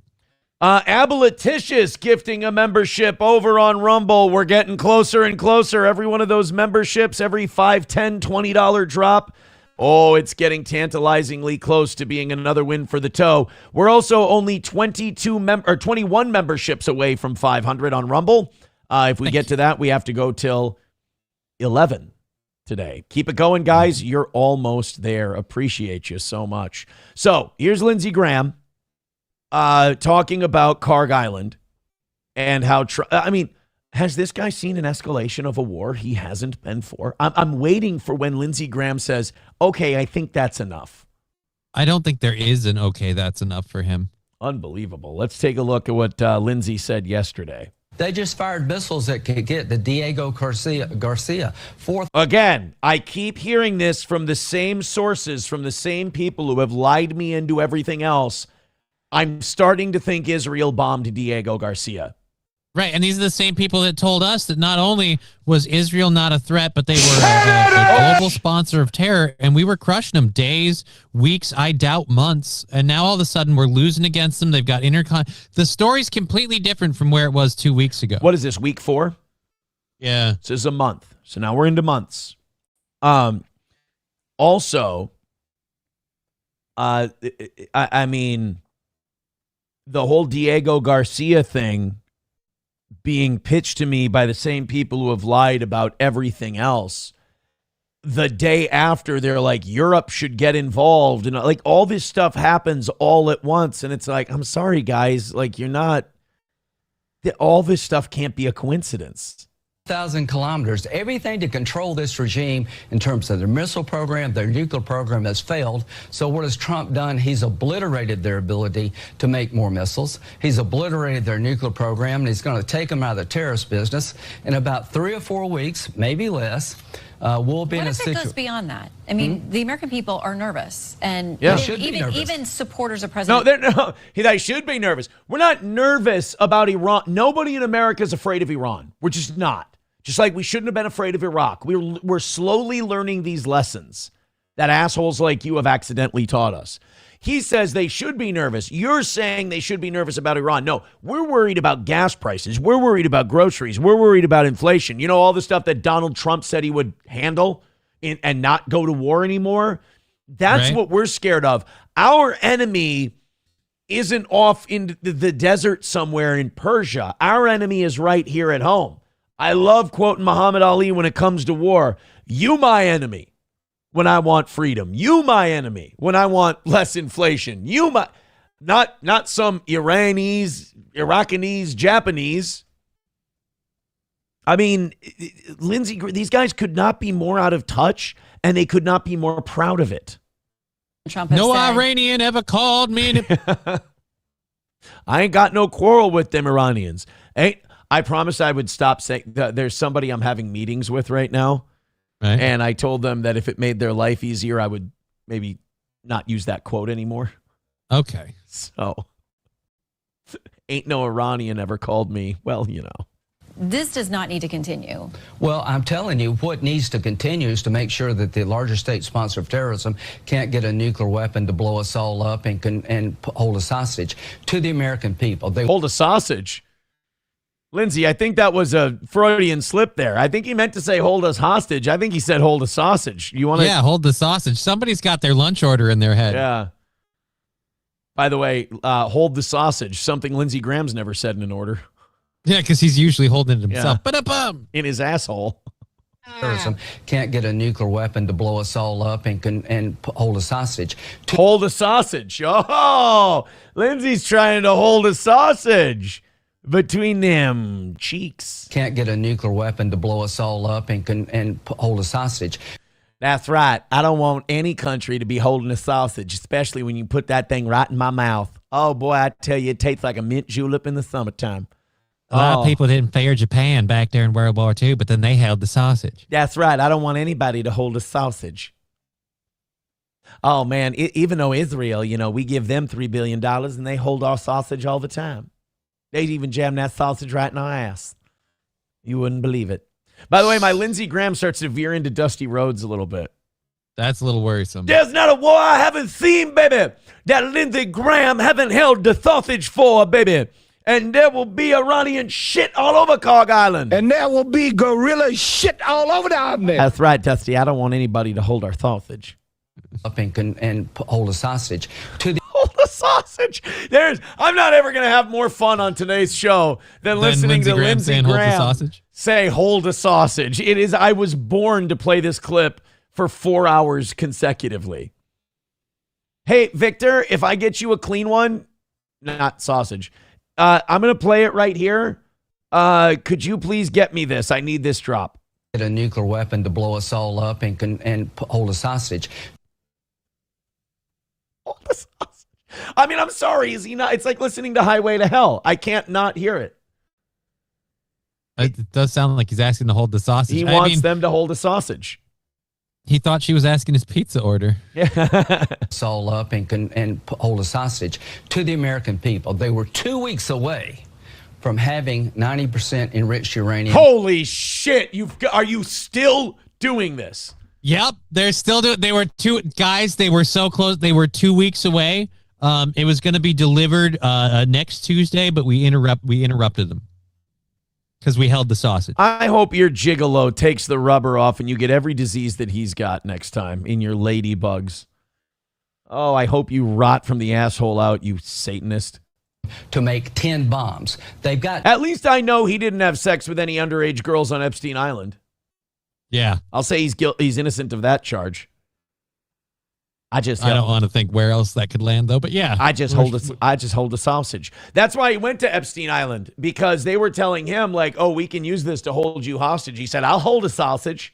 Like, oh, all right. I mean, we're trying to explain to you what's going on here, but Lindsay's already in there grabbing cocks. Missiles that go 4,000 kilometers. We're not going to live that way anymore. Since 1970, we weren't living that way. Nobody here was worried. And by the way, you don't think if Europe thought that Iran had those weapons that they wouldn't be in here bombing them? The fact that Europe's not should tell you how they feel about the threat Iran poses. There are literally only 2 countries in this world who want to attack Iran. And it's us and the country that wants to keep gaining more and more territory. You understand Israel's already invaded southern Lebanon and occupied it up to the river? Yep. 79, these people have been terrorizing the world. They got American blood on their hands, and here's what we accomplished. Another million more with American blood on their hands. 20 days. Their missile program has been obliterated. But their we saw nuclear the missile program that went has been towards obliterated. Dia Garcia. Well, then let's declare victory and go home. Then how are they blowing up bases? Right. In Diego Garcia. Wait. Yeah, isn't that funny? Wait a minute. We've obliterated their missile program. But they have intercontinental missiles. That hit Diego Garcia. Can you guys keep your lies straight anymore? You know what? I know we've been tricked a lot in this country, but the fact that they think we're this dumb really hurts. It's insulting. I don't know. The part that hurts for me is the fact that they're right. We are this dumb. I mean, what? 40% of the country still thinks this is a good idea. So some of them are that dumb. Go on Facebook. You'll find them. I get ratioed like crazy on purpose by shitting on this war. Running out of money. So here's what I tell President Trump. Keep it up for a few more weeks. Take Carg Island, where all of the resources they have. There you to go. Produce oil. Yep. Control that island. Let this regime die on a vine. Is this going to, though, take... They're not going to die on the vine. We've proven they're not going to die on the vine. And by the way, they're talking about bombing the power plants. If you bomb the Iranian power plants, that's a war crime. That is killing the civilian population slowly. Sick children can't get care. Hospitals go out of power. Hospitals run out of generator backup. You do that, everybody should be in the Hague for war crimes charges if you're bombing power plants, because that is a civilian target, not a military target. Carg There's Island, one is thing it... Bibi's afraid of. It's being wanted by the Hague for war crimes. Yeah. Well, Bibi's probably like, why would you bomb the power plants? We can teach you how to kill all their children if you want to know. You just drop bombs on their heads. Or you shoot. What you do is you bring food. It's like a bunny trap. You bring food and then you shoot them all when they come to get food. It's like, Jesus, Ben, I think you might have a fucking psychological problem. You should go see a doctor. Going to involve U.S. troops on the ground. Let me just read you something from the Atlantic. Does an assessment on that. They say U.S. troops may well take Carg Island. We believe their ability to do so, but only to endure ballistic missile strikes, drone attacks, petrochemical smoke, all without a reliable means of obtaining logistical support. The result could be a grinding war of attrition. They talk. You're going to have a lot of coffins coming home if we try an First of all, an amphibious landing is always going to result in deaths. Because you're literally running out onto the beach. Yeah. They know where you're coming from. There's no suddenly you're there situation. It's pretty clear. How far away they would be from resupply. I'm sort of tired of all this armchair quarterbacking. This has been a... That's all you. Well, then what the fuck are you doing, asshole? All you do is armchair quarterback. That's been your entire political career for every conflict that you have rah-rah cheered for. Name one situation, name one day when you've served, Governor Ladybug. Mr. Hold the Sausage. Amazing military operation. God bless the fallen. But it's a difference. Dude, this is a death cult. This is a literal death cult. God bless the fallen. These are Baal. These are Baphomet. These are, they're ready to make sacrifices to their gods, these fucking monsters. I want people to tell guys like this, though, like, you want boots on the ground, yours get to be the first pair. Or your family members. Make it sting. Talk about troops on the ground. Baron goes first. That's the rule. Hey, this is where I'll give Prince Harry and Prince William a lot of credit. They fought. They served in the military. We watched Prince Harry bail on an interview to go jump in a helicopter in what was arguably the basest moment ever seen by British royalty. Before he was fucking gay. Co-opted? Yeah. And you want to talk another tinfoil hat of, they sent a honey trap to just completely... You think Meghan Markle? Yeah. Dude, because he was wearing... A lot of people really loved Harry. Harry ruled. He was flying fighter jets. He was wearing Hitler outfits on Halloween and throwing up Sieg Heils. Like... Harry was a bad motherfucker, and then they just turned him into a... Harry got kirked without the kill shot. Prove me wrong. Right. They turned him into what we always thought William was. Yeah. Now William's the cool one, and King Charles is rotting from his asshole. I trust the Marines, not that guy. I trust DOD. We got 2 Marine expeditionary units sailing to this island. We did Iwo Jima. We can do this. Listen to how excited he's like dancing. Yeah, he can't sit still in his chair. We did Iwo Jima. We can do this. You didn't do any of that. You haven't served. I'm sick and tired of these people that haven't served. Like, no. We can commit troops to this. No, you fuck off. Like, Mister, let's trust the Marines. Are the Marines itching to go in? Show me the Marines. They're like, send me, sir. Hey. Send me, sir. The last Marine I saw broke his arm saying, we don't want to go to war for Israel. Yeah. Why don't we listen to that Marine at all? Hey, by the way, he said we took Iwo Jima. Can I throw you some numbers here? Sure. How many people? 36-day Battle of Iwo Jima, 6,821 U.S. service members killed, 19,000 wounded.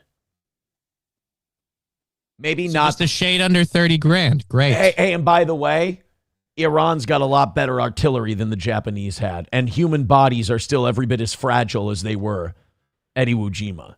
Marines, my money is always on the Marines. I don't know if you take the island or you blockade the island, but I know this. The day we control that island, this regime, this terrorist regime, has been weakened. It will die on a vine. And But you'd said that when we started bombing, and now it's a month later, and we're still fighting. Hey, flashback. They said that when we froze their fucking money and we froze their assets. They won't have access to their money and their assets, and their goods will dry up, and they can't engage in commerce. This organization and this terrorist group that runs it will die on the vine, and the people will demand that there be a change in leadership. All right, fast forward a good, 20, 30 years? How are we doing on that? Not well. Not working. Not well.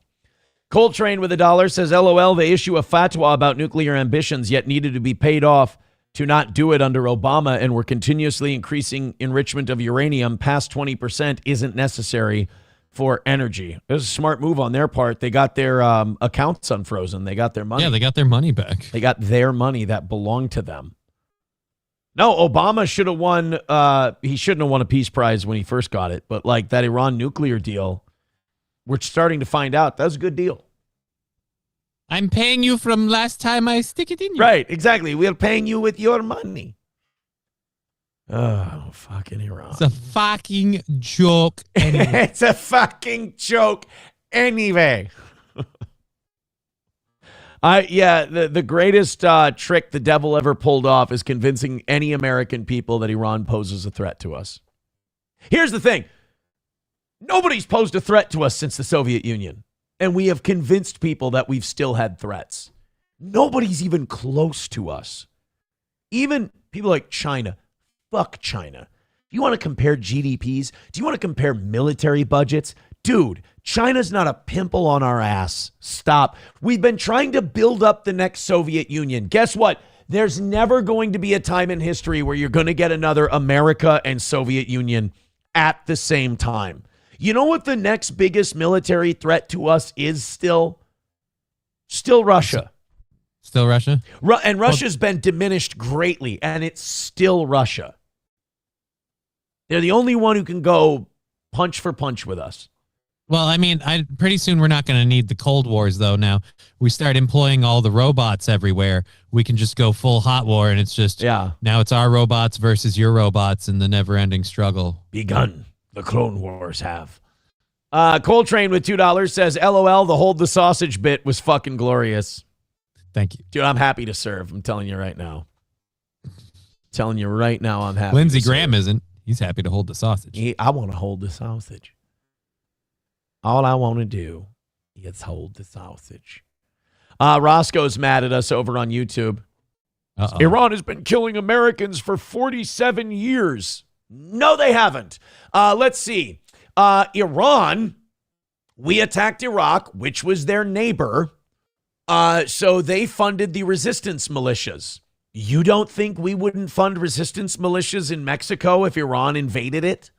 No, we just directly bomb the living fuck out of them is what we would do. So I'm sorry, that's not Iran killing Americans. We went over there and started fucking around in their part of the world for no reason. You want to talk about the Islamic Revolution? Why did the Islamic Revolution happen? It's because when the Iranian people said, fuck you, America, and your Shah, we want Mossadegh. The Shah tortures us. The Shah limits civil liberties. We want Mohammad Mossadegh. And we said, no, we don't like him. He'll be too close to the Soviet Union. We're going to overthrow him. You'll take the fucking Shah and he'll whip your fucking ass and you'll like it. And then they said, all right, we're going to take our own country back then. And we're going to hold your people, your government workers hostage. I'm sorry, guys. I know we're supposed to be rah, rah, red, white, and blue. Every time Iran has ever fucked with us, we've had it coming. We did something at the beginning. Are we the baddies? You don't get to trample all over the world and not expect somebody to hit you back. Guys, we've been fucking with Iran. Okay, you can say they've been killing Americans for 47 years. That's generous. I'll tell you this. America has been fucking with Iran for 70. What? That would be like almost since like when World War II was a thing. It's fucking amazing how easily this country gets brainwashed after all the lies we've been fed. After all the lies we've been fed. Well, I think some people just don't want to think. Like, some people want to believe the image they've been raised on. America is this land of freedom and bastion of right. We don't do things. So if we're going there, there's a good reason. And they get, they're so ingrained, they're so inertly ingrained and dependent on the system. They'll fight to protect it, man. Hey, let me ask you a question. Maybe what would the American people want to do to a country if they overthrew our leader and installed somebody else? I would think if we were forcibly like put down and forced to like go with a leader, we'd probably like, I mean, they've made movies about it. Wasn't Red Dawn and stuff kind of about fighting oppressive? I think we'd kill them. Right. I think we'd kill them. And I think most of the world would think that we're justified in doing so. I would have to say that American foreign policy since probably the end of World War II, but definitely since the fall of the Soviet Union, has been might makes right. We've been running around unchecked, so we just think we're always the good guys. We were only the good guys because we had a shittier guy next to us. It was two empires. Empires are bad. You know, empires are never benevolent. I never watched it. I'm not into that kind of show, you know. And the whole Jussie Smollett thing happened. And I'm sorry. You know what? I shouldn't be confusing people like that. That's on me. All right, guys. Let's. What do we got, Johnny? You're done. I just want to do one thing real quick. We're inside of 50, so 10 memberships. We're done. Nice. 10 memberships or a few 20s. We're done. Let's see if we can't do that before the 10:25 point. You guys have got us to 50 today. Unbelievable job. Thank you so much. Do me a favor, rally up and let's finish this thing. $2 from Balls Deep says Convention of States incoming. Thank you for the $2. Appreciate that. Let's roll, guys. Let's do this thing. Thank you so much. I'm going to read this story real quick. Okay. I want to say before, and if you say the right word after I read this headline, I'm just going to cut your connection and we'll call it a day for you. Okay. All right. But you got to go through the story if you say the wrong word after I read the headline. So what I'm going to do is say Johnny's going to be on at 1:00 today on Rumble, Twitch, and YouTube at Just Kidding LLC. So look up Just Kidding LLC on all those platforms and follow them. I'm going to read this headline, and if you say the right word, your connection will just shut off. If you don't say the right word, you have to hang around until the story's over. Okay. Lake Street Popeyes shooting injures 4 teenage boys in Minneapolis.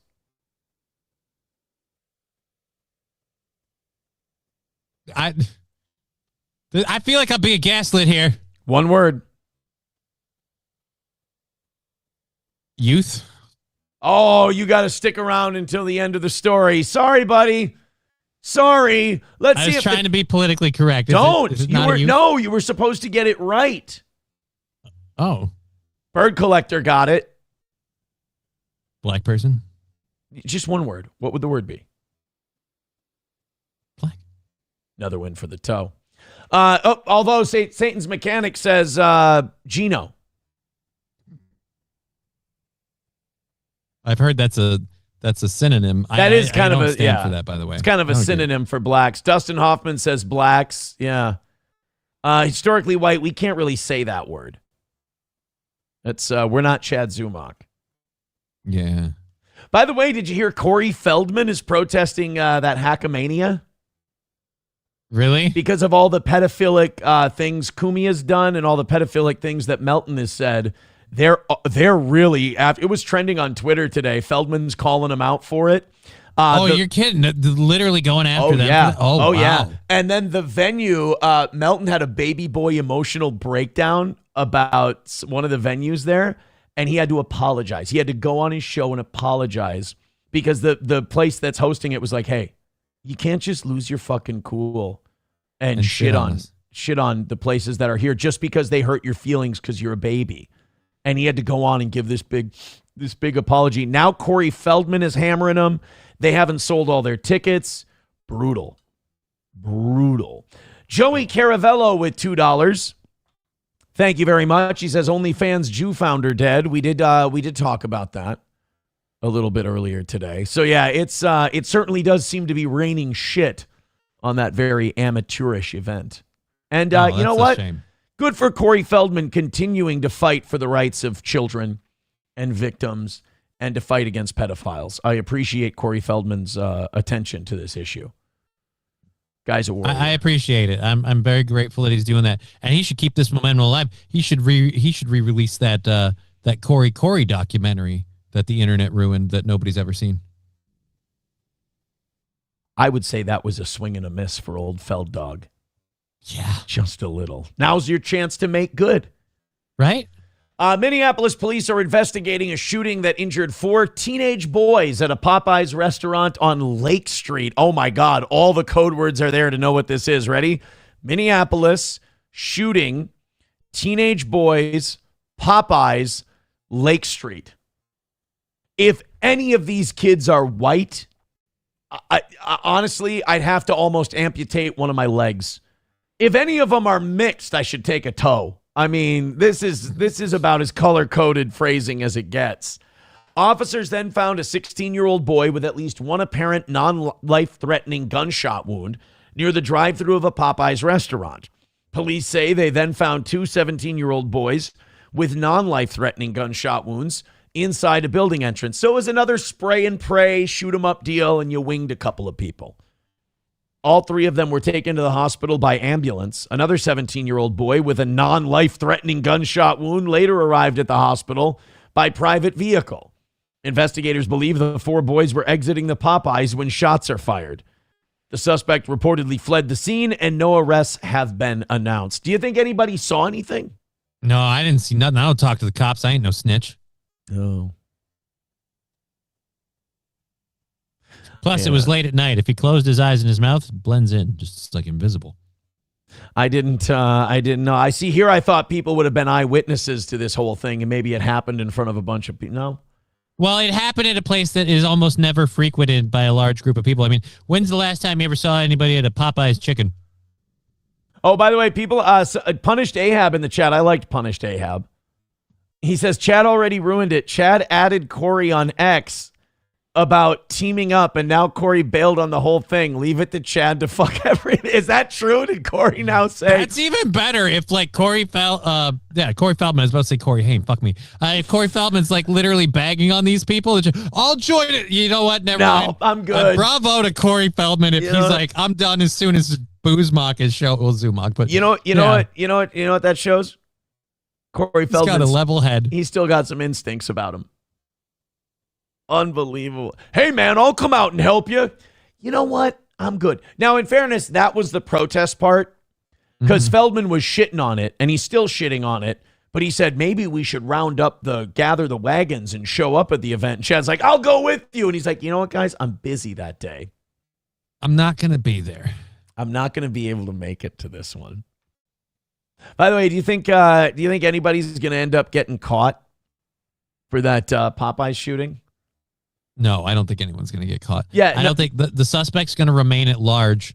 The victims are going to know who it is, but they won't say because they're planning their revenge. So we'll hear about it when the suspect, and we don't even know it, gets popped coming out of different Popeyes chicken or perhaps the same one. I'll be very honest with you. I think that question was mostly rhetorical. Oh, I'm sorry. Is anybody going to inform and catch the shooter? Come on. All right, Johnny, I'm going to let you go because we're less than $50 away from a W today, and I'd love to do it without the rally segment. Yeah, so you get. But I'm not going to make you. I'm not going to make you sit here for it in about 15 minutes. All right. Take it easy. Just Kidding LLC on Twitch, Rumble, and YouTube. Have a good show.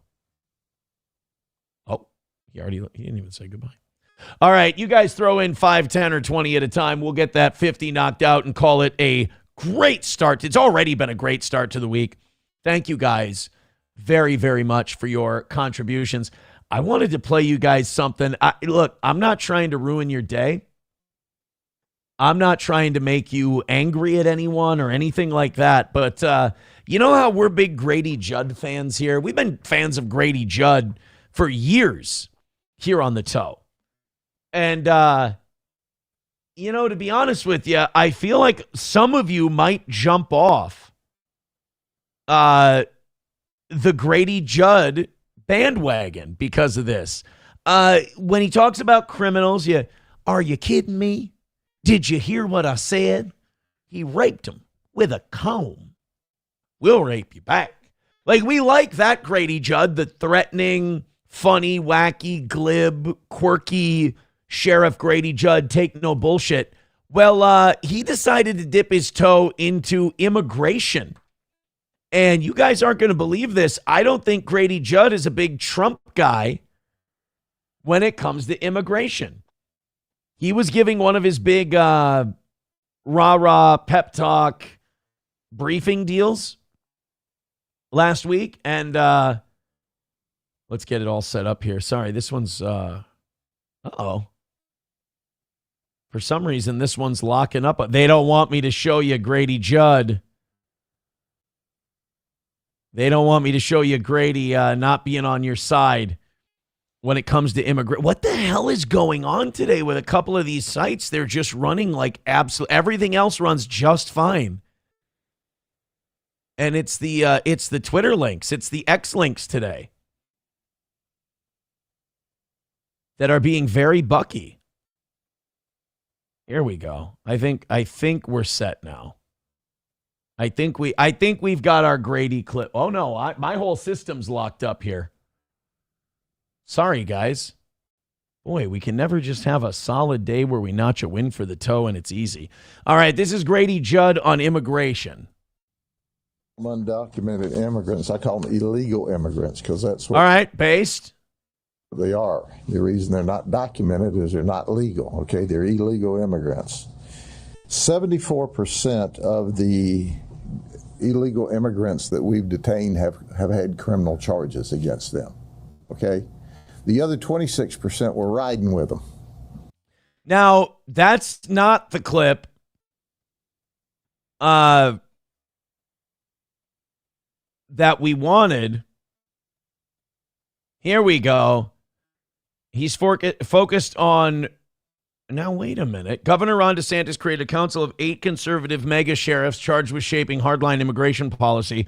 Instead, 6 of the 8 all-vocal Trump supporters publicly say they want to end mass deportations. So Grady doesn't want mass deportations.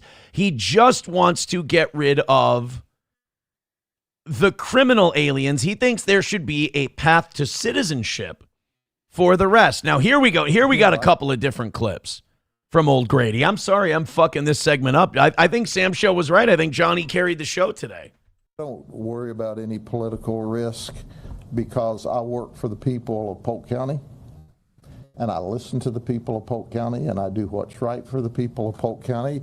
And I don't believe that what this position is contrary to the overwhelming majority of the people in the state of Florida, the overwhelming majority of the people that are Republicans, that are Democrats, that are independents, that aren't registered. This is not some,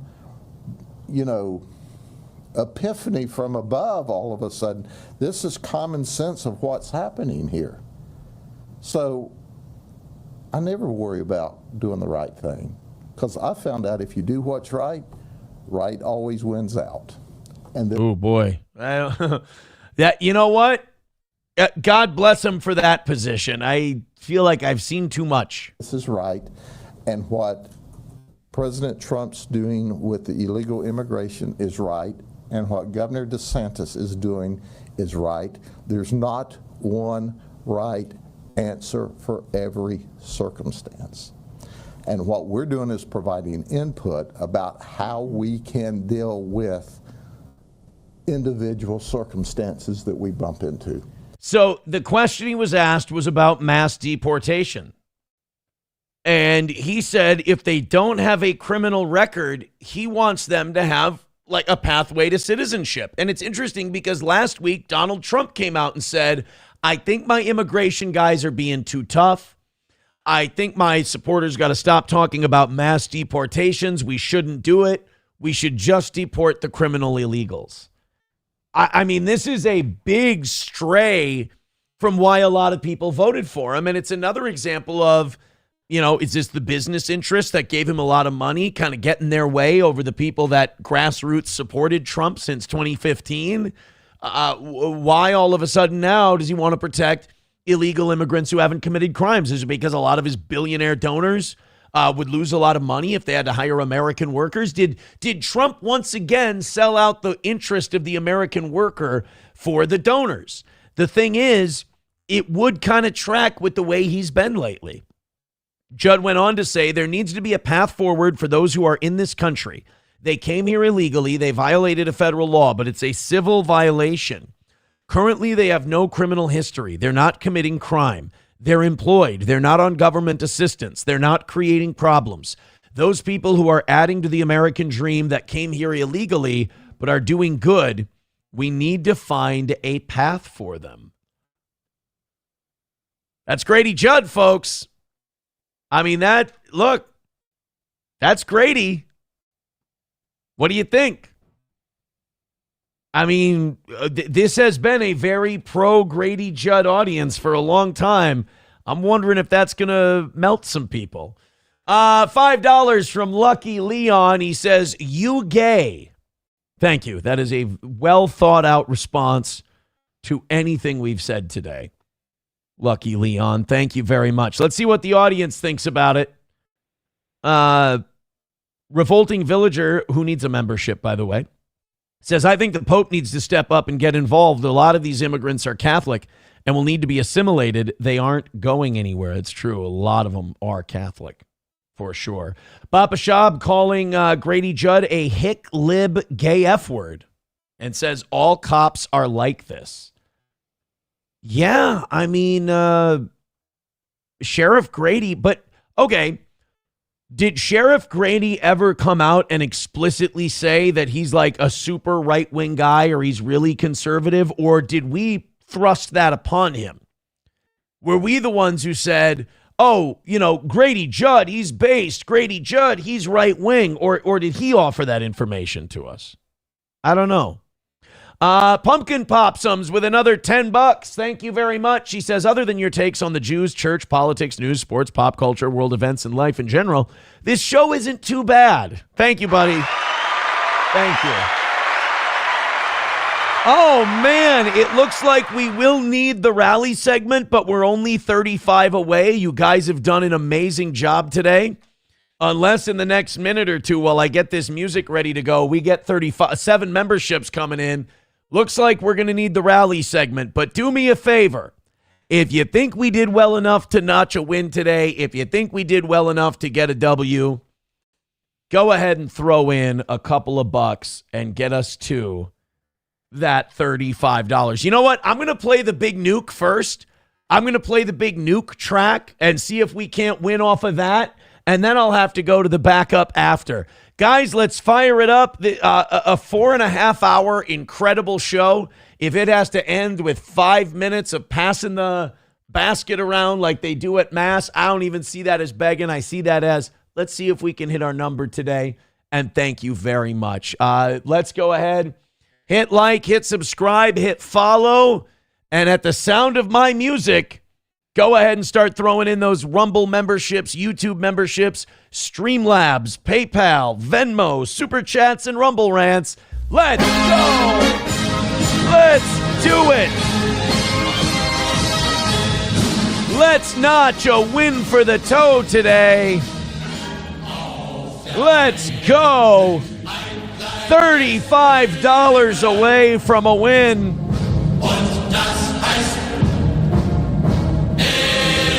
By the way, Papa Shab says, in general, cops are this way. Some cops become queer social science level libs because they feel like they've interacted with the lower segment of the population enough to make broad sweeping statements like legalize all browns. Let's go! 35 away! 35 bucks! away from a win for the toe. Everybody with a membership, everybody with a 5 or a 10, we'll be done in no time. Let's do it. Let's make it a perfect start to the week.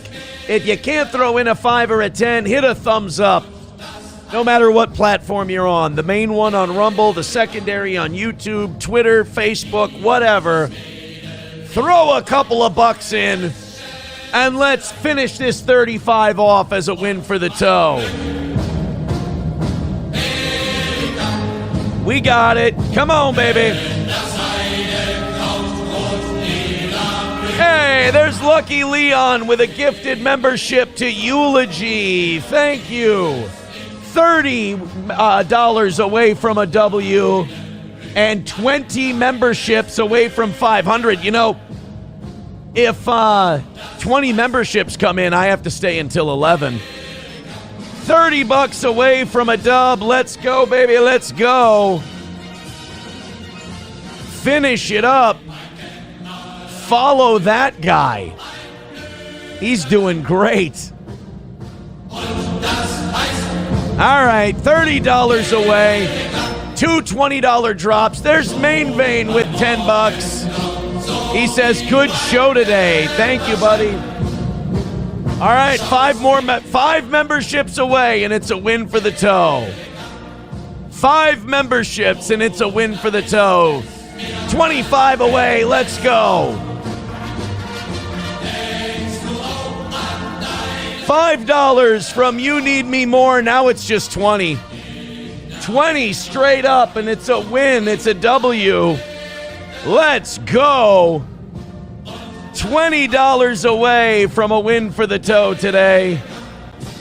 By the way, Magnum GI says Sheriff Grady is a small hat. Is that true? You can look it up before our second song. I think our second song should be Boom Boom Tel Aviv, thanks to how we ended today's show. $20 away from a win. Don't let MSO win on a $35 deal. All right, let's do it. $20. Streamlabs, PayPal, Venmo, Super Chats, and Rumble Rants. A great start to today's show. Let's make it a good finish to today's show. $20. Thank you very much. Let's go. 20 away.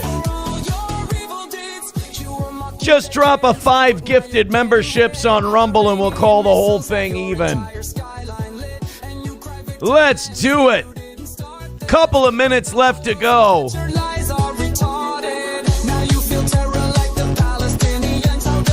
Nope, we're switching. We're switching. We're going to hit with this one. Uh-oh. I think I just fucked up my whole system. I froze everything. What did I do?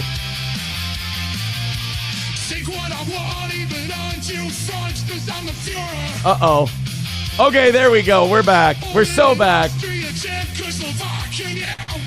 All right, $20 away from a win for the toe. Let's do it.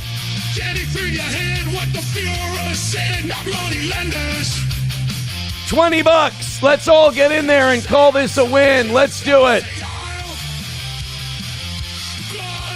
Streamlabs, PayPal, Venmo, Super Chats, Rumble Rants. 20 for the win. 20 for the win. Guys, let's do it. Let's go. Let's finish it up. 5 gifted memberships, a $20 drop. Something. This was a $35 rally segment. You got to get a win here. You got to get a win here, boys and girls. $20. Can't lose on a $35 rally. It shows that we can't even knock out inside of 50. Get us a dub. Let's go.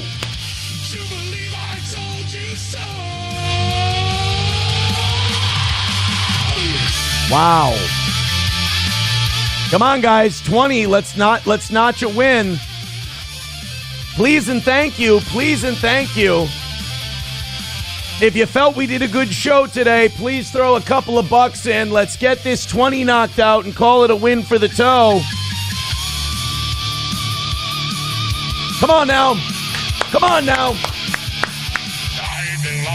We got a minute. We've got 1 minute. Guys, we can't lose $35 rally segments. That's not good at all. We need this one.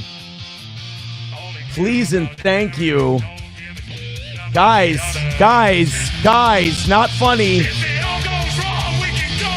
I like silly segments, but this isn't good, guys. Come on.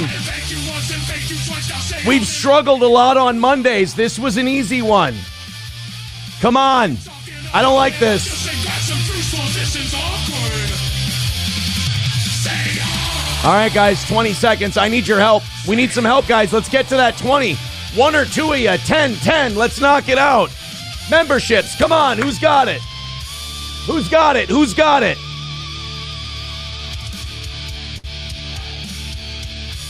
Oh, there we go. $4.99 from Front Porch Conservatives. $2 from Balls Deep. He just says, wow. $15 away from today's goal.